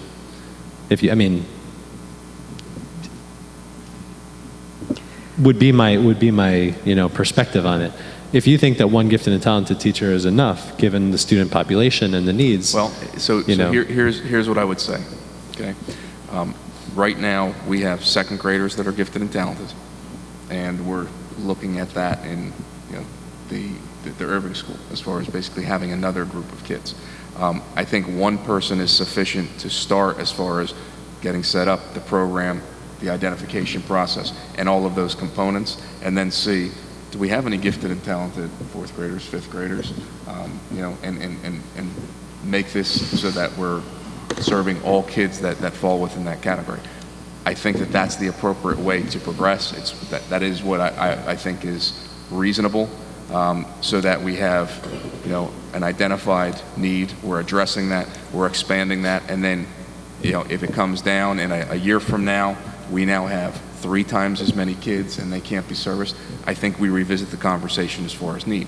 But when we're talking about a total of, it's not even 15 kids, to say that we need multiple staff members to do that in the current system, to me it goes back to the scheduling, and it goes back to how it is that we're actually servicing them. Mm-hmm. And I think we can do a better job in the differentiation of meeting those kids' needs. I don't know if I would agree that you can't differentiate for them, but there are certainly things that you can do within the small groups as far as meeting their needs, and then this would be in addition to that. Tim, so in the first item, one staff is already gone, right, through retirement. So We have had a retirement. So that's the ESL. That's the ESL teacher, right, that we were talking about. So right there is the 60,000 or so. I mean, even if we don't do anything else in that item, there's a $60,000 markdown, plus the building reorg brings us back up to the 200, and then if we were to eliminate one of the G&T staffers, that would also, so that's. And my understanding is the building reorg already has breakage in it, because we have 3 new administrators that I'm imagining we're hiring for a lot less. I think that accounts for that, doesn't it? Correct. Yeah, Right. So that's in there. That's in that number. So that already. number goes, plus that's free money that's going to your 60 already. Right. Well, it's not Free money. Free money. So we're looking at around 260 right now with the Right. building reorg, with the ESL retirement and Right. and eliminating one. So that's a little more gifted and than talented Adam's 1 staff point. member. That's a little more than getting, That's a that percent. gets us down to a little bit below 733. Right. And I know that won't be popular, but I'd shave a good 50 off of the tech budget, and Not me. No. we'd still be twice what we No. had. We'd still be at $100,000. Nope. That's not insignificant. We just spent $100,000. I think it needs to be considered. I think the number needs to be 320. Well, that's fantastic. In an ideal world, I would agree with you, but I'm not interested in shaving it off. I actually have to agree with Adam on this one. I think we've been at such a deficit for the past X number of years.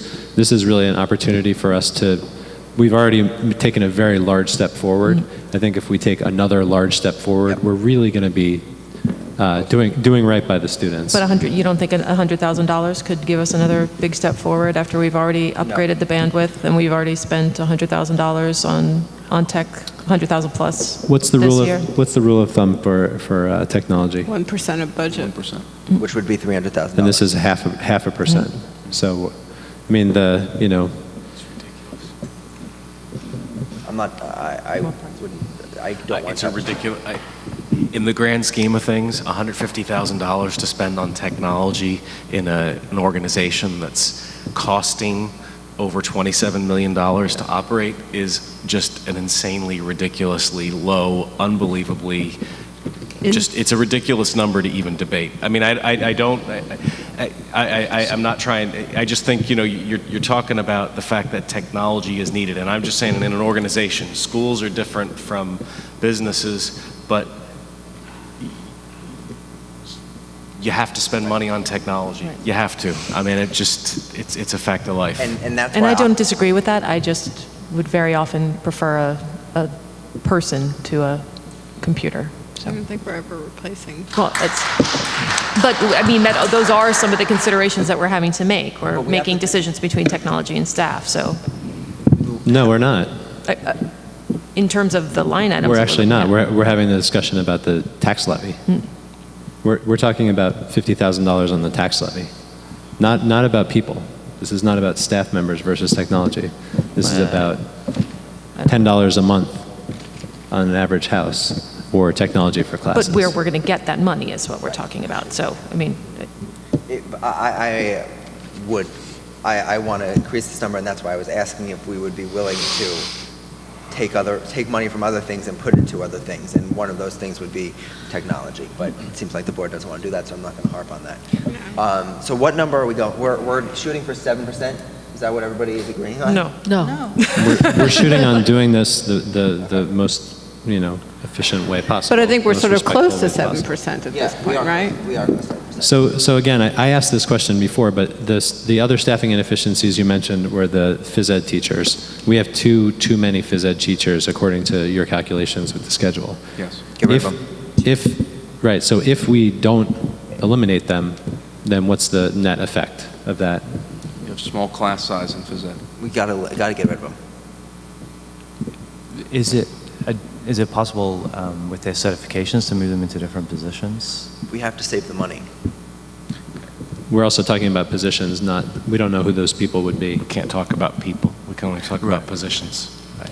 But to create an efficient structure, we have to think about that, about where the money is going, how we're getting it to the kids, and what's in their best interest, in the kids' best interest, in the educational best interest. And I have to say, I'd rather have small class sizes in math class Yeah. than in gym class. but what size would we be?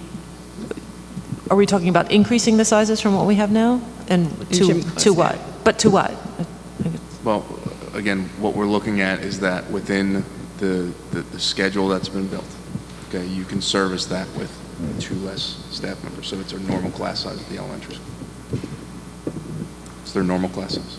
So 30 kids, 20 kids. It's whatever, this So, third grade class goes down to gym. Together. That's their class. Okay, totally. So we're talking at the elementary school level. That's where the efficiency is. The positions would be. Be at Bartle. These are smart decisions that will create a more efficient budget.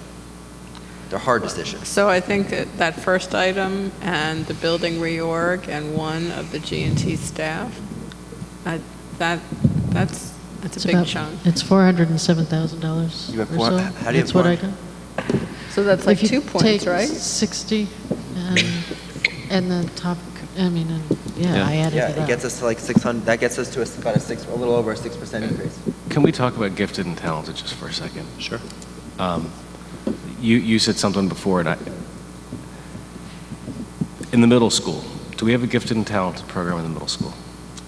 We don't have any students identified for gifted and talented in middle school. In the fifth grade? Well, that's part of this issue, though. We have a responsibility to offer services for gifted and talented students from K through 12. We do. Okay, that's So, State law. so right now we we have don't a have responsibility and we're not abiding by the law. Well, we don't have any identified students. So in the high Which school, doesn't that's make taken us- care of by honors which means and we're AP still courses, responsible. right? So in the high school, We're still responsible, we right. just haven't identified them, but that doesn't mean anything, they just haven't been identified. Well, we haven't, there hasn't been a process in place to identify them. Yeah, And okay, so all right. So we have to have a gifted and talented program There wasn't at even a- some level. Correct. There wasn't even a true gifted and talented program at Irving and Bartle until 3 years ago, right? Well, there was. There was enriched math and enriched English, I is mean- what they I call mean- it, enrichment. A program with curriculum for gifted and talented. Right. There was not. Okay, what about the double block ELA at the middle school? I think I'd want to hear from English teachers. I think what at least one person told me is they didn't like that they didn't see the kids every day. So at least with the double block, you do see the kids every day. So I don't know. How's that? I'd want to hear from them. How's that possible? How's what? You see them twice, 2 periods every day. That's what a double block is, right? Yes, except that not every block meets Depends every on- day, and the rotation It depends on where I it is gotcha. that it rotates. So it drops out every fourth day. But at least they see them at least once every day.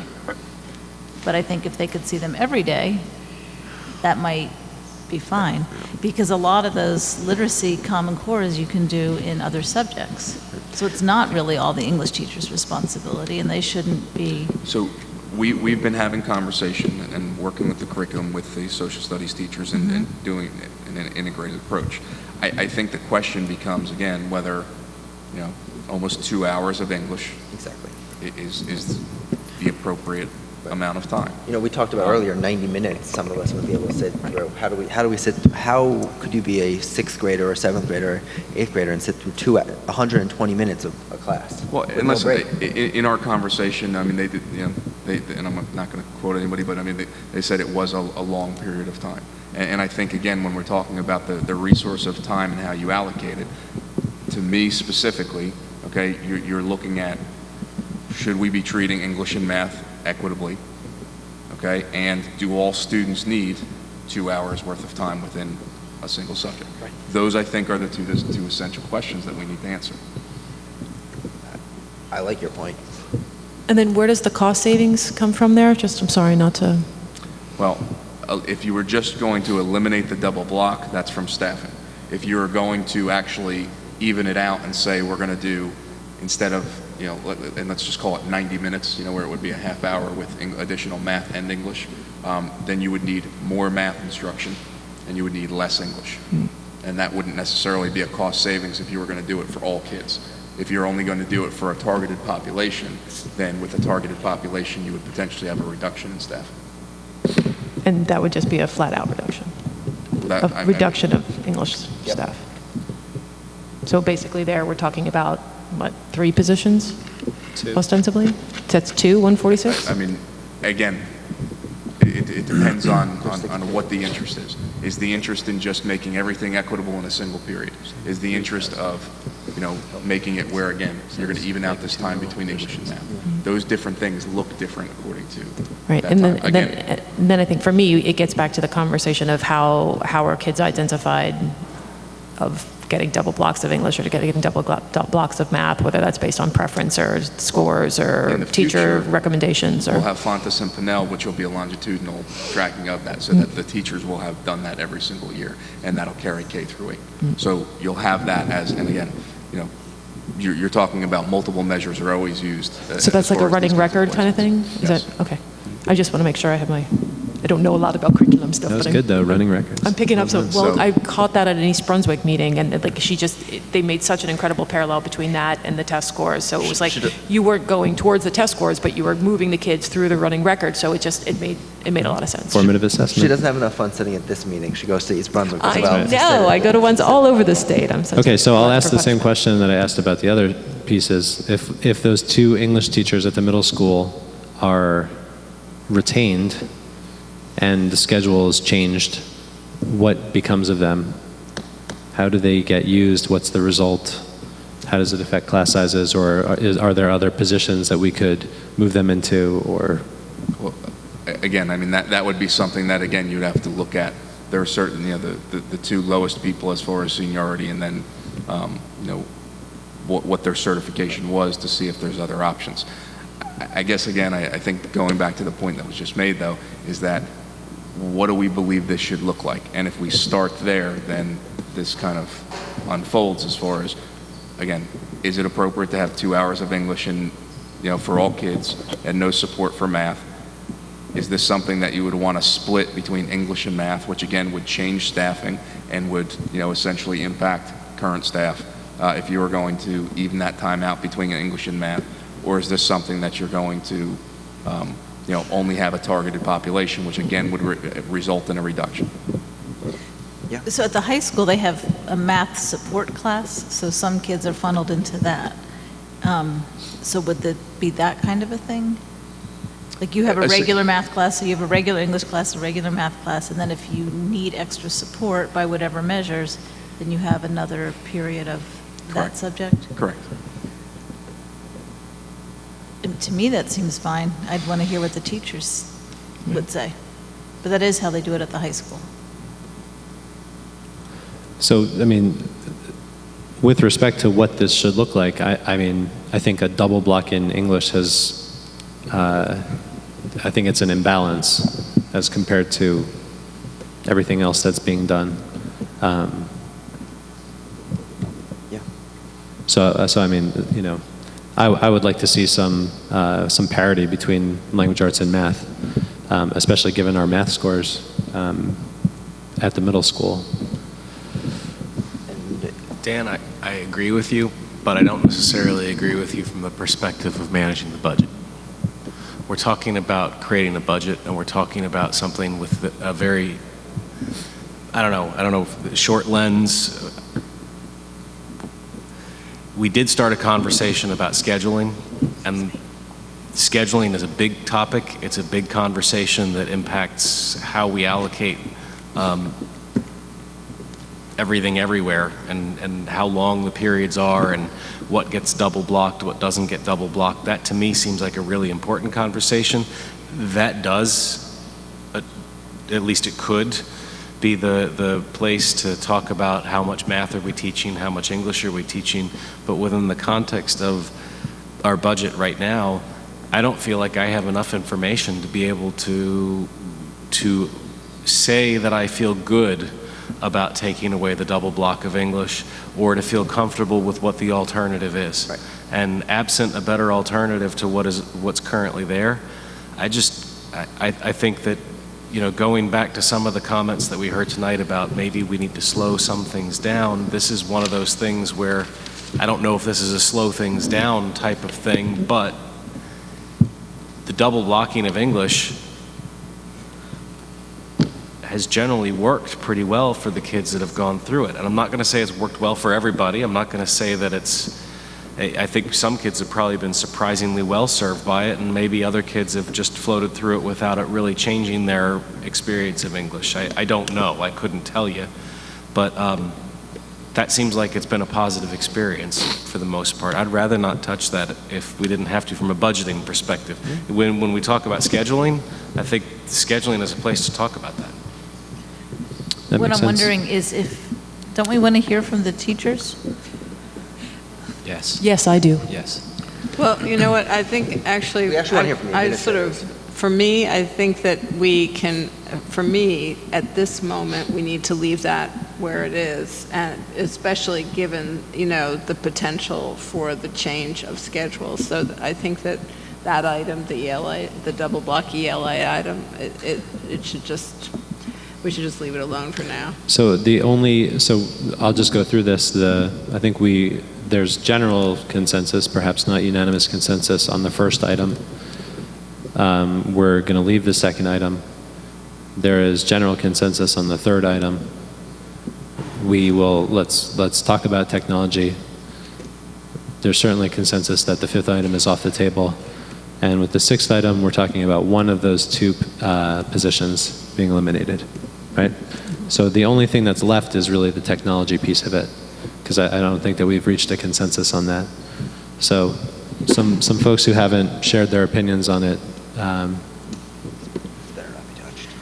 I would like let's hear the what you have to say. technology to be what we've projected, which is still less than what it should be. It's I'm in pitiful agreement. at the high school and the middle school. It is pitiful. I agree. It's so awful. Yes. And if don't believe me, go to the high school and middle school and take a look in those classrooms where there is not a single computer in most of the classes, and the teachers are using their own laptops. That's pathetic. Yeah, I agree. and you agree, Catherine, you agree? Yes. Ashley, Yes. do you have a? I'm torn. If it means, I wouldn't put the technology in place if it was sacrificing teachers and class size. If it can be done through not filling positions that are vacant and/or natural attrition, then absolutely keep the technology where it's at, but not at the expense of I don't think we're existing discussing this as an positions. either or thing. I think we're just sort of whittling down the tax levy. So it isn't as Right. if someone said, well, it's I would, okay, so from that perspective, but if earlier it came, if the goal is to get it to a certain percentage, 7% or below 7%, then that's not a trade-off I'm willing to make. If it's keeping the tax levy where it's at, then absolutely add the technology in, absolutely. Okay. Greg? Yeah, I I'd think say you made your point before. Keep the technology where it is. I do agree that we're talking about how to get the budget down from the number of 8.3. Everybody has their own comfort level with that number, the 8.3%, or their discomfort level with it. I feel like in any other year, I probably would have been arguing vociferously, if that's the right word, for getting the budget down to as close to a 2% level as possible or lower. it just can't happen this year. It just can't happen this year, and if it can't happen, and we're going to be up at the 6 or 7% level anyway, and my wife is probably going to kill me, but She left. I just think this is a bite the bullet type of situation, and I'm inclined to err on the side of a higher levy this year than to introduce excessive or potentially viewed as excessive austerity. So in my opinion, we either do this now or we do it a year from now. If we don't, we're still going to have to make these cuts, in my opinion, to get to the number we're going to need in a year from now. So we can either do them now and make it easier for the following year, or make it a little harder for the following year, in my opinion. So can somebody, if we are cutting, if we're cutting out of this $407,000, can you tell me where that gets us to as far as a percentage increase? My guess was about 6.5. Yeah. 6.5. But that was for me, I calculated that with ELA in it. Well, 407, a percent is 280, right? 216. To what?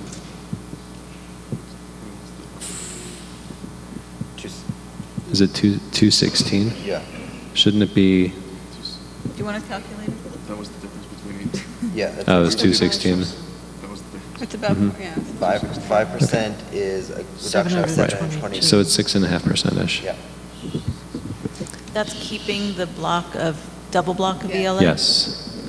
Which I would for now. Which I would get rid of. I but think yeah. that's a good conversation for us to I think that you know, the point about us, the scheduling piece and the other information that's needed, I think that's something that should remain certainly for now. Yeah.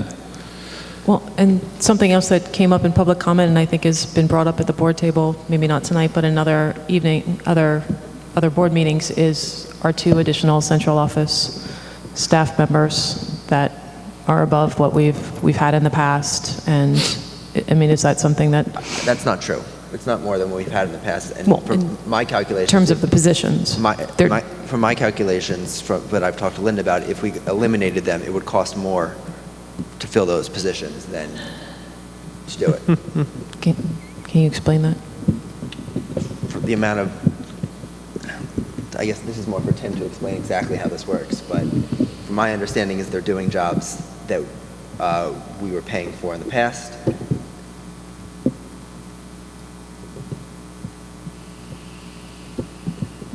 So that the cost savings is based on what we're putting forward this year for what the district office looks like, which is that compared to what existed last year. That's the dollar savings. But which was what? I mean, that's the disconnect for me, is that, you know, flow chart doesn't. Are you wondering what was eliminated? Why there's the savings? Yeah, yeah, absolutely. So the tree diagram on the right went with, I mean, Karen did everything. Right. And then there was math science supervisor. And then what? Title. The Title I people. You have Title I, you have guidance. There was a director of guidance. Right, director, yeah. In the fall, out of there as well. Yep.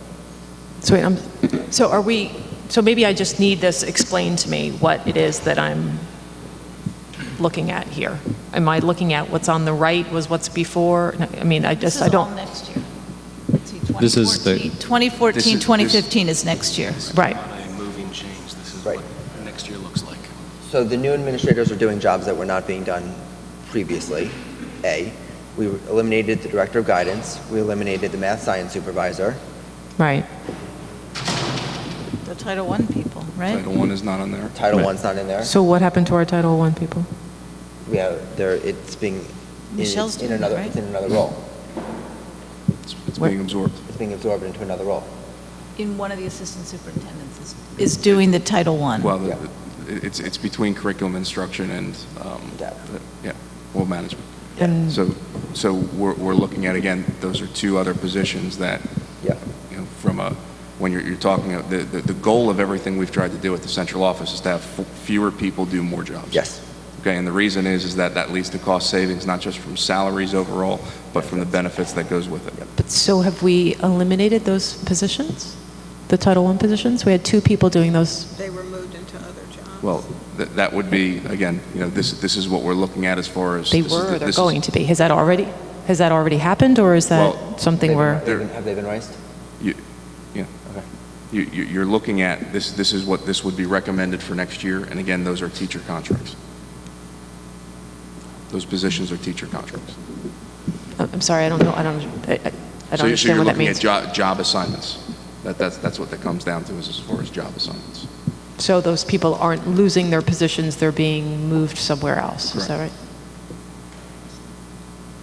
Just different job responsibilities? Yes, but at a savings.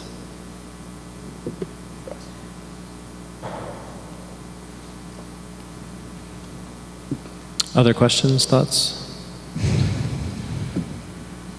So are we okay with where we've ended up right now? Yes. Generally?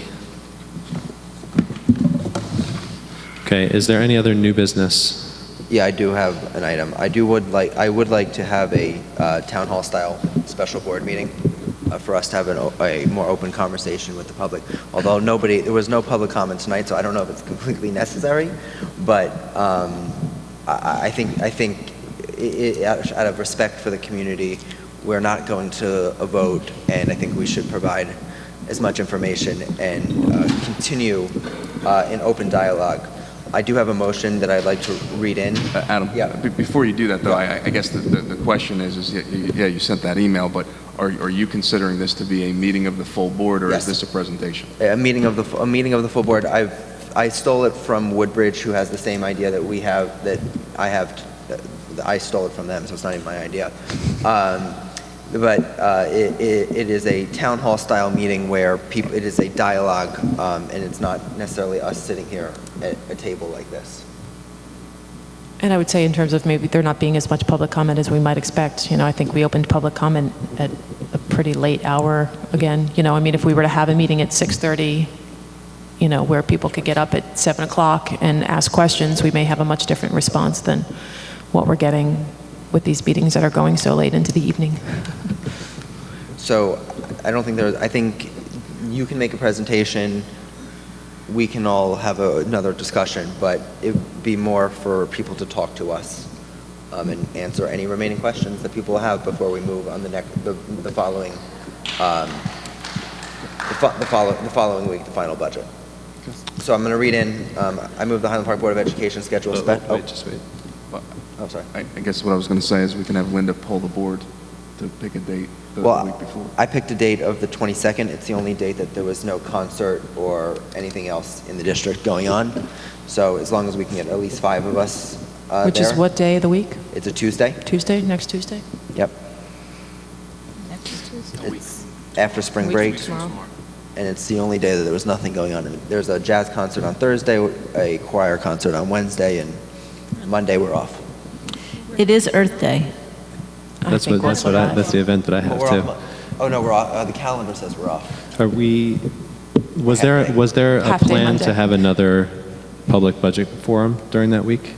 Right, but I'm not going to do both. No, but that's because I don't know that we know about that. I don't know that that's.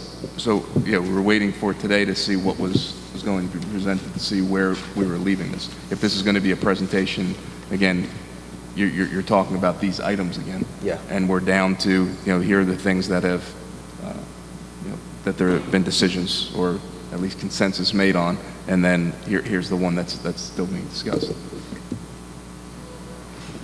Is that what you? Yeah. I mean, you want these 6 items again? Yeah. And say we've thought about it, and these are the ones that we're recomming the superintendent. As of moving April forward with. 22nd, this is where we are. We're still we're listening to the community to see if there's any other tweaks we need to make. But as of April 22nd, this is what we're planning on presenting on the 28th, and we're interested in hearing from you to see if there's anything we should add, subtract, blah, blah, blah. Okay? So. What was the other presentation you were alluding to, Tim? You alluded to another presentation you were doing scheduled that week? We had talked about the last board meeting of doing a presentation, but I didn't realize that Adam was intending for that to be a board meeting as opposed to a public meeting conversation. Are there PTO ones that are scheduled as well? Well, again, that's where we had talked about that. That's, I guess, what I was assuming as opposed to... I'm only bringing this up because I emailed you guys twice and haven't heard anything. I called you today, and I didn't get back from you. And that's the only reason I'm bringing it up right now, because I got no more time before the next budget. So I'm open for discussion about what's best, but I think we need to at least have something. How would this work? I mean, I've never been in a meeting where this kind of thing where it's not a board meeting, board meeting. The way the motion reads, and from my friend I spoke to in Woodbridge, it's I move the Highland Park Board of Education schedule a special town hall meeting to be held here. The meeting will convene at blah, blah, blah. The meeting will be informal and open to the public to address their questions and concerns to board members. So it really just negates the normal board protocol and order of the day, where there's not public comment, committee reports, no response. It kind of circumvents that and says, we're going to, this time, for this one meeting, we're going to change the rules. And this is happening not only in Woodbridge, it's happening all across the state.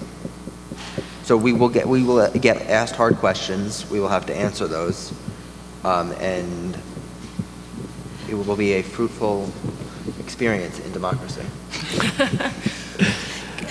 But I would be happy to attend something like this, but I'd want to hear from the middle school about this double block of language arts, because I don't know if they still want that. So I don't want to be bargaining for that if that's not something they actually want. Right. That would hopefully get to you before this meeting.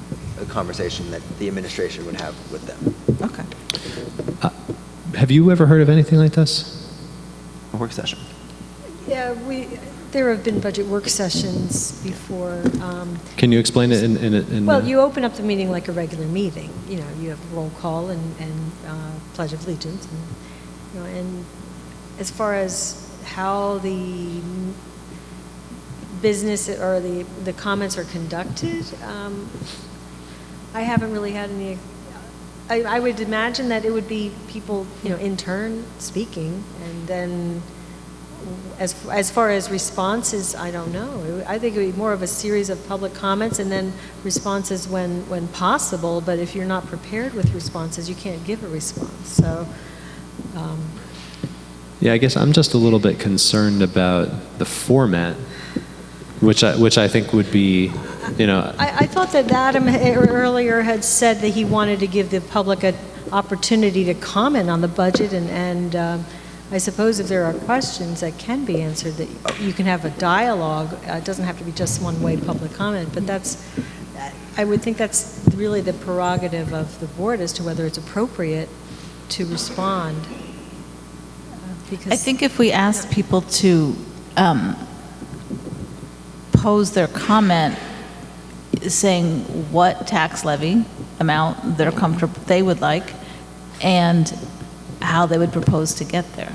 The other thing that... Because it can't just be, oh, I love the paras, or I love G&T. It's got to be, okay, well, how would you decide? What would you do? I mean, that's what would be helpful for me. That's really our job. That's not anybody in the community's job. That's the 9 of our job, and but then it's not going to help me for people to say, oh, do the building reorganization, but don't touch the paras. Well, you know, it's like that's not going to get us there.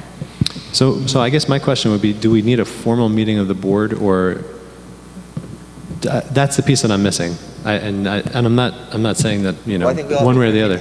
But so I'm asking the question: is the same thing accomplished by us having a PTO forum where, you know, we have someone from the finance committee here and me or Adam or me and Adam and Tim and whoever? I mean, I don't know. I really don't think so. I think what this provides is an opportunity for the whole board to hear the public.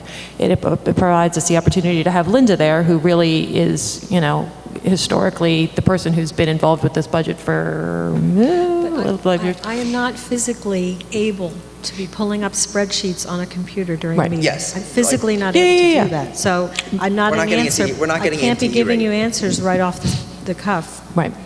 I'm not physically able to do that. Right. No, there are certain things that aren't going to be. The answer, as we did tonight, we don't know the answer. End of story. But as what Claire's looking for is, you know, we can ask, in my vision, if somebody does come up and they make a suggestion, we can prompt them back and ask, well, why do you think this? Or, you know, where are you coming from on this? Or what's your perspective? You know, under these circumstances, that's not within our right, theoretically. And in the current climate where this is I mean, it sounds like we'll be lucky to get down to somewhere between 6 and 7%. Historically, with what Tim provided us at the last meeting, that will be one of the highest, if not the highest tax increases in the last 10 years.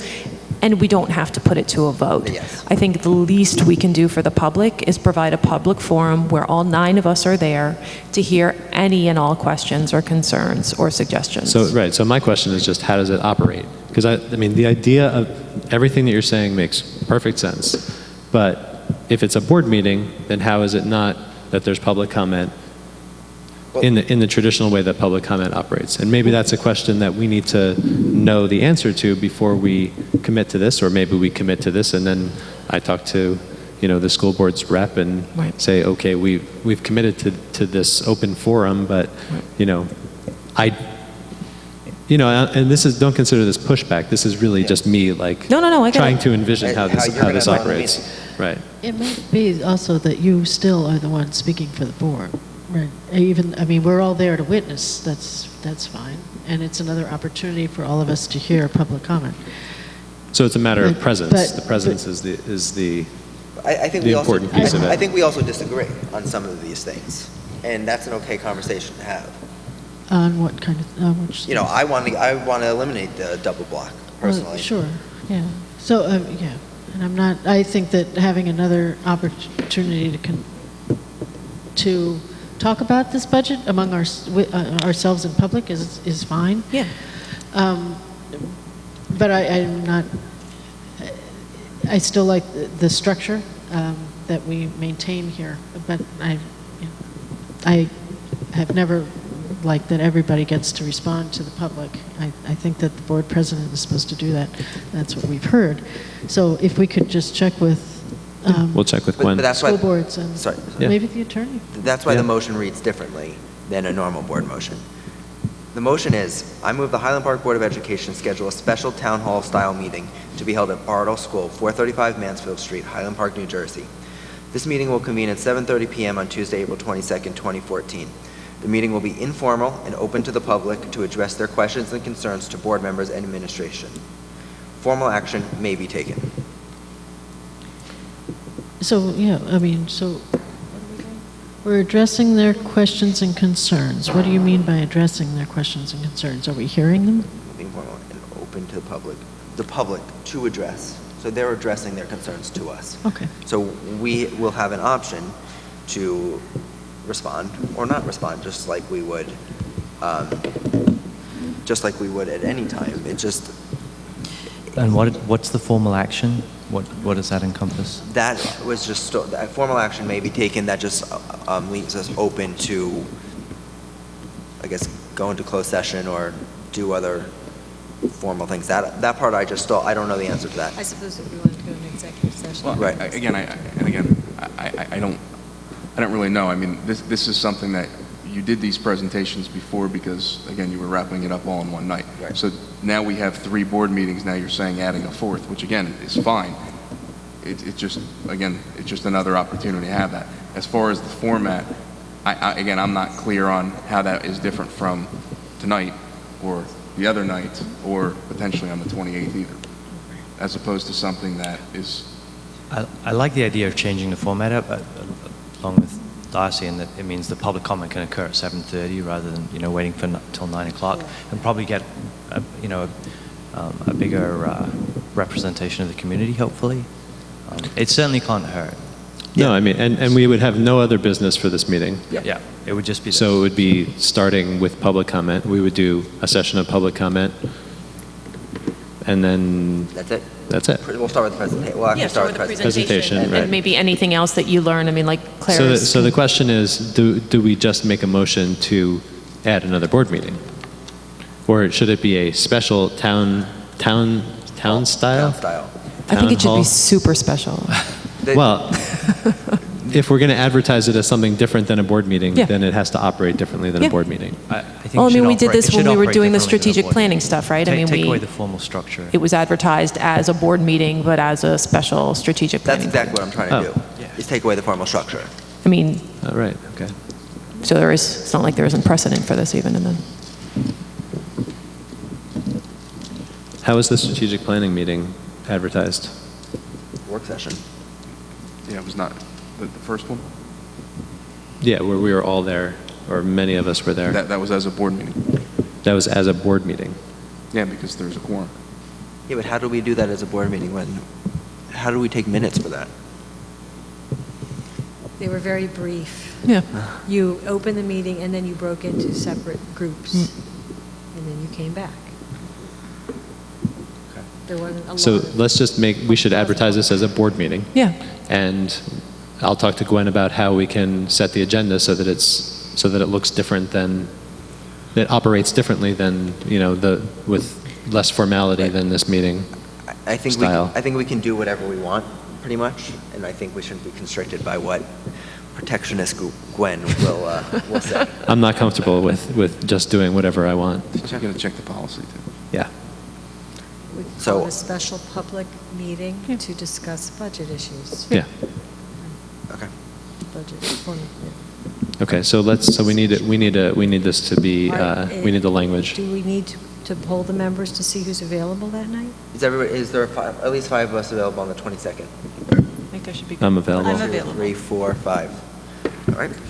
So I move the Highland Park Board of Education schedule a special board meeting. Is that what we decided? Linda, you said Special public meeting? special public meeting. Special public meeting to be held at Bartle School, 435 Mansfield Street, Highland Park, New Jersey.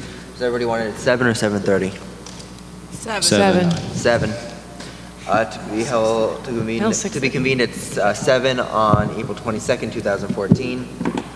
The meeting will be open to the public to address their concerns to board members and administrators regarding the budget. I don't even think we need that last sentence. Okay. Because it's a special meeting that's related to the budget. Can you give that to me later or email it? I wrote that in my head.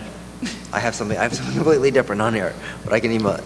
Let's get the language right so that we can vote properly on it. I move the Highland Park Board of Education schedule a special, what do we say the meeting? Public meeting. Special public meeting to be held at 7 p.m. on April 22nd. I just want to make sure that we're going to have board members answer questions, not one person answer questions. And I want that to be in the motion. Why is that? Because I think this is about having a discussion and not speaking to them, but everybody trying to figure out and inform their own opinion on the budget that they're going to have to vote on. Honestly, I don't know that that requires individual board members to answer questions. I think the more important part is for whatever comments or questions that the public has, that sparks conversation between us. You know, I don't want to point fingers at anybody and say you have to answer a question. Okay. But I think the more, like I said, I think the more important part is the conversation that it generates between us, and hopefully it's a more relaxed format. To discuss the budget. Special public meeting to discuss the budget, or to discuss the 2014, 2015.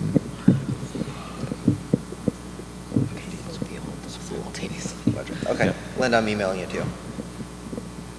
Just Can we know what it says? Yes. So we know what we're voting on? I move the Highland Park Board of Education schedule a special public meeting to discuss the 2014-15 school budget to be held. This meeting will be held.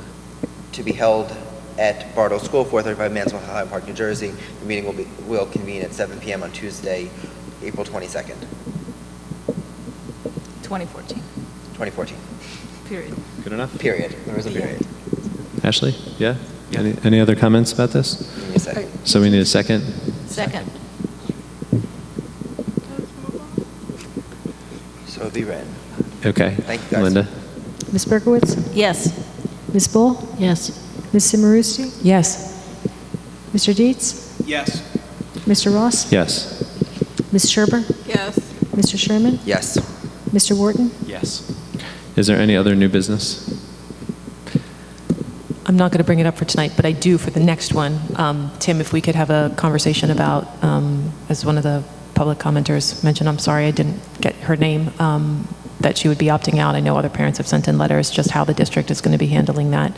And also I'd like to have a brief conversation about NJ Pass and decisions of that for first and second graders.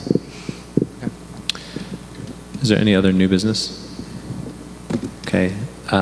Public comment time number 2. The Highland Park Board of Education welcomes public participation and has reserved this time for your comments.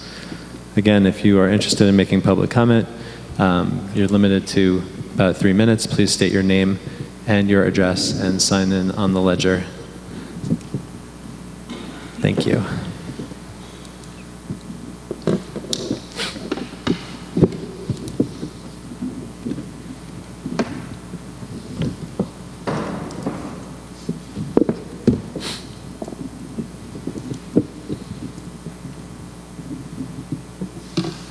Good evening, Robert Slevich, 123 Magnolia Street, Highland Park. Tonight I sat and listened to a discussion on how to limit the tax levy, and 6 items were considered. 6 items, approximately 3% of the overall budget. There was no discussion of administrative cuts. Mr. Capone presented tonight some unreadable slides related to curriculum, and that to me, documented nothing other than, in the last couple of months, Ms. Callis has done nothing to develop the curriculum. I'd hope to see some examples of her work throughout the last couple of months to see what she has done. But everything that I saw tended to support what Ms. Crane was saying in her letter to the board. Then you continued to debate technology, and there's a cost up there of $115,000 in potential savings. But you guys still don't have a plan. I've been asking for you guys to develop a technology plan. It's about 9 pages, just to see where you're going. I previously requested backup documentation for things that were put on the slides before, $400,000, $800,000, $1 million. I was rebuffed saying that that was deliberative material, the backup for those. So I question now how much of any of these numbers that were up here tonight are actually based on some sort of factual documentation, or are they just sort of his personal opinion on how those numbers would play out if those cuts were actually made. What's the $115,000 for that is up there? What is, by keeping it with the status quo, is it for another 400 Chromebooks that will reach the end of their lifespan in 2 years like the other 500 we currently have in the district? Are we really saving anything by not buying another 500 or 400 Chromebooks that are going to be obsolete? Or maybe we need to keep those savings together so that when we do need replacement Chromebooks at the end of the 2016 school year, we have the money to spend on them. But in defense of the technology, I think we do need it, but I think we need a plan to figure out how we get there. Thank you. Thank you, Rob.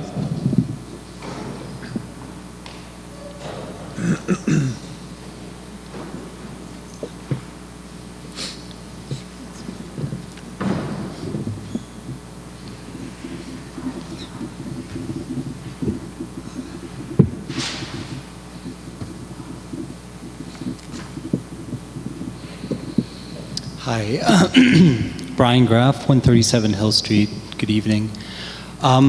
First of all, I just want to say applaud you in making the decision to hold the public meeting on the budget.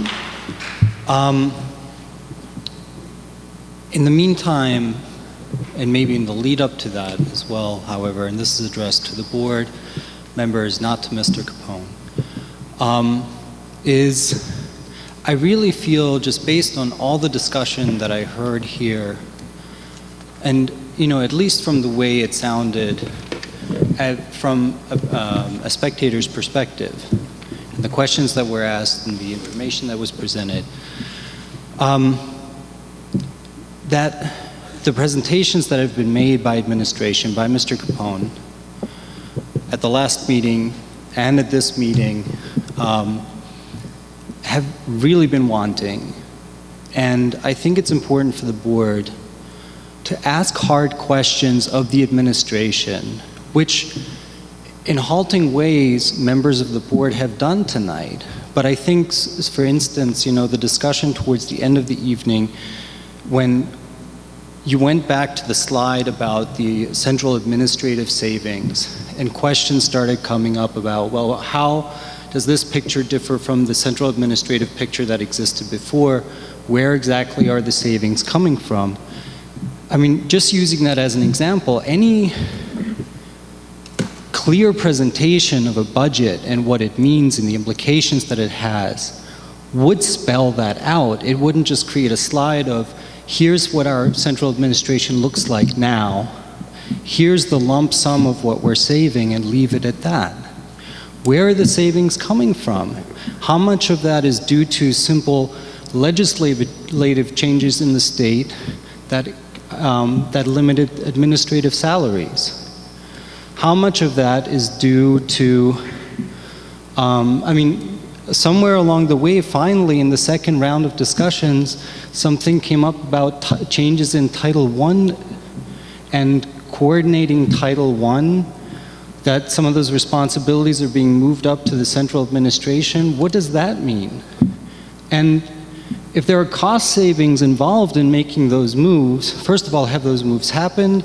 Are they going to happen? And then where do those cost savings can only come from a couple of places. A, somebody's going to be making less money, or somebody's going to lose their job.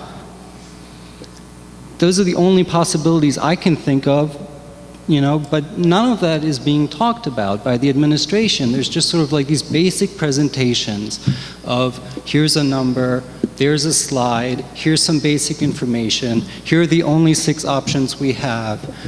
Why? What criteria? How was this created? What are the numbers behind it? What is the implication of looking at those 3 positions? How do we know that it would simply be savings through attrition because somebody's going to retire, not just for one position, for multiple positions? How do we know what the impact on the people who work for the district is going to be? I mean, you must have thought about these things, Mr. Capone, in order to create these numbers. But you're not presenting them to the board, and you're not presenting them to the public in a way that is digestible so people can make informed decisions about the things that you're proposing. We're thinking about alternatives that could be proposed, and it's only happening in a halting fashion right now. So that's my basic point to you as members of the board. Ask hard questions. Go back and think about what are the basic principles upon which you want to make decisions. Ask for numbers, ask for details, ask for alternatives, ask for different workups of different scenarios. These are real important decisions, and I know it's a compressed timetable, and I know this is a lot of work, but as somebody else said in the previous public comment period, this is how you're going to convince people who are going to be skeptical about any decisions that you make. So that's my comment. Thank you. Thank you, Brian.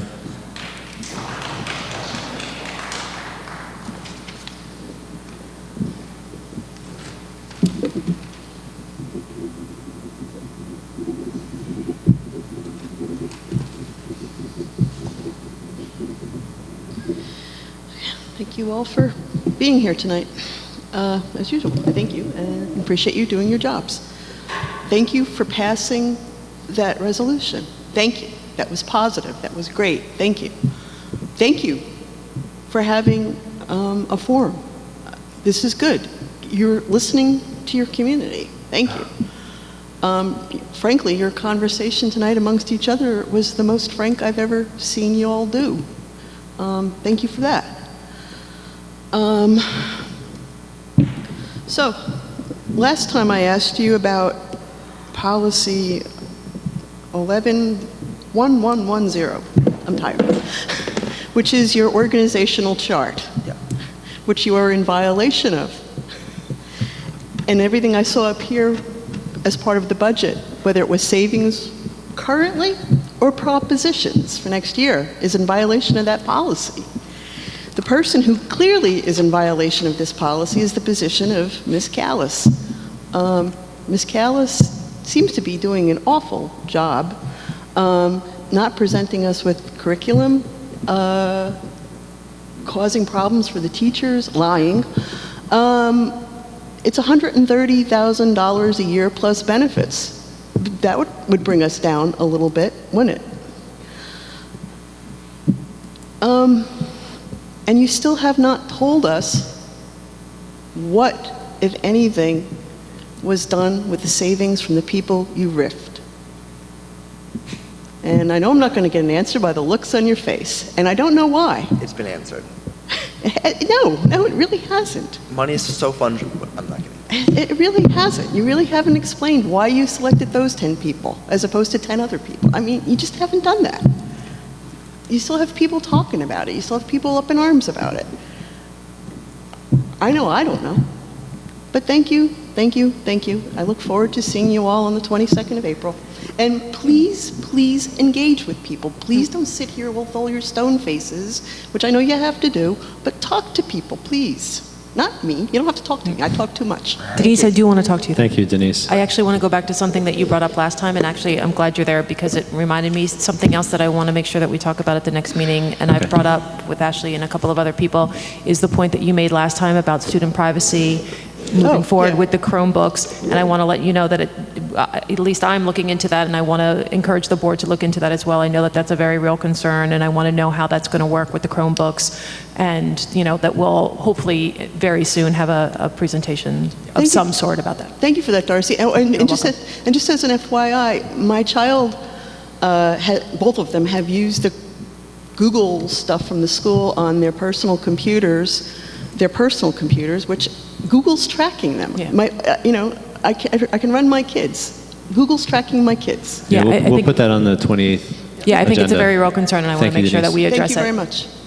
And the policy committee will look at 1110, which I personally think is a ridiculous policy to It's not actually a policy. It is. I know it is. Right. Yes, I'm going to be honest with you, I'm probably going to advocate for deleting the policy. Is there any other public comment? Absolutely ridiculous policy. I need a resolution to go into executive session at 6:30 p.m. on April 28, 2014 at the Bartle School to discuss personnel, litigation, and negotiations. Actually, wait, we should have a different resolution. We should have a resolution to go into public session on the 21st or 22nd. 22nd? That already. We voted on that. We did that already, so Do we need If closed you before want to that? have an executive Right, session that night, you should Do you have a resolution. personnel stuff that you're going to want to but, discuss? it's your plan. Your meeting at is the 20 7 for the already. 22nd. 22nd. No. Okay, so we don't need to go into closed session. So this resolution can stand then. So this resolution, I need, is there a second? Second. All in favor? Aye. Executive session on the 28th. Closed session on 28th. Yes. Motion to adjourn. Second. Second. All in favor? Aye. All opposed? Good night.